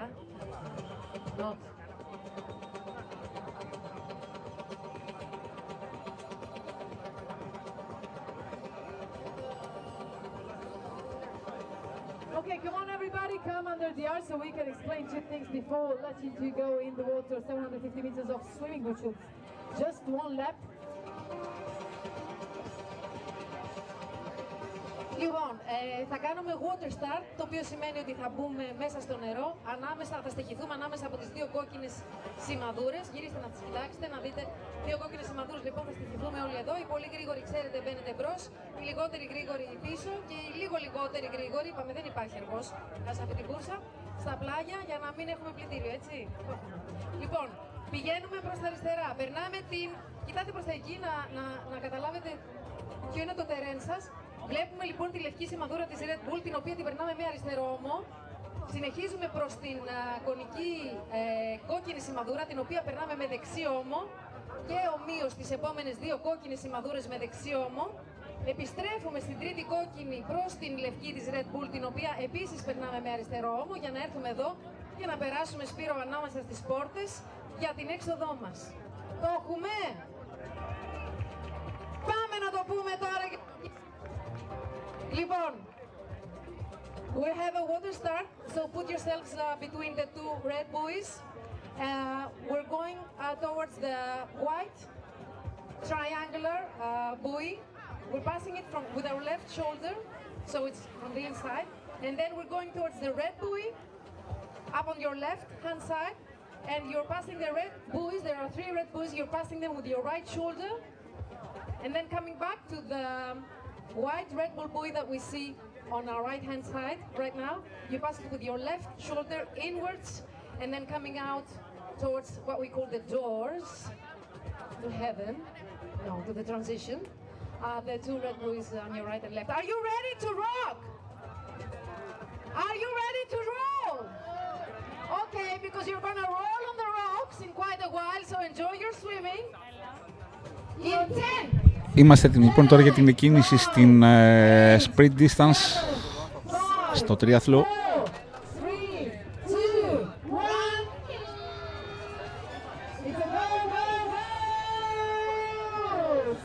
Ο καιρός πλέον ηλιακάδα, είχαμε πει στην αρχική πρόβλεψη της ημέρας μέχρι τις 1 το μεσημέρι έχουμε συννεφιά, ο καιρός άνοιξε μετά. Τώρα, σε μισή ώρα από τώρα θα έχουμε την εκκίνηση στο Aquathlon, στην sprint απόσταση και περίπου σε 1 τέταρτο από τώρα θα περιμένουμε τους πρώτους περίπου, σε 1 τέταρτο το αργότερο από τώρα θα έχουμε τους πρώτους νικητές στη full distance. Τέταρτο αγώνισμα, το sprint triathlon, Swimbikerun, μικρή απόσταση, ωστόσο πάρα πολύ γρήγορη. Τάπα στα κόκκινα που λέμε, η καρδούλα χτυπάει πολύ δυνατά όταν τρέχεις αυτό το σπιριτάκι. Πάμε λοιπόν να δούμε τους αθλητές που θα περάσουν τις λευκές και τις κόκκινες σημαδούρες για να έρθουν στην έξοδό τους, one loop, προς την ζώνη αλλαγής, transition 1, εκεί θα πάρουν το ποδήλατό τους και θα φύγουν για μια μαγική διαδρομή πάνω στο βουνό. Θα επιστρέψουν εδώ, θα τους θαυμάσουμε και θα τους καμαρώσουμε περνώντας τις ράμπες που έχει στήσει εδώ η τρομερή ομάδα της Τριμόρ για να απολαύσετε τους αγαπημένους σας να ποδηλατούν. Και ο αγώνας τους θα ολοκληρωθεί με το δρομικό κομμάτι, επίσης πάνω στο βουνό, μια μαγική διαδρομή, δύσκολη, απαιτητική, αλλά πανέμορφη σε κάθε περίπτωση. Είμαστε εδώ λοιπόν να περιμένουμε τους κολυμβητές να ολοκληρώσουν το πρώτο σκέλος του αγώνα τους. Και σε μισή ώρα από τώρα θα δοθεί η τελευταία, η τελική εκκίνηση για τη σημερινή αγωνιστική μέρα, Aquathlon sprint απόστασης.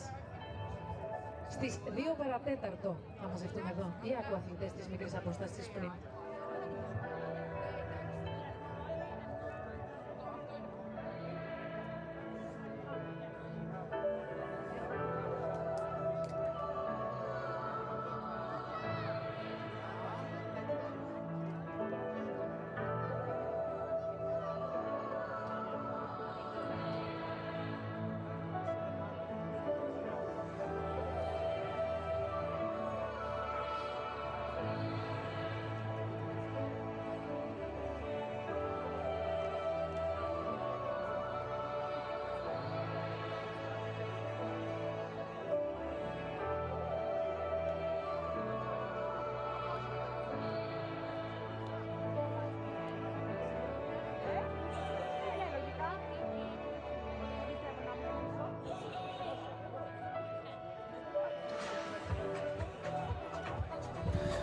Λοιπόν, ξανά στην ζωντανή μας σύνδεση από τον αγώνα της full distance.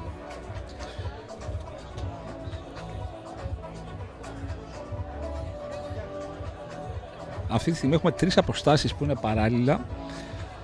Έχουμε την full distance στο aquathlon, τη full distance στο triathlon και την sprint distance στο triathlon που μόλις ξεκίνησε. Και σε μισή ώρα περίπου θα έχουμε την full distance, τη sprint distance στο aquathlon.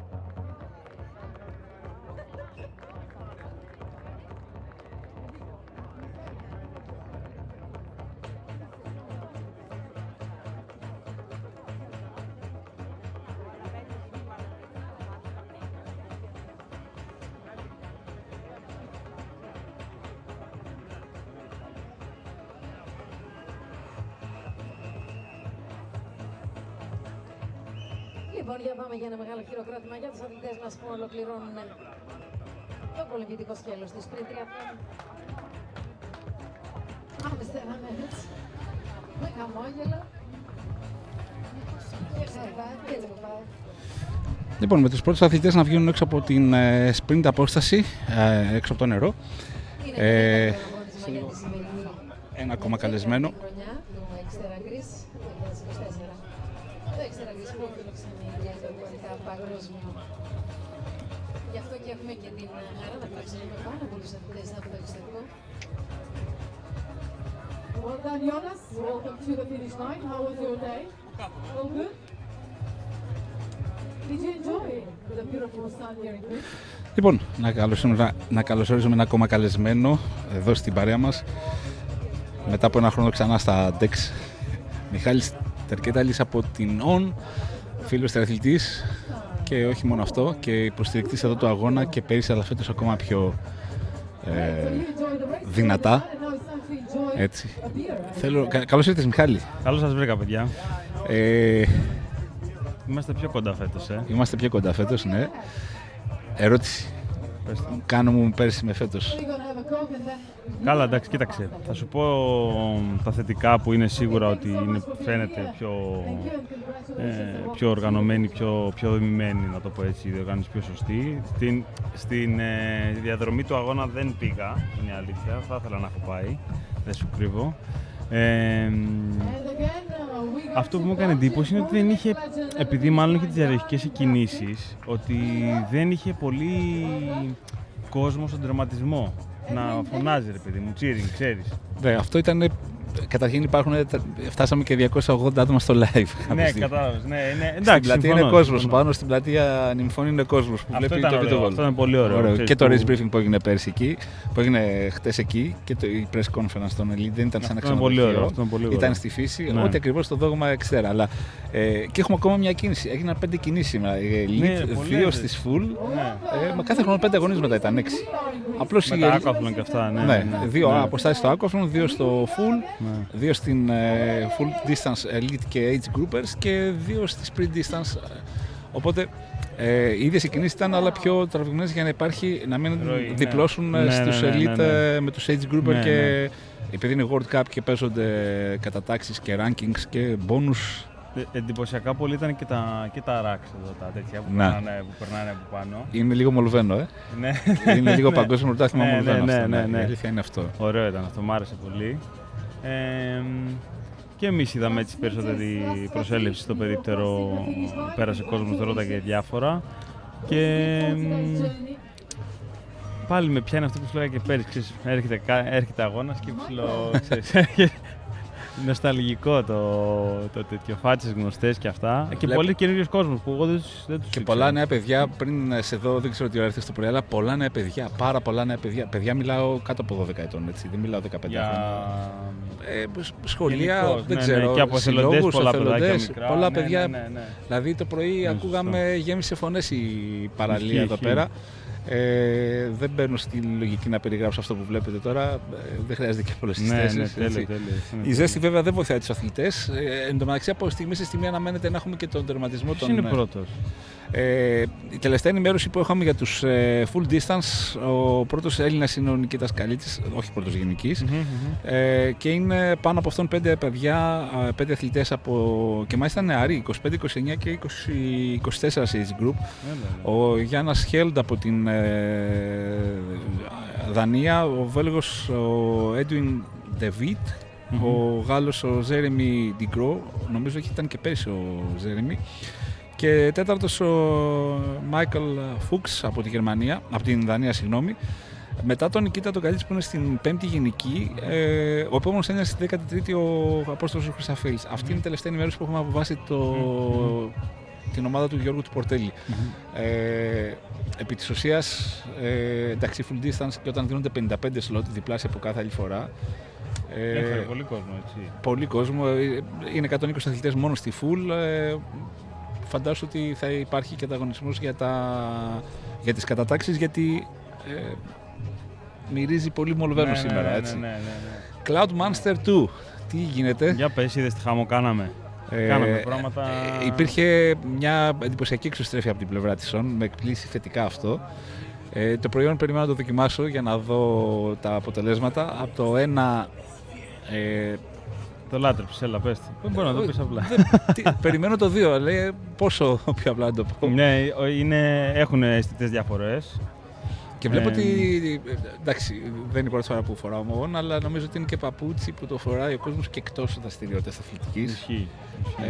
Δηλαδή είδα και κυρίες εκτός γυμναστήριου, δηλαδή, σε σούπερ μάρκετ, στα ψώνια, στην αγορά. Είναι γεγονός αυτό, γιατί είναι άνετα τα παπούτσια. Πολύ, και αυτό που προσπαθούμε εμείς να κάνουμε είναι να υπενθυμίσουμε στον κόσμο ότι η ON είναι το DNA της είναι το running. Βέβαια, σίγουρα είναι αναπόφευκτο αυτό που ανέφερες.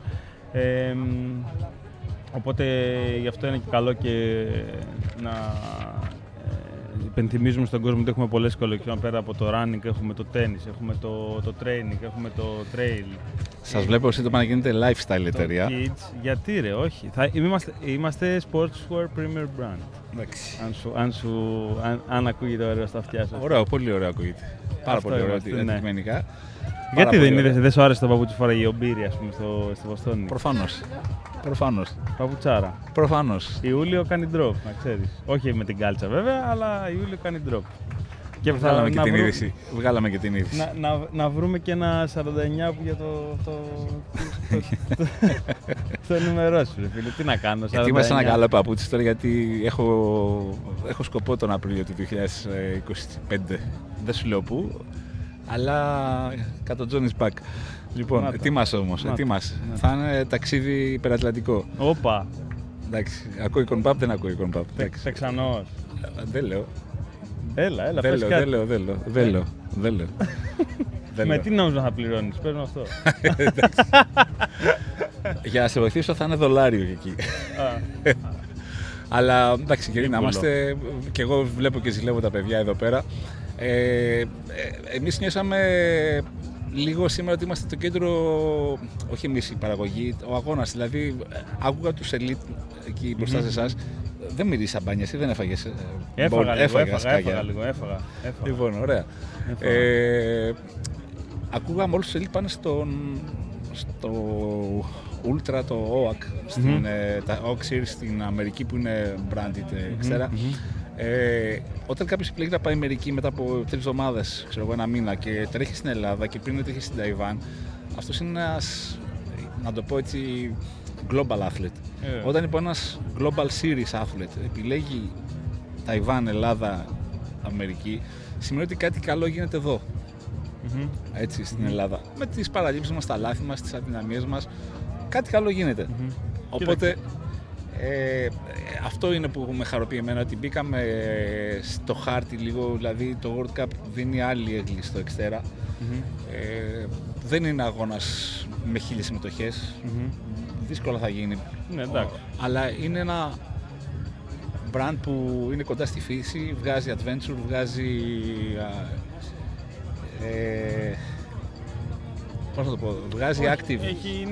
Κοίταξε, είναι νομίζω το venue εδώ, η τοποθεσία, ο πλουραλισμός που έχει εικόνες, είσαι δίπλα σε σπίτια και παράλληλα δεν είσαι δίπλα σε σπίτια, η θάλασσα. 20 λεπτά από το αεροδρόμιο, 25 χιλιόμετρα, 20 λεπτά από το αεροδρόμιο. Εντάξει, όλα είναι, και ο χώρος εδώ της έκθεσης, να το πούμε έτσι, όπως το λέμε, είναι φοβερός, είναι εύκολος.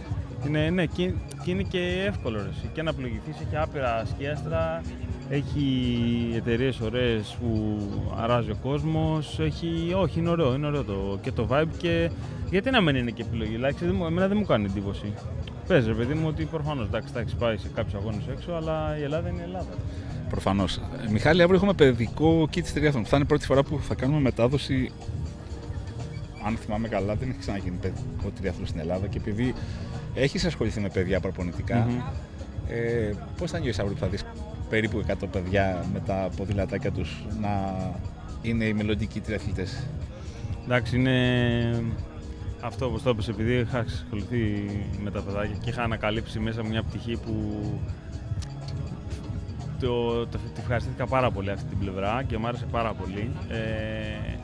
Εντάξει, είναι μαγικό να τα βλέπεις να προσπαθούν, εσύ. Είναι τέλειο, γιατί Βλέπεις και τον ανταγωνισμό με τον εαυτό τους, κάποια που προσπαθούν, ξέρεις, και θέλουν εκείνη τα πιο ανταγωνιστικά. Βλέπεις και αυτά που είναι πιο ρομαντικά. Βλέπεις και τα παιδάκια που έχουν έρθει επειδή έχει έρθει ο φίλος, και όλα μαζί να τα βλέπεις να ξεκινάνε, να προσπαθούν. Αυτή η προσπάθεια που καταβάλουν από τόσο μικρή ηλικία για κάτι που πραγματικά είναι δύσκολο και χρειάζεται σθένος για ένα παιδάκι να σταθεί απέναντι και να το τολμήσει. Είναι μαγικό. Και στον τερματισμό, δηλαδή, εγώ θα ήθελα να είχα ένα βίντεο στον τερματισμό που να αποτυπώνει εκείνη την ώρα τα λογάκια τους, τα συναισθήματα που έχουν όταν θα περάσουν τη γραμμή. Θα είσαι εδώ αύριο. Θα είμαστε εδώ και θα το ρίξουμε μαζί αυτό. Οπότε και εμείς με χαρά το κάνουμε αυτό, γιατί ξέρεις, από ένα τρίμηνο που κυριολεκτικά έχουμε αδειάσει, ερχόμαστε ξημερώμα, φεύγουμε νύχτα από εδώ, χαράματα δηλαδή.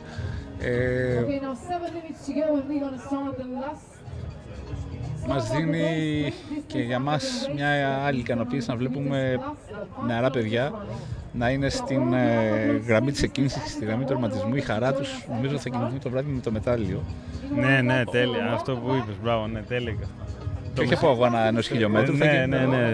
Και την επόμενη μέρα θα το έχουν στο πρωινό, δίπλα στα Δημητριακά, θα έχουν το μετάλλιο. Θα το κάνουν βόλτα σε όλο το όπου πάνε. Μιχάλη, ανανεώνουμε το ραντεβού για αύριο. Σου εύχομαι κάθε επιτυχία στην υπόλοιπη ημέρα στην Βλέπω εδώ έρχεται και ο Γιώργος Χανούμης, θα πάρει μια ανάσα για να τον έχουμε σε λίγο κι αυτόν. Γιώργο, πάρε μια ανάσα και έλα από εδώ, ετοιμάσου, έτσι. Το ξέρεις το Μιχάλη, έτσι, δεν χρειάζεται. Φοράς και εσύ on.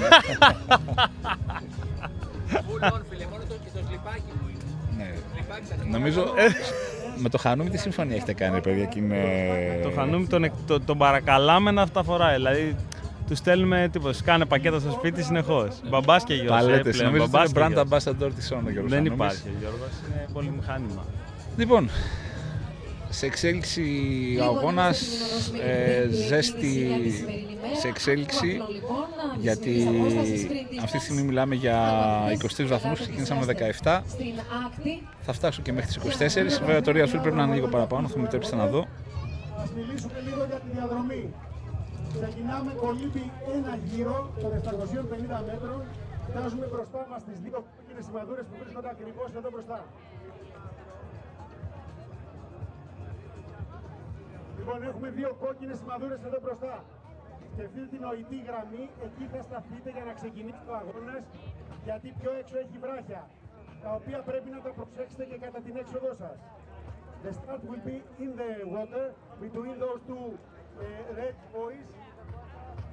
Please, an athlete is coming, running. Παρακαλώ, ανοίξτε.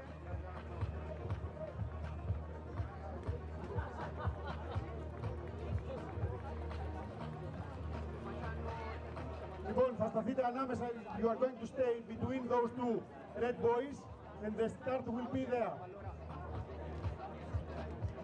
Κατόπιν της εκκίνησης θα κινηθείτε προς την Red Bull σημαδούρα, την λευκή, την αριστερή από τις δύο και την περνάτε με αριστερό ώμο.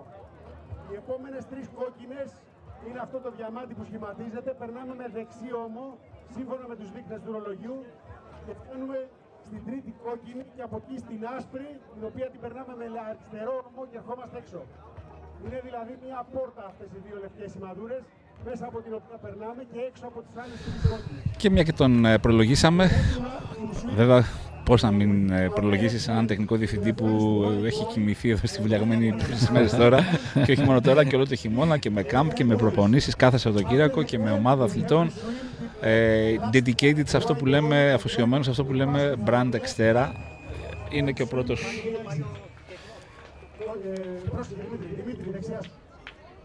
Είναι και ο πρώτος τερματισμός που έχουμε εδώ στην κίνηση, στην full distance. Okay, please proceed after this athlete. Please proceed in the water for the start. Μετά από αυτόν τον αθλητή θα μπούμε μέσα στην αδευτία συλλογική. Έλεγα λοιπόν ότι ο Γιώργος ο Χανούμης είναι από τους πρώτους, όχι από τους πρώτους, ο πρώτος Έλληνας το 2013 που πήγε στο Μαούι, ξαναπήγε και στο Μολβένο το 2022, ξαναπήγε και το 2023, αλλά θελοντής. Γιώργο, καλώς ήρθες. Καλώς σας βρήκα, να είστε καλά. Δεν θέλω να πω κάτι παραπάνω που είναι γνωστό και μην επαναλαμβάνουμε. Να μην τα λέμε ξανά. Αλλά σήμερα είχαμε μια οργάνωση που ήταν World Cup.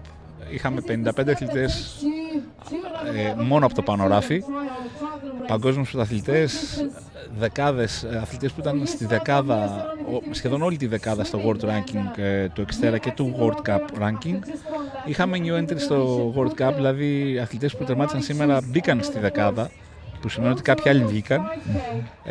Συναρπαστικό αγώνα, στο τέλος τα δύο αδέρφια, ο ένας αδερφός έκανε το λάθος και επικράτησε ο Άρθουρ αντί για του Φέλιξ. Και τώρα έχουμε το δεύτερο τερματισμό του Edwin. Είναι ο τρίτος, ζητώ συγγνώμη. Να, ο τρίτος είναι τώρα. Έλεγα λοιπόν ότι είχαμε World Cup. Ο Ζέρεμι Ντιγκρό ήταν στην τρίτη θέση. Ο αθλητής που μόλις είδαμε τώρα στη full distance. Πολλά σπουδαία ονόματα και αθλητές που έλεγα και πριν με τον Μιχάλη και με τον Κωνσταντίνο τον Μητρόπουλο ότι θα πάνε σε αγώνες μετά στην Αμερική, και που σημαίνει ότι για να επιλέγουν αγώνες από Ταϊβάν, Αμερική και να βάζουν και την Ελλάδα σε ενδιάμεσο προορισμό, ο αγώνας έχει απογειωθεί. Όντως, νομίζω ότι τα τελευταία 3 χρόνια έχουμε κάνει μια σημαντική δουλειά όσον αφορά το βουνό στο τεχνικό κομμάτι της διαδρομής, και σιγά σιγά κάθε χρόνο οι ξένοι οι οποίοι έρχονται και βλέπουν την εξέλιξη τη μεταδίδουν σε φίλους και γνωστούς και το event ανεβαίνει. Και ένας λόγος περισσότερο για το World Cup το οποίο πετύχαμε φέτος να το έχουμε και εδώ στην Ελλάδα. Άξιζε τον κόπο όλη αυτή η προετοιμασία? Τι έχεις πράξει, επειδή μιλάς με αθλητές, μίλησες με πολύ κόσμο αυτές τις ημέρες? Ναι, κοίταξε, ήδη εγώ επειδή έχω ξεκινήσει όπως είπες νωρίτερα αρκετές εβδομάδες πριν και έχω κάνει αρκετή δουλειά, είχα την ευκαιρία την περασμένη εβδομάδα να αρχίσω να κάνω λεπτομέρειες της διαδρομής. Οπότε ερχόμενος την Τετάρτη που μας πέρασε ο Νίκολας Λεπρούν, που είναι ο τεχνικός διευθυντής της Xterra Planet, και ομιλώντας τον με αθλητές elite που είχαν έρθει από τη Δευτέρα και είχαν δοκιμάσει την πίστα, εξέφρασε τα καλύτερα του λόγια. Ότι η πίστα είναι φανταστική, είναι πολύ τεχνική, την είχαμε σκουπίσει ολόκληρη την πίστα, δηλαδή 15 χιλιόμετρα την κάναμε με τη σκούπα, οπότε ήταν πάρα πολύ γρήγορη. Δηλαδή κάποιος που έχει μια καλή επαφή με το mountain bike ήταν πάρα πολύ γρήγορη και αυτό τους ευχαρίστησε και άφησε πολύ καλές κριτικές. Συγχαρητήρια Γιώργο, συγχαρητήρια. Σε όλους μας, μωρέ. Είναι κάτι που νομίζω αν το αγαπάς και σου αρέσει, εγώ την ώρα που, δεν μπορώ να στο κρύψω, ότι την ώρα που σκουπίζω ή καθαρίζω ή βγάζω κάποιες πέτρες από ένα μονοπάτι, νιώθω ότι είμαι εγώ στην πίστα εκείνη την ώρα. Είναι σαν να ποδηλατώ εγώ ο ίδιος. Οπότε αυτό το αντιλαμβάνεται ο αθλητής και πραγματικά το χαίρεται και είναι και η δική μου χαρά βέβαια με το αποτέλεσμα που έχουμε. Πού μπορεί να φτάσει αυτή η οργάνωση, αυτή η ομάδα, αυτή η παρέα, γιατί πλέον είστε παρέα? Η οργάνωση είμαστε παρέα, αυτό πήγα να σου πω. Είμαστε όλοι μαζί, μία γροθιά και μόνο έτσι μπορεί αυτό να πάει πολύ ψηλά. Το θέμα είναι πώς θα μπορέσουμε, δηλαδή εμένα είναι, πώς να το πω, το παράπονό μου, πώς θα μπορούσαμε να είχαμε περισσότερους Έλληνες στο κομμάτι του off-road τριάθλου σε σχέση με το road. Διότι το off-road τρίαθλο έχει πολλές εναλλαγές που πάντα με τον καιρό, με τη βροχή, με τη θερμοκρασία έχει εναλλαγές. Ενώ ένα road είναι πάντα σταθερό. Είναι ωραίο να έχει και εναλλαγές και ο αθλητής, δηλαδή να μην είναι μόνο στη μία πλευρά. Οπότε εγώ θα ήθελα αυτό, να βοηθήσουμε όλοι μαζί, να το αναπτύξουμε. Εγώ είμαι εδώ και όλες αυτές τους μήνες που έχουν περάσει, 3 μήνες περίπου, που περάσαν τα Σάββατα αυτά και κάναμε τις προπονήσεις, ήμουνα εδώ για και βοηθούσα ανθρώπους και αθλητές οι οποίοι δεν είχαν ξανακάνει mountain με σκοπό να το ευχαριστηθούν και να κάνουν τον αγώνα σήμερα με ασφάλεια. Αύριο, για να σε αποδεσμεύσω να πάρεις μερικές ανάσες, γιατί υπάρχουν και απονομές και αύριο υπάρχει αγώνας παιδικό. Αύριο λοιπόν το παιδικό, το Kids Triathlon, θα το πω πολλωστή φορά σήμερα ότι είναι η πρώτη φορά που μεταδίδεται αγώνας. Kids Triathlon. Μαθαίνω ότι είναι τριψήφιος αριθμός συμμετοχών. Είναι πάρα πολλά τα παιδάκια, δηλαδή πέρσι μας εξέπληξε όλο αυτό το γεγονός Εγώ θυμάμαι ότι πέρσι ήταν από 30, σε μια νύχτα γραφτήκαν 70 και τρέξαν 70 περίπου. Όντως. Πάνω από 100. Είχε πάρα πολλά παιδάκια και επειδή ήταν πάρα πολύ ωραίο, αυτό φέτος έχει περισσότερο κόσμο και νομίζω ότι θα πάει και αυτό πολύ όμορφα. Είναι το μέλλον μας. Γιώργο, σε εύχομαι πάντα να είσαι με θετική ενέργεια, όπως βλέπω και τώρα, και παρόλη την κούραση και την ένταση των τελευταίων ημερών. Όντως. Είσαι ακμαίος με θετική διάθεση και ενέργεια.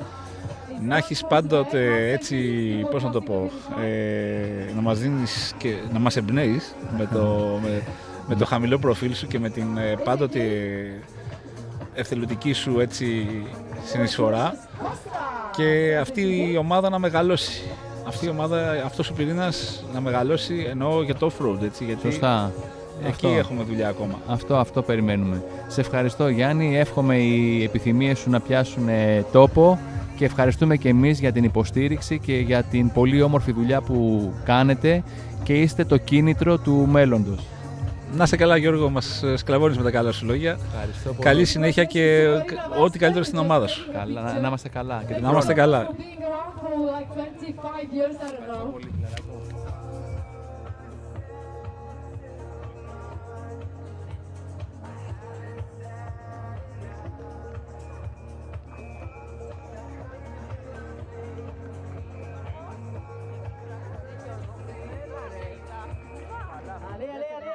Je pense qu'on va en France.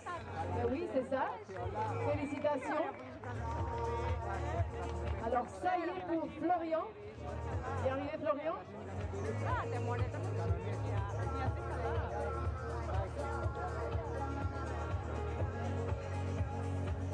Alors, c'est bien que c'est terminé. C'est pas mal. Mais c'était pas assez mal, je pense. Non, c'était bien. C'était parfait. Bon.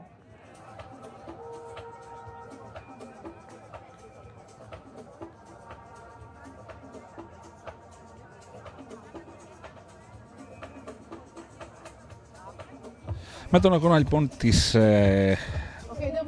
με τον αγώνα της sprint απόστασης πάντα στο τρίαθλο σε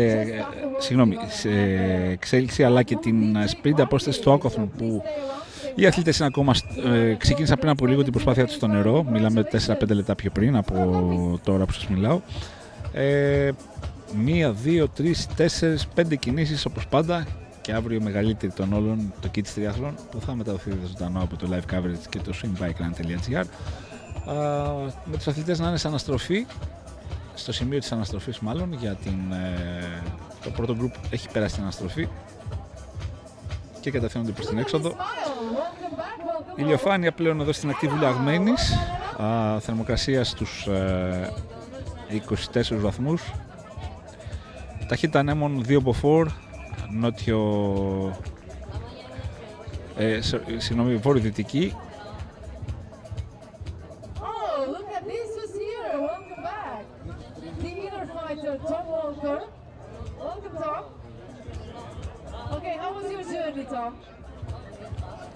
Βρύας φύση στους 24 βαθμούς Κελσίου.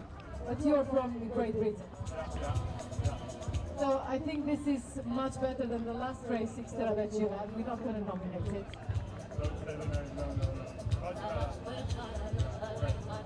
Much better. We are so pleased to have you here. Where is your mate? Marcus, I think. Is he enjoying someone? He's doing the 3 lap on the bike and then, yeah, on the ultra run. So thank you for coming. I hope you enjoyed, and if you want to have some pasta, to have something, but don't forget the after party. One more after party here with us. Thank you, Tom.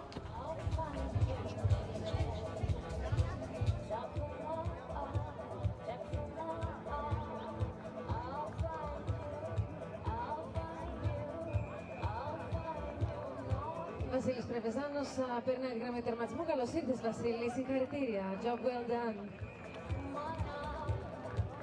Allez, allez, on va en France. Alors, ça y est pour aujourd'hui. Alors, félicitations, bien sûr.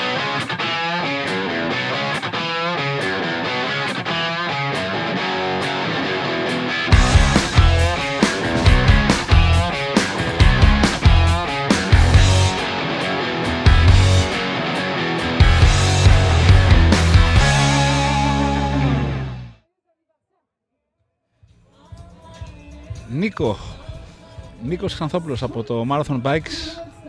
Καλώς ήρθες. Καλησπέρα σε όλους, καλώς σας βρήκα. Μας βιτεσκοπείς. Κατασκοπία. Νίκο, καταρχήν σε ένα ακόμα σπουδαίο event η ομάδα, εσύ προσωπικά και η ομάδα σου, πάντα ακούραστη, πάντα δίπλα στους αθλητές. Και ξέρεις, δεν είναι ότι έχω μια έκθεση με αθλητικά, με παπούτσια, με ρούχα που πουλάω ή ξέρω εγώ αυτό. Μόλις τελείωσε και εδώ ο Απόστολος ο Χρυσαφέλης. Αυτό που έχει αξία είναι ότι πρέπει να δώσει τη λύση στον χρόνο ντετέ, να συνεχίσει ο αθλητής, π.χ. όχι να συνεχίσει τον αγώνα, να μην χάσει τον αγώνα, μην χάσει την εκκίνηση. Και ο χρόνος κυλάει τις περισσότερες φορές από ό,τι ξέρω αντίστροφα, έτσι. Ακριβώς έτσι, ακριβώς έτσι.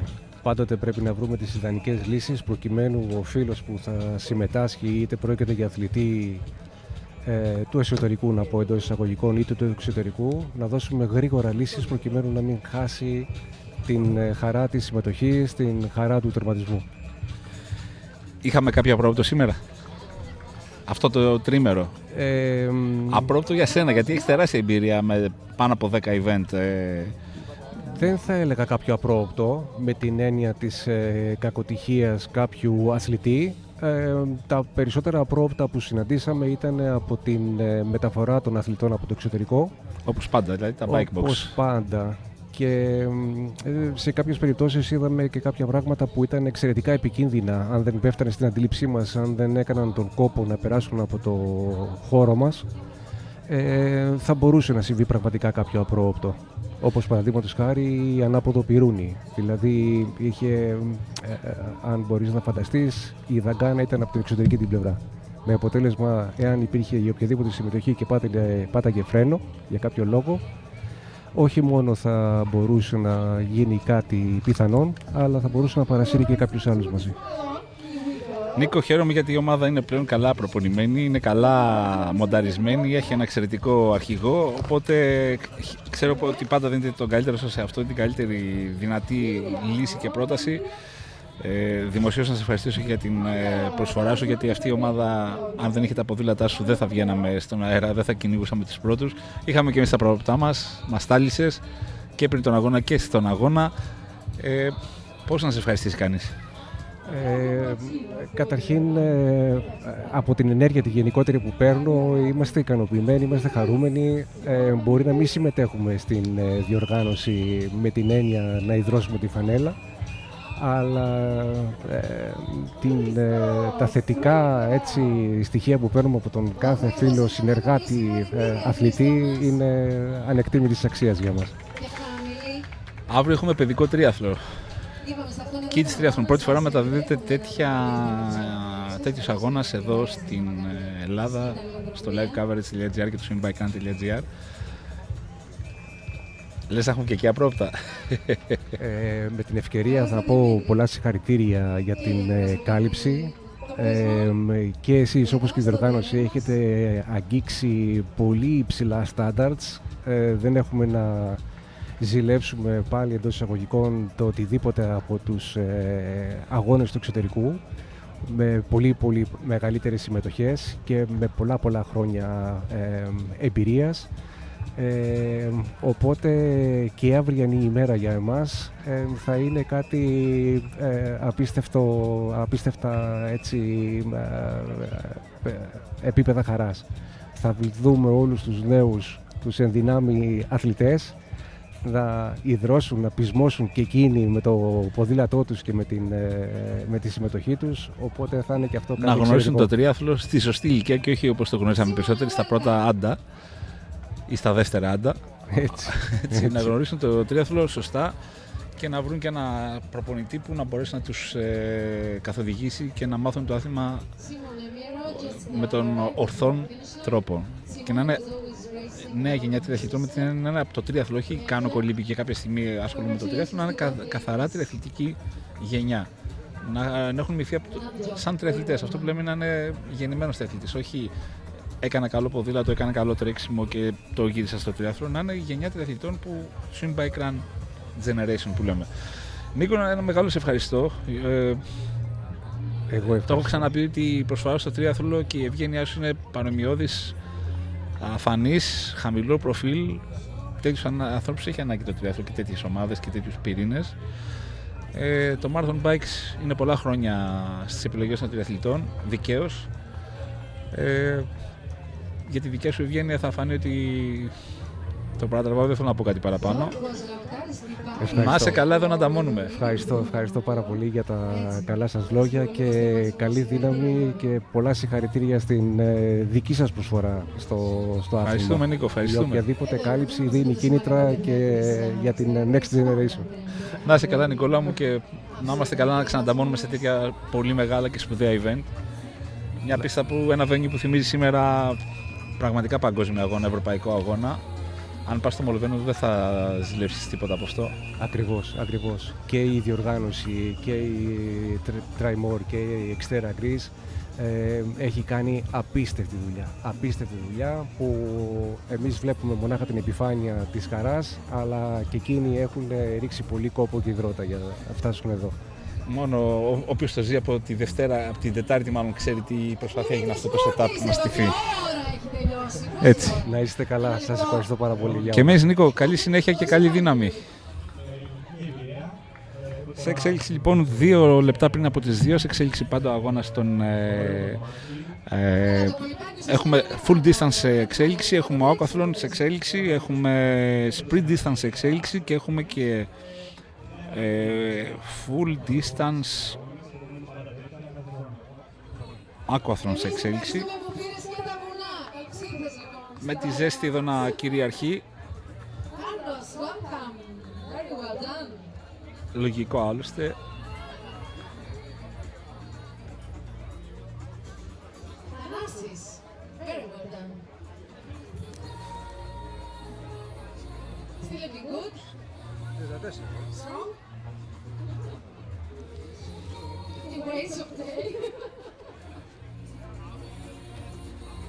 Εδώ είμαστε λοιπόν 11η φορά, Xterra Greece 2024. Η μεγάλη και μεγάλους ελίτ-αθλητές, professionals που έχουν λάβει μέρος στην μεγάλη απόσταση. Και παρακολουθούμε τερματισμούς επίσης μεγάλης απόστασης. Welcome!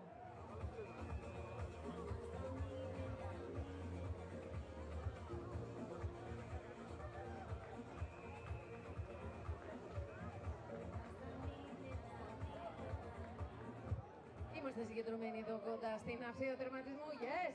Francesco! Very well done! You made it!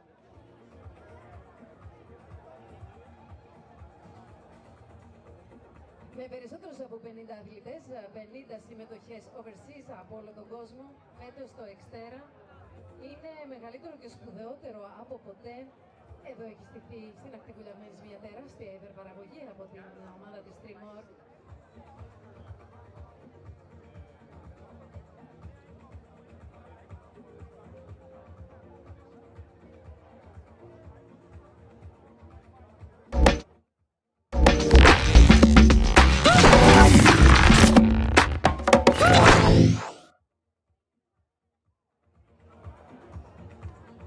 Αγωνίσματα σε εξέλιξη, το τριαθλόν της full distance, aquathlon full distance και στο sprint, τριαθλό και aquathlon μαζί. Είμαστε εδώ και περιμένουμε να υποδεχθούμε όλους όσοι τερματίζουν τον αγώνα τους στο υπέροχο αυτό τερέν που έχει στηθεί.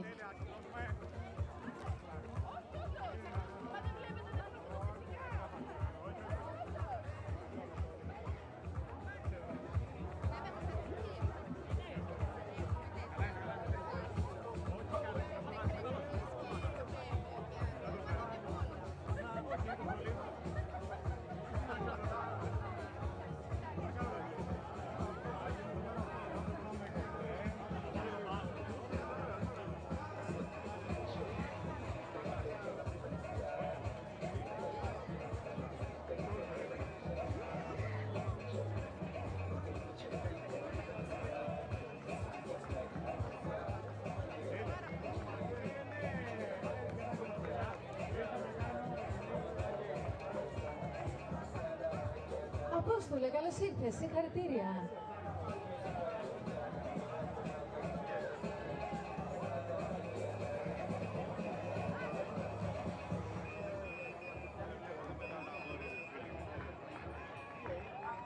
Κινάτος, έρχεται και ο Μάξιμος. Και η Ηλέκτρα και η Ελισάβετ. Όλοι... Α, είναι και ο Αναστάσης εδώ, Μητρόπαπα, συγχαρητήρια Αναστάση. Μπράβο. Έλα Ελισάβετ, πάμε, αγκαλίτσα.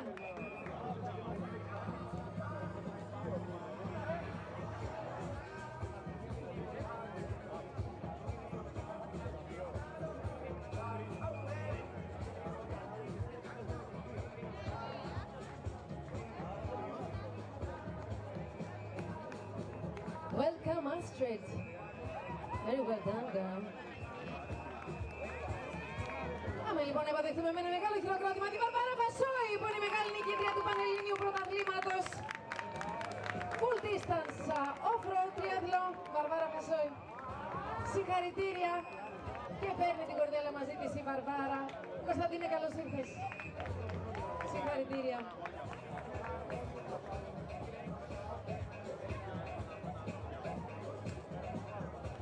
Να θυμίσουμε εδώ ότι παράλληλα με το αγώνα των ηλικιακών κατηγοριών, των age groupers, εξάγεται και το Πανελλήνιο Πρωτάθλημα της μεγάλης απόστασης Full Distance Off-Road Triathlon εδώ.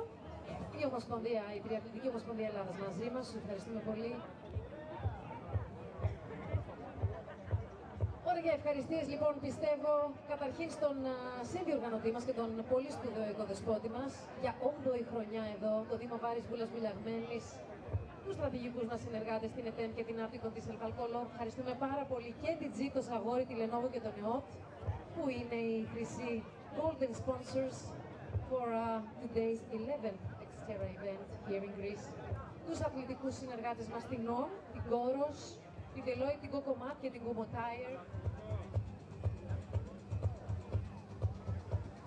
Τροφοδοσία, Μόρτεν, Μπελαφρούτα, τη Σορσέρο. Ρουμπάιτς, σας ευχαριστούμε πολύ. Στην έξπο μας ακόμα η Black Mile. Η Cook World, η Blue Hunter. Ευχαριστούμε παιδιά.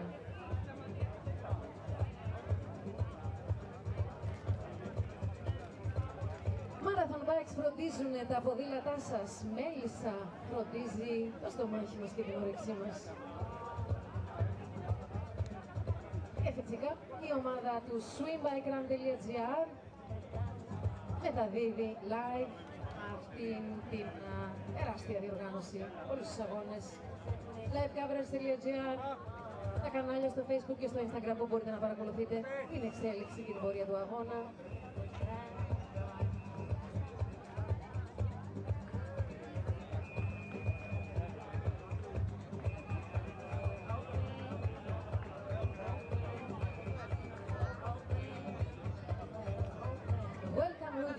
Very well done.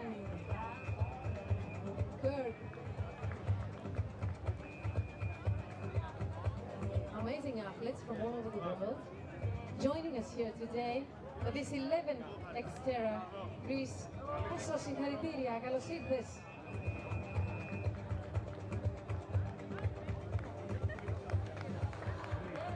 Νάντια Συντζανάκη και την Κουδούνα, συγχαρητήρια Νάντια.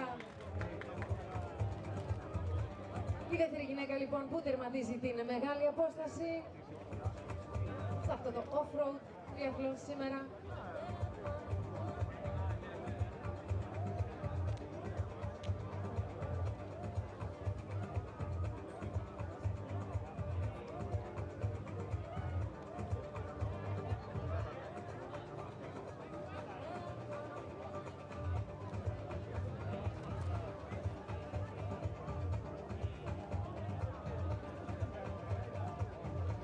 Γιάννη Καβαπόδη, πώς πάει το livecoverage.gr, πες μας πώς πάει η σημερινή αναμετάδοσή μας.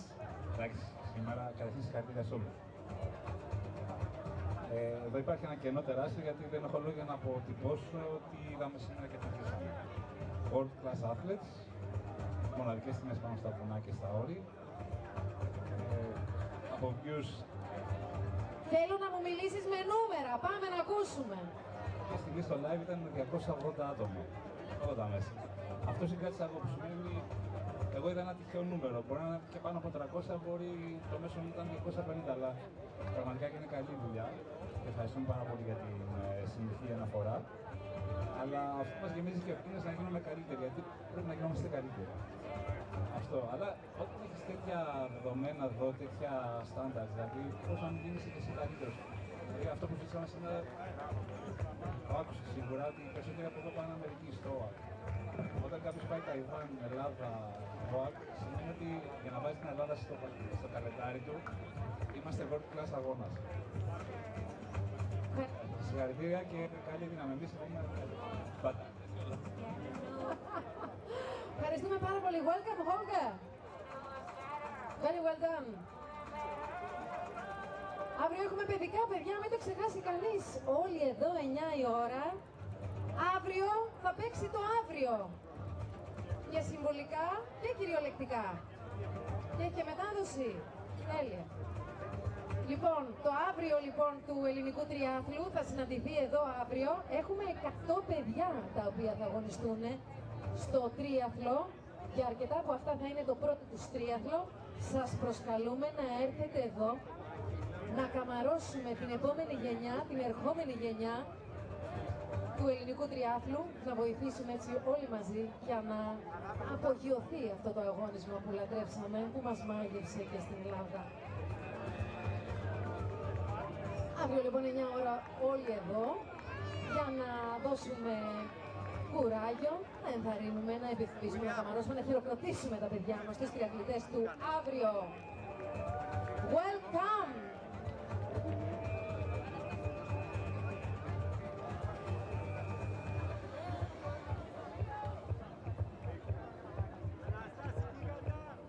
Ιορδάνη, καλώς ήρθες! Συγχαρητήρια!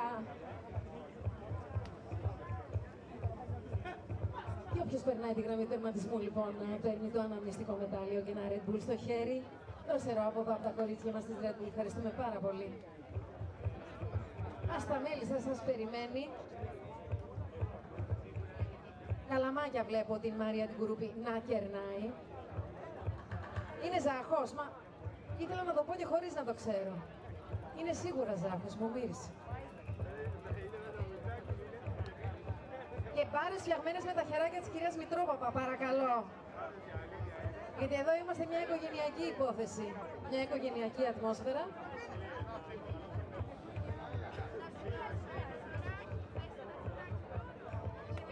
Μουσικάρες, δώσε, δώσε. Πάμε, πάμε.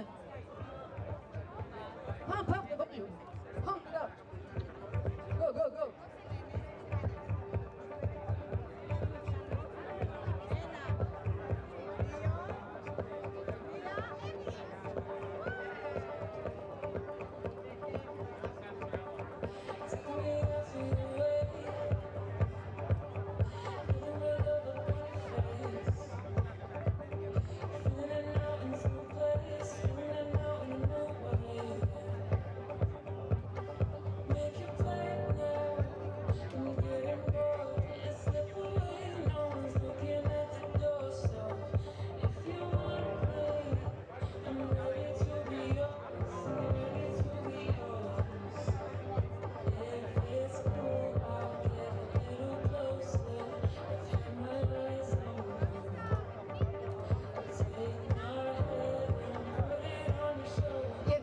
Ακόμα Red Bull. Ακόμα δεν το χρειάζομαι κι όμως. Εδώ, όλο δικό μου.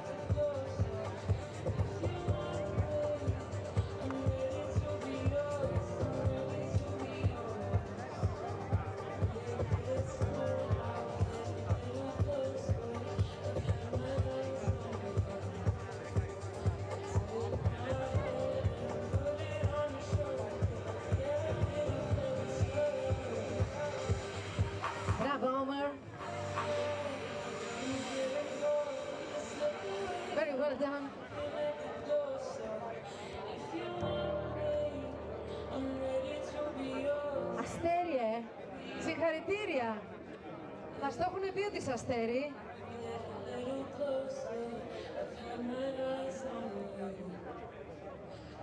Όλα καλά εδώ, διαδρόστες μας. Να σας πάρω μια μίνι συνέντευξη. Ό,τι ήταν να πούμε, το έχουμε δείξει ήδη, έχουμε τελειώσει με το... Εσείς μιλάτε με τις πράξεις σας, αλλά πήγαν όλα καλά. Όλα πήγανε καλά, μικροατυχήματα, όλα τα φέραμε σπέρα. Απλά για να επιβεβαιώσουμε τον τίτλο μας ως off-road, ας πούμε. Είναι ότι η επίλεκτη ομάδα είναι πάντα κοντά, πάντα σε όλα τα γεγονότα και ελπίζω να πηγαίνουμε όλα έτσι χωρίς να έχουμε σοβαρά προβλήματα. Ευχαριστούμε πάρα πολύ. Η επίλεκτη ομάδα του Γαγάλεο κοντά μας. Κατερίνα Βουτσά, είμαστε έτοιμοι για τον ΕΟΤ μας.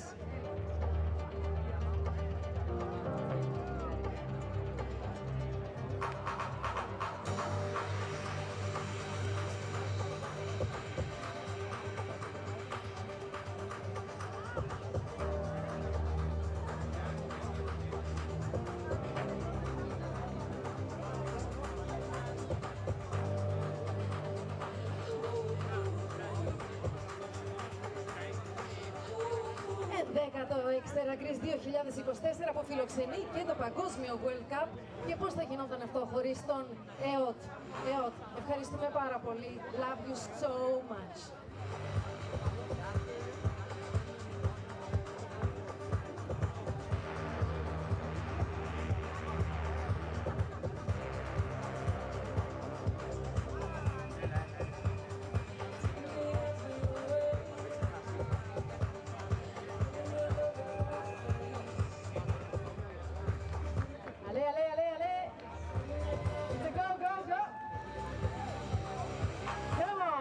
Shine like a star, here we go, Rina!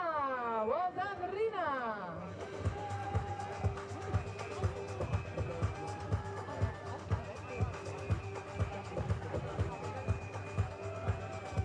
Czech Republic at the finish line again.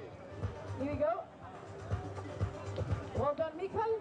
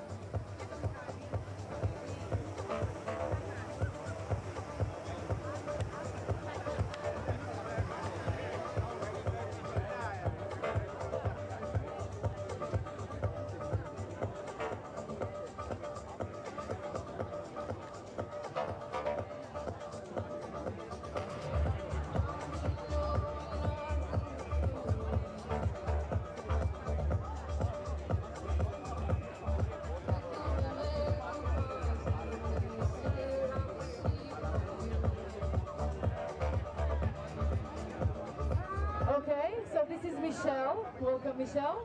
Congratulations.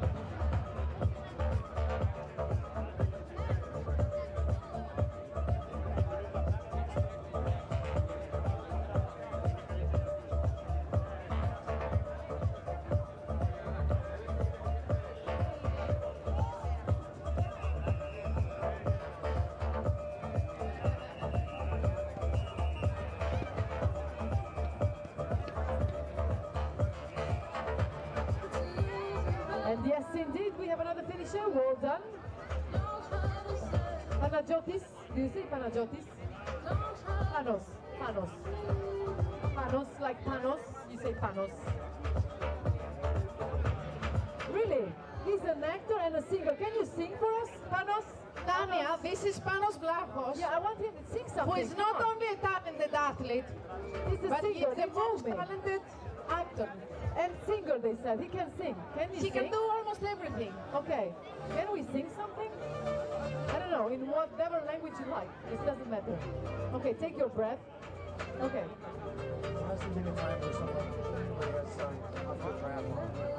But this is, of course you have to be the first. You know that, as they say, it's always the first time. So you're going to be our first timer singing on the mic at Xterra Greece 2024. So choose a song. I don't know, you have your song, personal one, or no, you're not gonna leave this finish line. Next year, if I go sub 3 hours, you are I'm gonna sing. Okay. Let's say that you want. No, it needs to be official. Thank you so much, guys. Okay, but you can sing something. Just I don't know. Everybody, do you want him to sing or not? Not right now. Do you want him to sing? Thank you so much. Come on. Για το Xterra, ρε γαμώτο. Next year. Well, next year he's not gonna sing again. But we're gonna have him here. Anyway, he's a really talented person and very low profile. Yeah, that's why, you know, if he's here struggling, because it's not an easy race, he's struggling here, that means he's a very low profile person. He's a very good one. Thank you so much, Panos, for being Panos.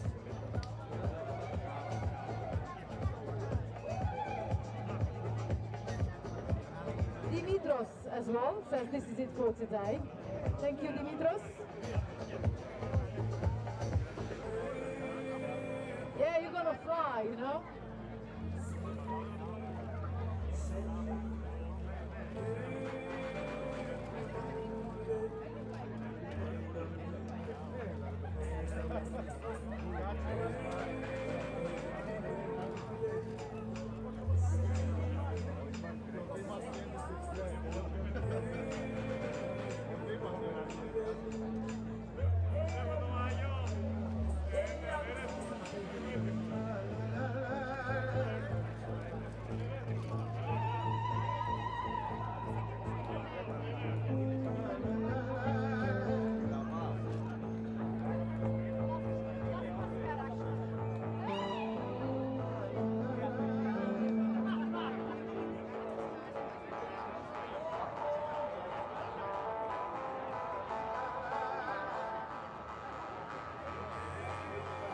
Congratulations and welcome back, welcome home, Sebastian.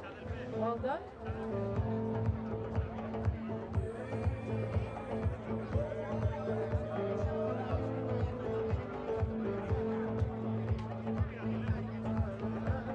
Okay, let's not forget the award ceremony starting from 5 p.m.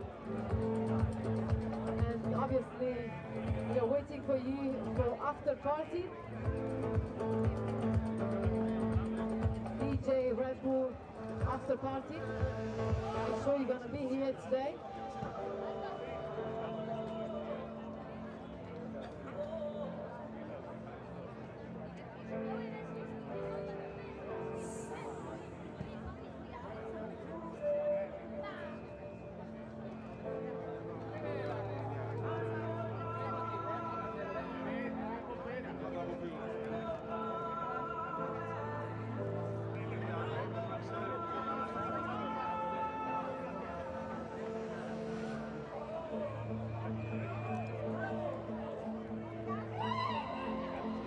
Λοιπόν, να δώσουμε και μερικά αποτελέσματα. Καταρχήν να πούμε, να δούμε λίγο τα...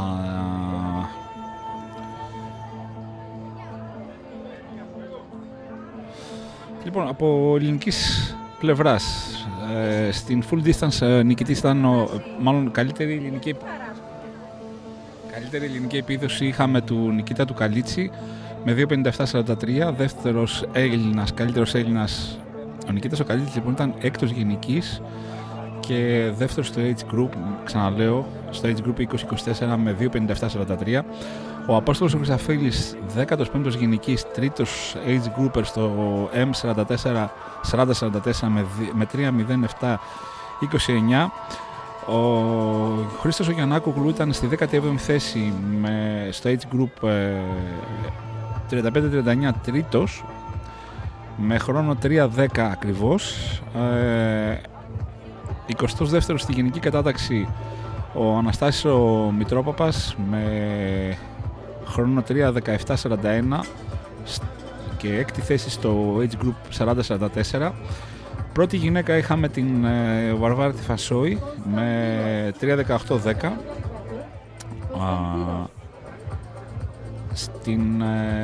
Επόμενος Έλληνας, καλύτερος Έλληνας είναι ο Καβαλιεράτος ο Τάσος με 3.20.42, πέμπτη θέση στο age group 45-49. Επίσης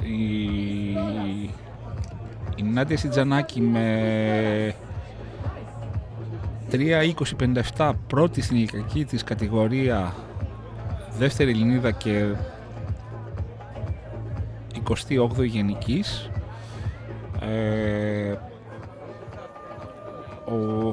Ο Βλάχος ο Παναγιώτης, τέταρτος στο age group 35-39, 30ος στην γενική κατάταξη με 3.34.03.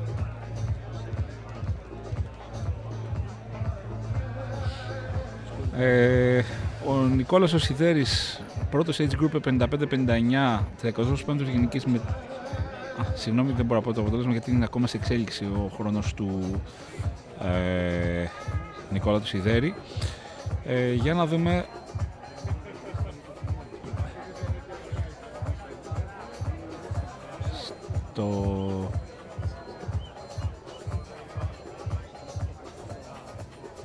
Λοιπόν, στο Aquathlon νικητής ήταν ο Δημήτρης ο Σταματίου, συνήθως επίπτωση με 1.07.46, 1.22.54 δεύτερη θέση για τον Ίσιν Young Σιχ.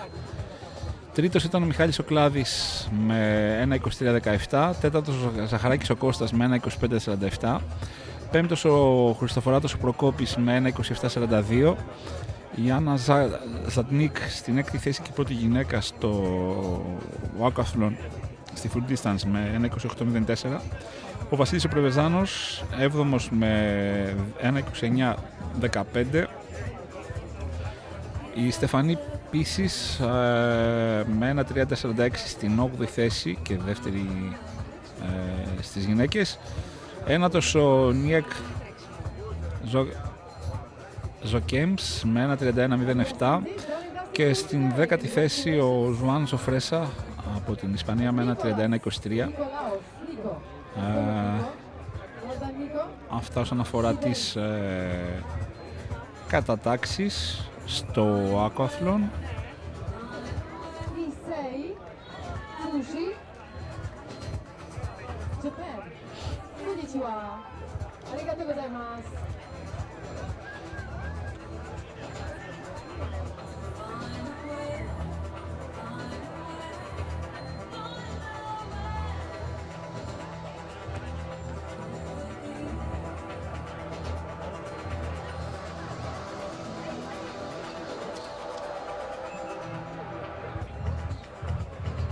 Θυμίζω το World Cup που ολοκληρώθηκε περίπου στις 12 το μεσημέρι. Είχαμε τον Άρθουρ Φορισιέρ νικητή, μεγάλο νικητή με 2.19.54. Για εσάς που μόλις τώρα συνδεθήκατε, ο Φέλιξ Φορισιέρ με 2.20.19 στην δεύτερη θέση. Στην τρίτη θέση ο Άρθουρ Σεργέρες με 2.20.30. Τέταρτος ο Σλότ Νίλσεν με 2.21.21. Στην πέμπτη θέση ο Μαξίμ Κανέ με 2.23.52. Έκτος ο Φρεντερίκο Σπινάτσε με 2.24.21. Έβδομος ο Ζούλς Ντουμάς με 2.24.44. Όγδοη θέση για τον Τέο Ντουπάρς 2.25.39. Στην ένατη θέση ο Κιράν Μακφέρσον με 2.46.24 και δέκατος ο Σεβαστιάν Καραμπίν με 2.27.42. Στις γυναίκες, στο World Cup, μεγάλη νικήτρια, οι 2 φορές παγκόσμια πρωταθλήτρια και περσινή νικήτρια στο World Cup, η Σολέν Μπιλουάν, που έκανε το 2-2 φέτος στο World Cup μετά την επικράτησή της στην Ταϊβάν. 2:42-36 ο χρόνος της νικήτριας. Η Ανέτα Γκράμπλερ με 2:45-04 στη δεύτερη θέση. Η Σάντρα Μαϊχόφερ 2:47-08 στην τρίτη θέση. Η Αλίζ Πατής με 2:49-06 στην τέταρτη θέση και πέμπτη η Μάρτα Μεντίτο με 2:54-26.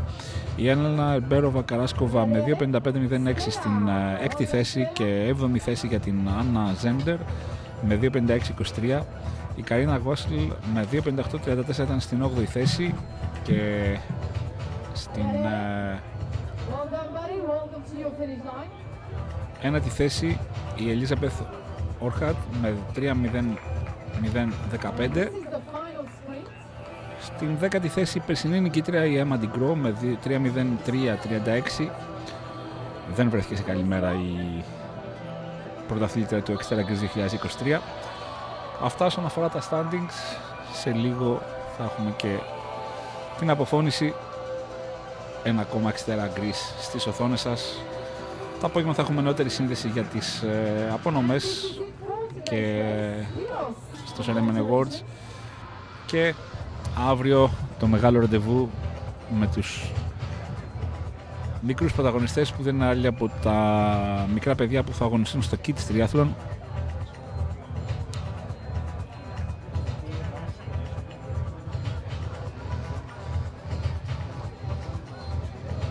Αύριο αυτό θα είναι στις 11:30 το πρωί.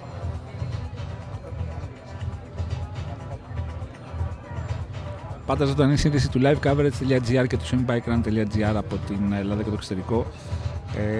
Για την Ελλάδα και το εξωτερικό. Σε λίγο πολύ λίγο το φινάλε.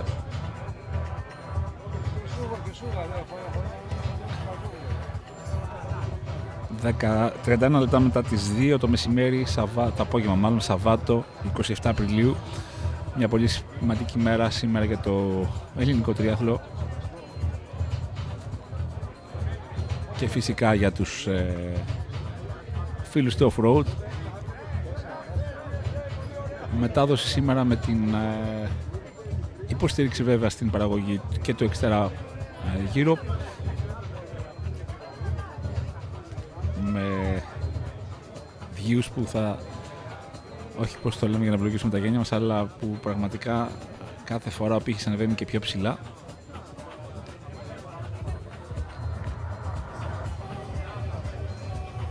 Σε ένα αγώνα στην Ελλάδα off-road, το να βλέπεις 280 άτομα ταυτόχρονα σε views και μερικές χιλιάδες views συνολικά, δεν είναι και μικρή υπόθεση.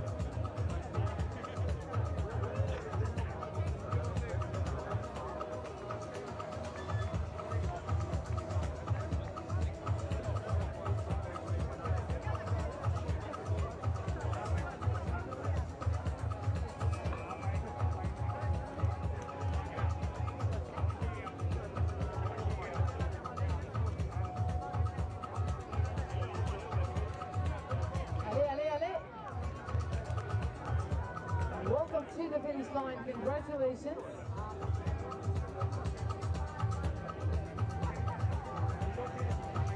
Moscow Woody. Ed Harris, much better. Ed Harris. Your son is coming, Peter.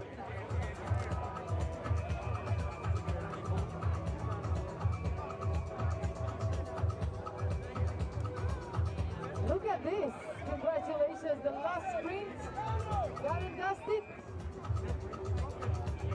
Jakub, well done Jakub, congratulations and welcome to the finish line. Daddy was waiting for you. Czech Republic again at the finish line, congratulations, Roma.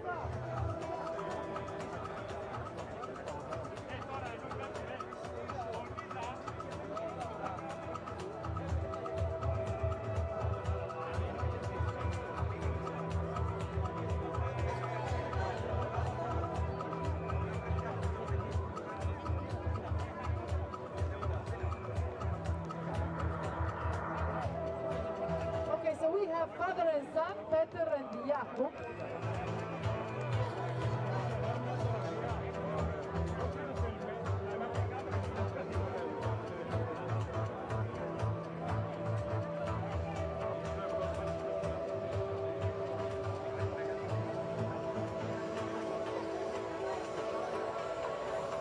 Alors Simon et Joël, bien fait. C'était bien, hein? C'était bien.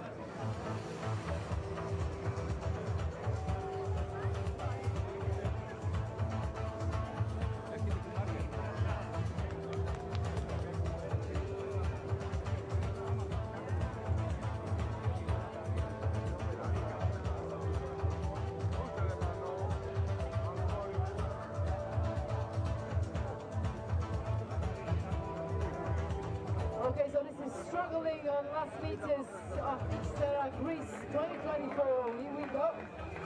Congratulations and welcome to your finish line. Vasilos, Vasilara. Anya, this was Vasilis Toumas. And this is Mikhail. Zoros. This is Michael Zotos. Zotos.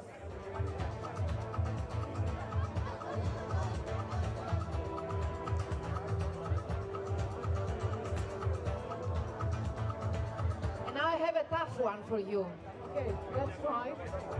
Συγχαρητήρια. Συγχαρητήρια. Yes, you got this. What does it mean? Congratulations. Okay, συγχαρητήριας. Not bad, not bad. So I learned συγχαρητήριας, παρακαλώ. The most important one. Pinao. Pinao, of course. Pinao, always. They bring you moussaka. Always, how do you say always? When you say pinao, you bring you moussaka. Pada. Pinao, pada. Me too. Anch'io. Lapros. Well done, Lapros.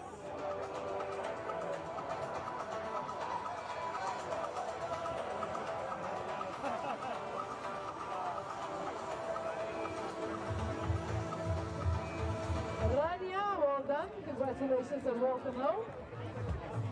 Ράνια Νομικού, καλώς ήρθες Ράνια, συγχαρητήρια.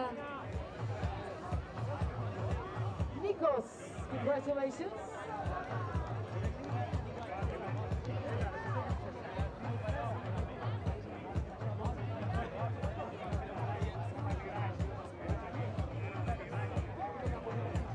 Okay, so we can say now, συγχαρητήρια to this beautiful smile. Thank you for coming back. Niki Sklavunu. And let's go to the Netherlands. Dutch people, happy people, thank you for the smile. Well done, Lars.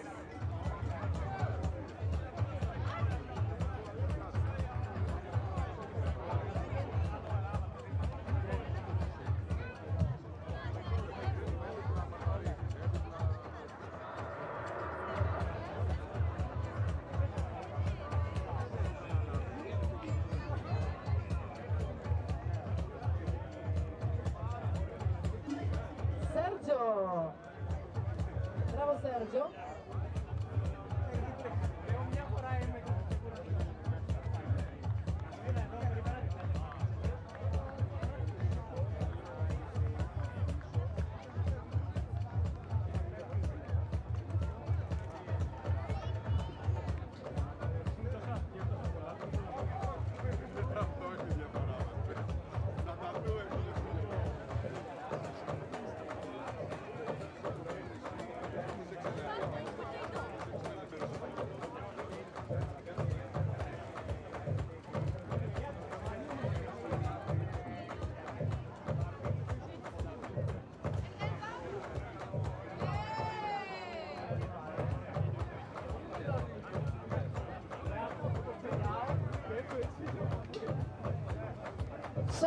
Sonia, let me give you a tip, a Greek tip. Okay, which is? Which is, if a man comes down the finish line, he's Greek, and you can't see the name on the bib number, and if you say Nico, Costa, or Yorgo, you're 20% in. Okay, 20% is not too much. Yes, well, but yeah, at least you're there. Welcome, Antoni! Αντωνάκη μας, συγχαρητήρια. Ο νεαρότερος, this is the youngest athlete. Ο Αντώνης ο Γεωργιάδης για μια ακόμα φορά μαζί μας. Μπράβο, Αντωνάκη μου, συγχαρητήρια.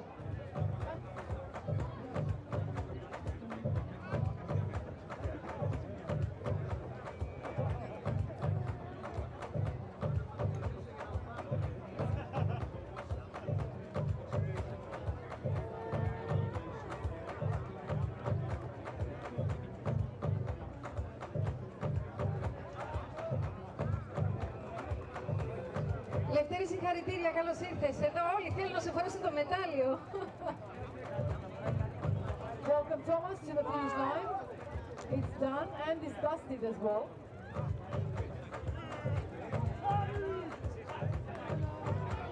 Luigi, vai Luigi. Beh, briganti d'Abruzzo, direi. Grandi ragazzi. Tutto a posto, Luigi? Costa, non si scherza. Allora, qua non ci sono gli arrosticini, però vengo a scanno. Beh, sì. Grande Luigi. Oppure Luigi possiamo dire rustelle, no? Le rustelle, che è meglio.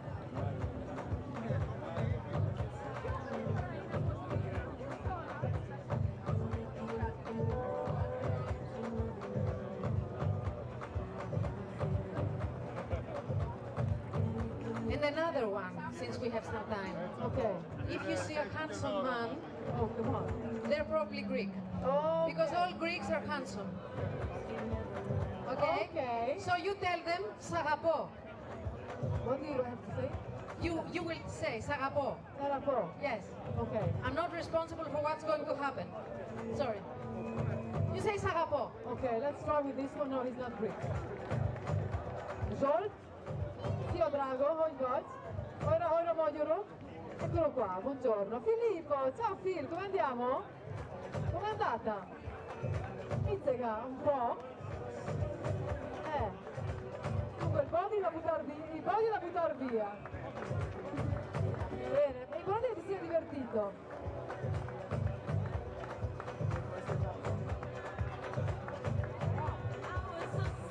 Καλώς την συγχαρητήρια Έλενα, μπράβο σου. But she still has her lipstick on. Yes, of course, she's amazing. What kind of makeup is that? Ale. Bianco. Well done, Bianco. Marco. Congratulations and welcome to the finish line.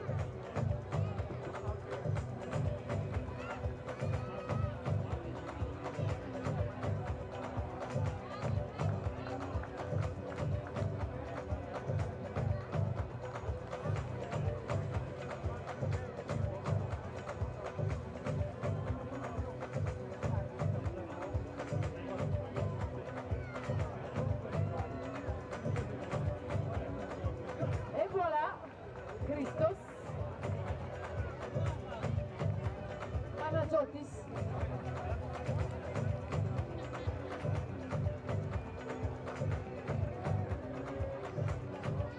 okay, let's tell everybody that from 5 o'clock we're going to have the award ceremony, so please make sure you're going to be here as well. And then we're going to go on with the after party, our DJ, Red Bull DJ. He's going to play some funky music for us. So make sure you're going to stay around for the award ceremony and then the DJ after party.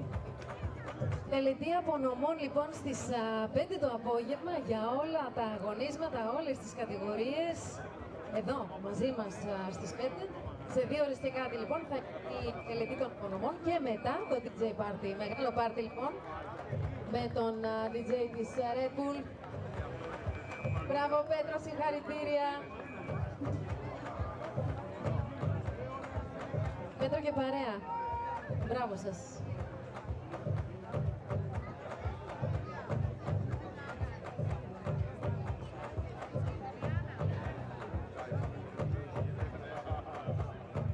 5 η ώρα λοιπόν τελετή απονόμων και μετά παρτάρουμε.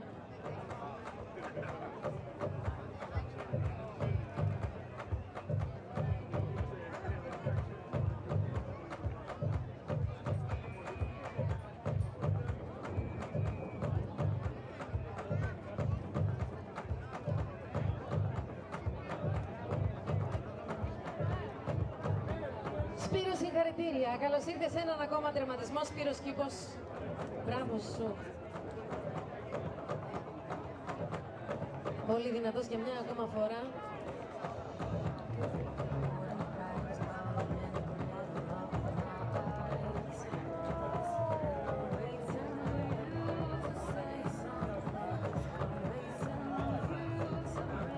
Okay, this is hard to breathe. What was that? Ειρήνη. Irene. Irene. Irene. Okay. Irena. Irene. Yeah, Irene. Irene. We make her international. Irene, Irene. And do you know what it means? Irene. No, Irini. Do you know what it means in Greek? The word Irini. What does it mean, Irene? Peace. Oh, peace, Irene. Yes. Nice. Irene.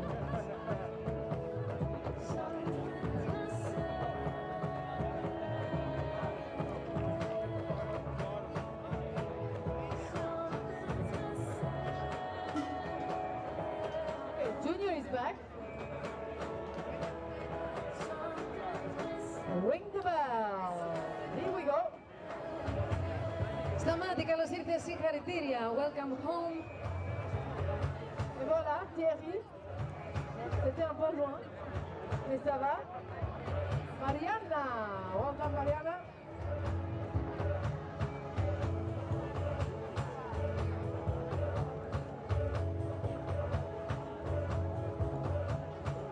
Δημήτρη, καλώς ήρθες. Συγχαρητήρια.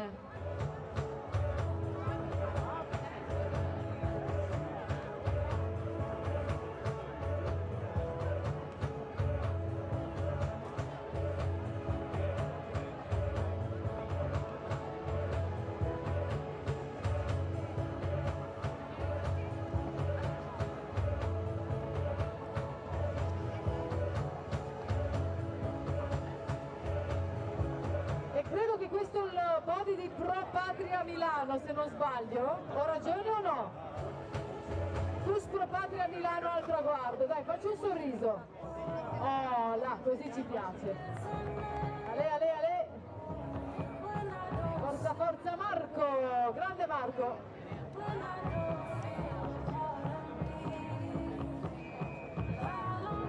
Fast and furious towards the finish line. Costantina. Constantinos.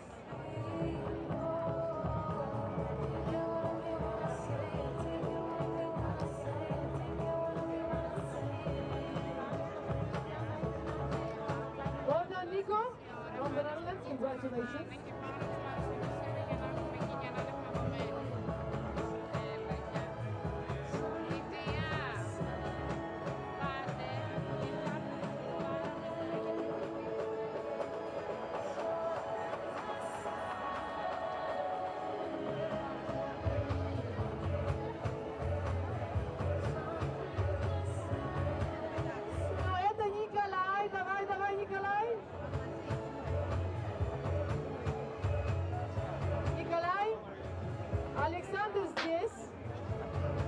Николай.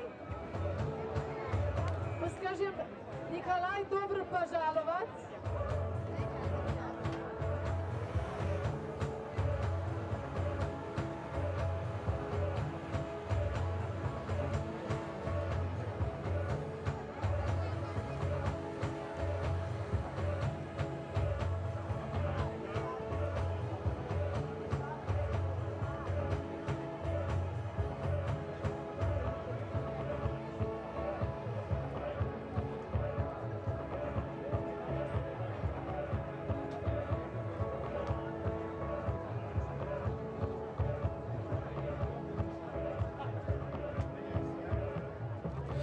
Και νομίζω καλύτερη αποφώνηση από τον Κωνσταντίνο Κουμάριαλη, ο οποίος είναι το όνομά του και η παρουσία του στο τηλεθεατρικό χώρο άρρηκτα συνδεδεμένη με τον brand Xterra. Έχουμε πει πολλές φορές σήμερα και με τον και στην προηγούμενη μας μετάδοση ότι το Xterra ξεκίνησε από το 2013, από το 2016 είναι εδώ, στην Vouliagmeni. Σήμερα το venue ήταν εντυπωσιακό. Ακόμα θυμάμαι τη στιγμή που το κοιτάγαμε το πρωί κάπου 6.30-7 η ώρα, όταν μπαίναμε και οι δύο σχεδόν ταυτόχρονα μέσα. Τι πέρασαν σήμερα σε αυτά τα 10, όλα αυτά τα 10 χρόνια πέρασαν σήμερα στην εξέλιξη του αγώνα, Κωνσταντίνε. Καλώς ήρθες καταρχήν και συγχαρητήρια για την άψογη οργάνωση. Και συγχαρητήρια και σε εσάς και στην ομάδα σας για την εξαιρετική κάλυψη του αγώνα και φυσικά συγχαρητήρια στον Κωνσταντίνο τον Μητρόπαπα και την ομάδα του και φυσικά στον Γιώργο τον Χανούμη για την πολύ καλή δουλειά που έχει κάνει στο να βελτιώσουν και να βαθμίσουν αυτόν τον αγώνα. Γιάννη, δεν τελειώνει ποτέ. Για μένα είναι πάντα σαν την πρώτη μέρα. Πάντα αυτός ο αγώνας είναι σημαδιακός για μένα. Είναι χαρά μου και τιμή μου πρώτον που σαν δημότης εδώ της Βouliagmenis να βλέπω αυτόν τον αγώνα να έχει πλέον καθιερωθεί και να εξελίσσεται χρόνο με το χρόνο. Ειδικά φέτος και με το support από την μεριά της Xterra προσπαθήσαμε να αναβαθμίσουμε ακόμα περισσότερο τον αγώνα, ο οποίος είναι και μέρος του World Cup. Νομίζω το συνολικό αποτέλεσμα τόσο από τη δική μας πλευρά όσο και από την πλευρά των αθλητών και θεατών και σίγουρα με αυτή την εικόνα που βλέπουμε αυτή τη στιγμή, εμένα μου θυμίζει ένα μικρό Μολβένο, Γιάννη. Αυτό είπα και εγώ το πρωί, ένα μικρό Μολβένο. Ένα Μολβένο, εγώ δεν το είπα μικρό. Ένα Μολβένο μου φέρνει παραστάσεις από παγκόσμιο πρωτάθλημα Xterra. Κωνσταντίνα, άκουσα στις συνεντεύξεις που έδωσαν οι τρεις πρώτοι άντρες και γυναίκες ότι οι περισσότεροι από αυτούς θα συνεχίσουν στην Αμερική στο ΑΚ σε 3 εβδομάδες. Έρχονται οι περισσότεροι από αυτούς επίσης από την Ταϊβάν. Το έχω επαναλάβει στη μετάδοση, αλλά θέλω να το συζητήσω και μαζί σου. Όταν κάποιος πάει Ταϊβάν, Αμερική, στο ενδιάμεσο κάνει μια στάση στην Ελλάδα λόγω του World Cup προφανώς, αλλά και λόγω του brand Xterra. Μπήκαμε για τα καλά στον παγκόσμιο τηλεθεατρικό χάρτη, σαν brand Xterra εδώ στην Ελλάδα και σαν επιλογή των αθλητών. Νομίζω ότι η εικόνα το δείχνει μόνη της, αλλά όπως έχω πει και άλλες φορές, η Ελλάδα συνδυάζει κάποια μοναδικά χαρακτηριστικά. Πρώτον είναι ένας από τους λίγους αγώνες ο οποίος γίνεται σε μια μεγάλη πόλη, στα προάστια μιας μεγάλης πόλης, και αυτό δίνει τη δυνατότητα στον αγώνα να έχει περισσότερα facilities, αλλά και φυσικά access, δηλαδή πρόσβαση ειδικά στους Έλληνες αθλητές που μένουν στην πρωτεύουσα να μπορέσουν να έρθουν και να αγωνιστούν. Σίγουρα τα μέρη τα οποία, ειδικά οι αγώνες του World Cup, όλα είναι ξεχωριστά. Όχι όμως πραγματικά επειδή εγώ γυρνάω σε όλους τους αγώνες, σε όλο τον κόσμο, όχι απλά επειδή είμαι Έλληνας, ίσα ίσα που προσπαθώ να είμαι περισσότερο αυστηρός με τον αγώνα εδώ για να δίνουμε την καλύτερη εικόνα στους Έλληνες και στους ξένους αθλητές. Αλλά νομίζω ότι η Ελλάδα, και μόνο από αυτή την εικόνα που βλέπουμε, τα χαρακτηριστικά, το φαγητό είναι αυτά που λένε και όλοι οι ξένοι αθλητές, η πρόσβαση σε αυτόν τον αγώνα, από άποψης οικονομικά και κόστους, αφού το μεγαλύτερο μέρος είναι Ευρωπαίοι αθλητές, το κόστος του να έρθουν στην Ελλάδα, η πρόσβαση από το αεροδρόμιο μόνο σε 20 λεπτά βρίσκονται στον αγώνα, και φυσικά η τοποθεσία, η οποία το κλίμα, η τοποθεσία, το φαγητό και οι δυνατότητες που έχουν εδώ στην Ελλάδα, πραγματικά πιστεύω ότι είναι ένας από τους λίγους αγώνες, και στόχος και δικός μας σαν Xterra είναι ότι ειδικά μετά την σημερινή επιτυχία αυτού του αγώνα να παραμείνει ο ελληνικός αγώνας σαν μέρος του World Cup και του χρόνου. Βγάλαμε την είδηση που ήταν η επόμενη ερώτηση, οπότε δεν θα σε ευχαριστήσω για την πάθηση, γιατί θα σε ευχαριστήσω αποκλειστικά για την είδηση, μάλλον για την αποκλειστική είδηση ότι πρώτα Θεός έχουμε και του χρόνου το Xterra Greece μέρος του World Cup. Σήμερα είδαμε ένα γαλαξία αστεριών. Έλεγα στον Κωνσταντίνο τον Μητρόπαπα ότι σε ένα άρθρο μου το 2022 έλεγα ότι τότε ήταν το Xterra πριν 2 χρόνια με τον Πιτάδο, που ήταν και ο νικητής, με Olympians, με Ολυμπιονίκες, με παγκόσμιους πρωταθλητές τότε, στα χρόνια του κορονοϊού. Ήταν ένας πραγματικός γαλαξίας αστέρων σήμερα με τόσους παγκόσμιους πρωταθλητές, με αθλητές από το top 10 στο global ranking του Xterra και αθλητές στο top 10 του World Cup. Δεν έχω βρει ακόμα τον τίτλο που θα μπορούσα να βάλω σαν αποφώνηση σε αυτή την οργάνωση. Σήμερα χαρήκαμε πραγματικά elite αθλητές που ενδεχομένως πριν κάποια χρόνια μην τους φανταζόμασταν ότι θα μπορούσαμε να τους δούμε. Ό,τι καλύτερο υπήρχε στο off-road triathlon. Αυτό είναι αλήθεια. Πάντα είχαμε καλό field αθλητών στον ελληνικό αγώνα για όλα αυτά τα στοιχεία που η αλήθεια είναι αυτή, πάντα. Έτσι, σε σχέση με τους... αυτό βέβαια ο καιρός και το ότι βρίσκεται στην Ευρώπη στην αρχή της σεζόν είναι μια πολύ μεγάλη ευκαιρία για αυτούς τους αθλητές, ειδικά τους κεντροευρωπαίους, να έρθουν από τα πιο κρύα κλίματα τα οποία και τις συνθήκες που επικρατούν στις χώρες τους, να έρθουν στην Ελλάδα που το κλίμα βοηθάει και είναι ένα τεστ για αυτούς για να δοκιμάσουν την κατάστασή τους στην αρχή της σεζόν. Αλλά όπως είπα, είναι και ένας αγώνας που πραγματικά τον χαίρονται. Έχω εξαιρετικές σχέσεις με τους περισσότερους από αυτούς και άσχετα με το αν είναι World Cup ή όχι, είδαμε την Έλενα Ερμπένοβα, είδαμε τόσους αθλητές οι οποίοι είναι κάθε χρόνο εδώ, παρά το ότι η Έλενα έχει αποσυρθεί, κάθε χρόνο λέει ότι σταματάει. Το απολαμβάνει και έρχεται με την οικογένειά της κάθε χρόνο. Ίσως να έχει χάσει μόνο ένα, νομίζω, από το 2013. Ήθελε η single και τώρα πλέον έρχεται με την φαμίλια έτσι, και η κόρη της σε λίγο θα είναι και αρκετά μεγάλη. Πιστεύω ότι σε μερικά χρόνια θα τρέχει και κανονικά στην sprint απόσταση.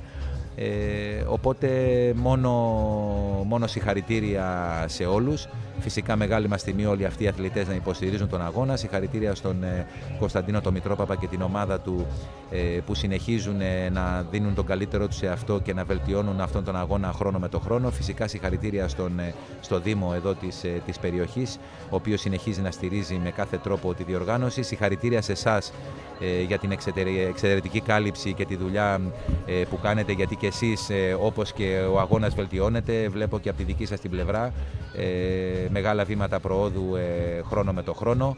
Στα παιδιά όλα που ήταν σήμερα από την πλευρά σας έξω στη διαδρομή του αγώνα, σε όλους τους αθλητές που πήρανε μέρος, στο Γιώργο το Χανούμι να το πω άλλη μια φορά, που έχει καταφέρει να φέρει αυτόν τον αγώνα σε ένα επίπεδο σε ό,τι αφορά το κομμάτι της διαδρομής του αγώνα σε παγκόσμια στάνταρ. Στην ομάδα του Αλέσιο. Φυσικά στην ομάδα τη δική μας, να ευλογήσουμε και τα δικά μας γένια. Έχουμε ένα από τα μεγαλύτερα team που έχουμε φέρει εμείς εδώ από θέμα τηλεοπτικής παραγωγής, από θέμα τεχνικών και άλλων συντελεστών από τη μεριά της Xterra. Με ένα μεγάλο ευχαριστώ σε όλους και ελπίζω να δούμε περισσότερους αθλητές στον αγώνα του χρόνου. Θέλω να σε ευχαριστήσω μέσα στην καρδιά μου για την παρουσία σου στο φινάλε. Είναι η καλύτερη αποφώνηση που θα μπορούσαμε να έχουμε. Να σε συγχαρώ για μια ακόμα φορά όλους όσους από τη δικιά σου ομάδα, από την οικογένεια του Xterra. Γιατί πραγματικά το Xterra είναι μια global family, οικογένεια. Αυτό καταλάβαμε σήμερα. Ο κάθε αθλητής κλαίει και όλοι. Και γελάνε όλοι. Είναι όλη μια παρέα, μια ομάδα, μια οικογένεια. Αύριο το ραντεβού μας ανανεώνεται στις 5 το απόγευμα για το Ceremony Awards σε ζωντανή συνδέση, αλλά αύριο είναι το highlight που έχουμε το Kids Triathlon. Οι πληροφορίες λένε για τριψήφιο αριθμό συμμετοχών. Πέρυσι ήταν 30 εγγεγραμμένοι, ξεκίνησαν 70. Από τον τόρο που έγινε με το περσινό, δεν λέω για το live, το περσινό Xterra που ήταν πάλι ακόμα πιο αναβαθμισμένο από το προπέρσινο. Αύριο ξεπερνάνε τα 100 παιδιά που θα αγωνιστούν, οπότε είναι αυτό που λέμε Generation Next about Xterra, νομίζω, οι επόμενοι off-road τριαθλητές. Αυτό είναι σωστό και σε αυτό το πλαίσιο και εμείς έχουμε ξεκινήσει. Βέβαια δεν μιλάμε για τους πιο μικρούς αθλητές, αλλά για τους αθλητές που είναι μεταξύ της ηλικίας 12 μέχρι 18, γιατί στο παγκόσμιο πρωτάθλημα παράδειγμα πρέπει να έχεις κλείσει το 18ο έτος ηλικίας για να πάρει μέρος. Γι' αυτό και έχουμε καθιερώσει από φέτος πρώτη φορά το Youth World Championship, με αποτέλεσμα να μπορούν και όλοι αυτές οι νέες ηλικίες να δώσουμε και εμείς τη δυνατότητα σε αυτά τα νέα παιδιά να έχουν ένα κίνητρο για να συμμετέχουν στον Xterra στις μικρές ηλικίες και να συνεχίσουν φυσικά μεγαλώντας μετά στις άλλες αποστάσεις. Πρώτη φορά μετάδοση σε Kids Triathlon, έτσι να ευλογούμε και εμείς τα γένια μας. Καλή ενδιάμεσο λοιπόν το απόγευμα και αύριο. Κωνσταντίνε, συγχαρητήρια και στα επόμενα. Σας ευχαριστώ πολύ παιδιά, συγχαρητήρια και εσάς για ακόμα μια φορά για την εξαιρετική δουλειά. Να είστε όλοι καλά, ραντεβού το απόγευμα και φυσικά του χρόνου στο επόμενο Xterra Greece.